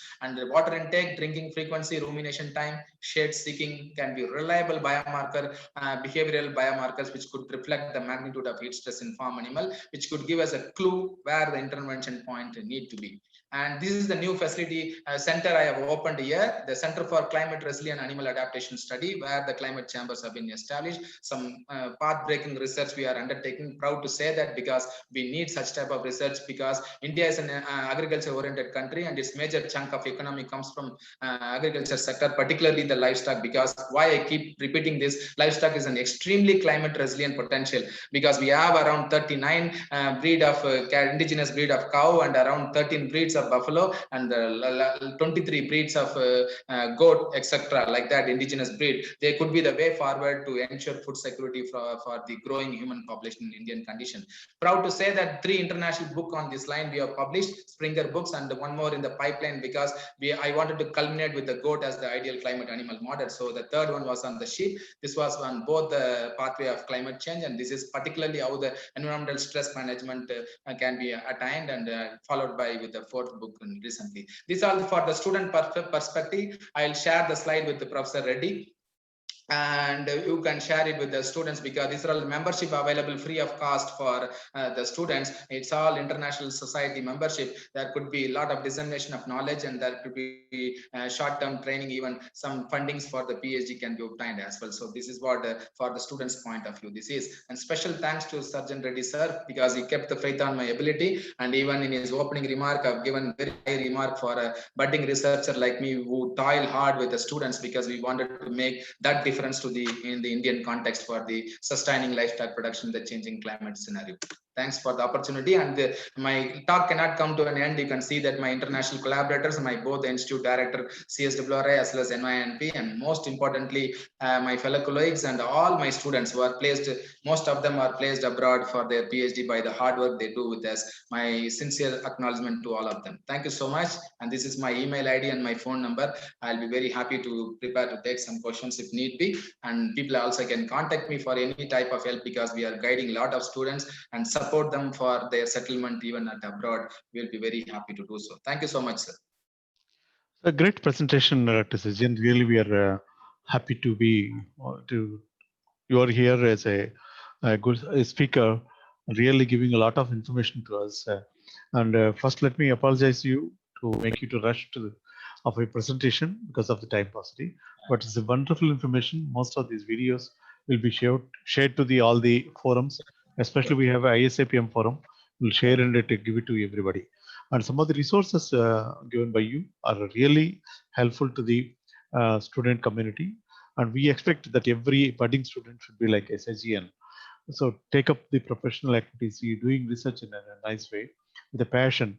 And we really, ISAPM put in record that you are doing a wonderful research, mainly touching on the future areas, mainly in the climate change areas, thermal stress, behavioral aspects, and really have established a wonderful facility in the NANP. Even Dr. Bhattasar is always supporting ISAPM, presenting many of the conferences, some of the papers in our conferences, and definitely we request you from ISAPM that we send some students to you for Yes, doing sir. some research in advanced research and all. And we have some few questions. One question from our senior member, that what is the physiological basis for valuing of buffalo? That is one question. If you I request you to answer for that. Physiological basis mechanism why the buffaloes need to be valued basically. Because you can see like that is an evolutionary adaptive mechanism exhibited by buffalo, because they are black, they attract solar radiation. So that is the principal cause for that, because they do, and also you can see that they are not of more of a sweating species. So it's very vital for them. They rely on respiratory evaporative cooling mechanism. So that is the reason that they have to be, otherwise they'll be completely attracting the solar radiation. That will be very dangerous for their survival, especially when the grazing conditions. So that is the reason you need to even generate some artificial ponds if you are a good manager. So like you need to manage the heat stress effect very effectively, means either you sprinkle them very periodically or you create an artificial pond, at least if you are having a number of animals. Based on that, that will be a very good managemental strategy to get the best output from these animals. That's good. From my side, I have one question. Because Dr. Sastry sir, those people are the lions. They have started adopting some of the factors which understands the thermocomfortable zones, and the factors really useful. Even now we are using. Don't you feel that as the changing climate is happening, the warm up is happening, these the factors which we use for the calculation of the THA and all need to be changed as the climate is changing? Fantastic question, sir. I really appreciate, because that is what the LPM person, because I always give a very special weightage during my talk to the LPM person, because they ask such questions, because that is what the correctness of you, and a very pinpointed question this is. I must address this to the audience, because today you see like we calculate THI, means taking an equation from abroad, and then it has been developed elsewhere where the agroclimatical conditions were not similar, but then we still use them, because although we had some very good infrastructure developed to establish such THI in these cutting across in the NICRA project of ICR, National Initiative for Climate Resilient in Agriculture project. So but still the purpose is not served, because why I tell you, the climate resilience is a very tricky issue, because we need to take into account all the cardinal weather variables. What is the THI drawback is that it do not take into account the solar radiation and wind speed. But then in my experience of a postdoctorate at US and Australia, we have established that the wind velocity, the wind speed, is a very crucial weather variable which determine the magnitude of the stress to the animals. So this need to be incorporated. What happens is that when the THI we use, we cannot simulate all the cardinal weather variables. So in that way, we worked at the University of Melbourne. We have established along with my mentor heat load index, dairy heat load index, we call DHLI, dairy heat load index, which takes into account all the cardinal weather variable. How it is? Because they use black globe thermometer reading, which takes into account both the solar radiation and the ambient temperature. And also in the equation, we have used wind speed, so that it takes into account the relative humidity, the wind speed, the solar radiation, as well as the environmental temperature. So that type of approach needed. It is not the THI, it is the heat load index that need to be developed, and that should be developed specific to agroecological zone in the country, because India is a very vast country. Unless or until we take, because these are very basics, that is why your society is very crucial in disseminating this knowledge, because I did not brought all those slides. Maybe in a subsequent any other forum, if you would be inviting me, I can come and deliver an excellent talk on how to develop modelings for the coping of the animals, especially from this climate change point of view, how that equations need to be developed specific to agroecological zone, because any managemental strategy you develop, it cannot be universal. It has to be agroecological zone specific. So you need the indices to quantify specifically the agroecological oriented stress response from the animals. So that for that reason, you need to develop more refined equations of heat load index. That could be the way forward, sir. Fantastic question. I really got excited when you asked the question. Thank you. In fact, I could not carry the question properly regarding the valuing. I read the question properly. What is the physiological explanation behind difference in linking for valuing by domestic animals? That is the question. What is the physiological explanation behind difference in linking for valuing by domestic animals? Yes, because that's what I told. Because you see, when the heat stress is more, always you have to understand that even there is a 4 degrees centigrade difference between a white goat breed and a black goat breed, because the white reflects the solar radiation and black attracts the solar radiation. So in an effort, physiologically, the animal wanted to protect itself, because it is the prevention that comes for even for the animals first. Then the protection comes next. So the animal try to behaviorally adapt by valuing themselves so that they don't expose their body parts to the solar radiation. So of course, that is the physiological point of view. I would give an explanation that they wanted to have their thermal balance, body temperature under check. So for that, they are doing that. Okay, I think Sarah has got information. Any other question from other panelists? Then otherwise we'll go to the doctor's answer, sir. Muttaragar, any question? No, I sir. have a question, sir. Compose, sir, please. Yeah. Dr. Sarjan, may I know if, as a farm manager, as a LPN person, if I visit a farm, dairy farm, or maybe any other goat, sheep, or pig, whatever, is there any single marker that I could know that the animals are now heat stressed and I need to provide some comfort by any means? Now, this is the time that the animals are heat stressed.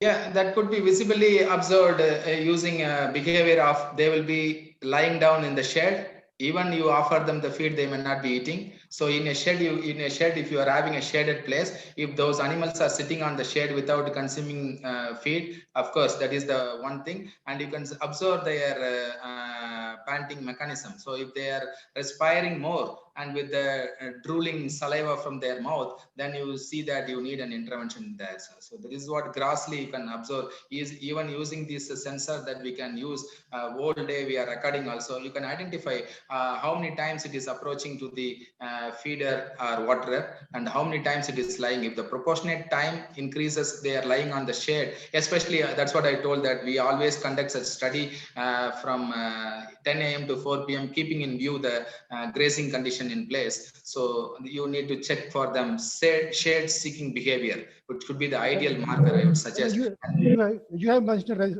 respiration time and this feeding behavior, resting behavior, all this. Yes, maybe yes. You have not mentioned that respiration, that is the most important. If I go and if 80% of the animals, I observe 10 animals and 8 of them are respirating more than 20% of the normal respiration, that is the one marker that is available in the literature regarding the animal being heat stressed. True. And that's what I told, like respiration rate could be a very good reliable marker. But then one should really understand that why I told that the respiration is a normal behavior in an animal to dissipate body heat. When you really wanting an intervention point, you should look for the shade seeking, because when the animals are not able to cope up, even their panting mechanism are not sufficient to evaporate body heat, then it becomes very vital to look into the shade seeking behavior as the most crucial. At that point, the intervention needed when they seek the shade, because they are not able to use the physiological mechanism quite effectively to dissipate body heat. Thank you. And then there is a subsequently a question from West Bengal. The black Bengal goat does not wallow. You have any reason for this particular breed? You have any studies through literature I did masters in the black Bengal goat. So like I can tell that it is a very because hot and humid condition it is, but then these animals are extremely thermotolerant and even drought tolerant. These breeds are. That could be the reason, because you see that is why we need information on baseline information on all the breed. That's the idea behind why we are promoting goat as the ideal climate animal model for this reason. It's especially restricting to the hot tropical environment. I'm not talking here the cold environment or any other. We are talking about harsh, hot environmental condition. Goat is the ideal climate animal model for that. I have some data generated there. Even we did remove their adrenal gland using adrenalectomy, and then we have identified they are able to survive quite effectively with only one adrenal gland, because they are trying to compensate for the last gland also, because it's a very basic study. Way back in 2001 we conducted such a study, one fantastic at West Bengal. So like that is the reason, because I could claim the breed is to be extremely drought tolerant. That is why they are not bothering about wallowing or anything. Yeah, it has any relevance with the coat color. That's also. Yes, coat color, I already told you that explanation. We observed for the Malabari breed and Salem black, which is black color, and Malabari breed is the white color. So white reflects the solar radiation, whereas the black absorbs. So there were 4 degrees centigrade on the skin temperature differences. That could be the reasons for that. Yeah, that's great. Great. And then one of our scientists putting like a question: what is the essentiality of water bodies while the animals are grazing, especially small ones? That's the question again, because that is what I told. This could be the very good managemental strategies if you are ensuring water resources available. Because I have other couple of slides, because it is only half an hour duration presentation. We then did some 4 district of Rajasthan when I was working as scientist at Central Sheep and Wool Research Institute. We conducted this study that 4 district we went for surveying, and there is no ideally any water resources available for these animals. But then we did created some using the TOT, transfer of technology methodology from the farmer's field. We created these artificial ponds, and then the production potential was like, say, in about 2 years, almost some 23% increase in the production was obtained with not a very good data generated though. So like, because it's a field level, so that is a very good suggestion. Rather than it cannot be a question, I would believe that it is a suggestion that such type of water pockets need to be created. That could be a very effective managemental strategy, especially in the grazing condition. That's great information. But in fact, we have also organized some of the migratory pattern studies in AP, Andhra Pradesh. We have given the blueprint to government also. The same question they are asking: water, when we want to create a water bodies, what are the specifications? Dr. Sarjan, may I request you to share some of the water bodies which is required, the places where to be kept, and what will be the distance. That they are going to establish in traditional migratory tracks. If you can share with the information on the size of the water body, the depth of those issues, that would be great helpful to us.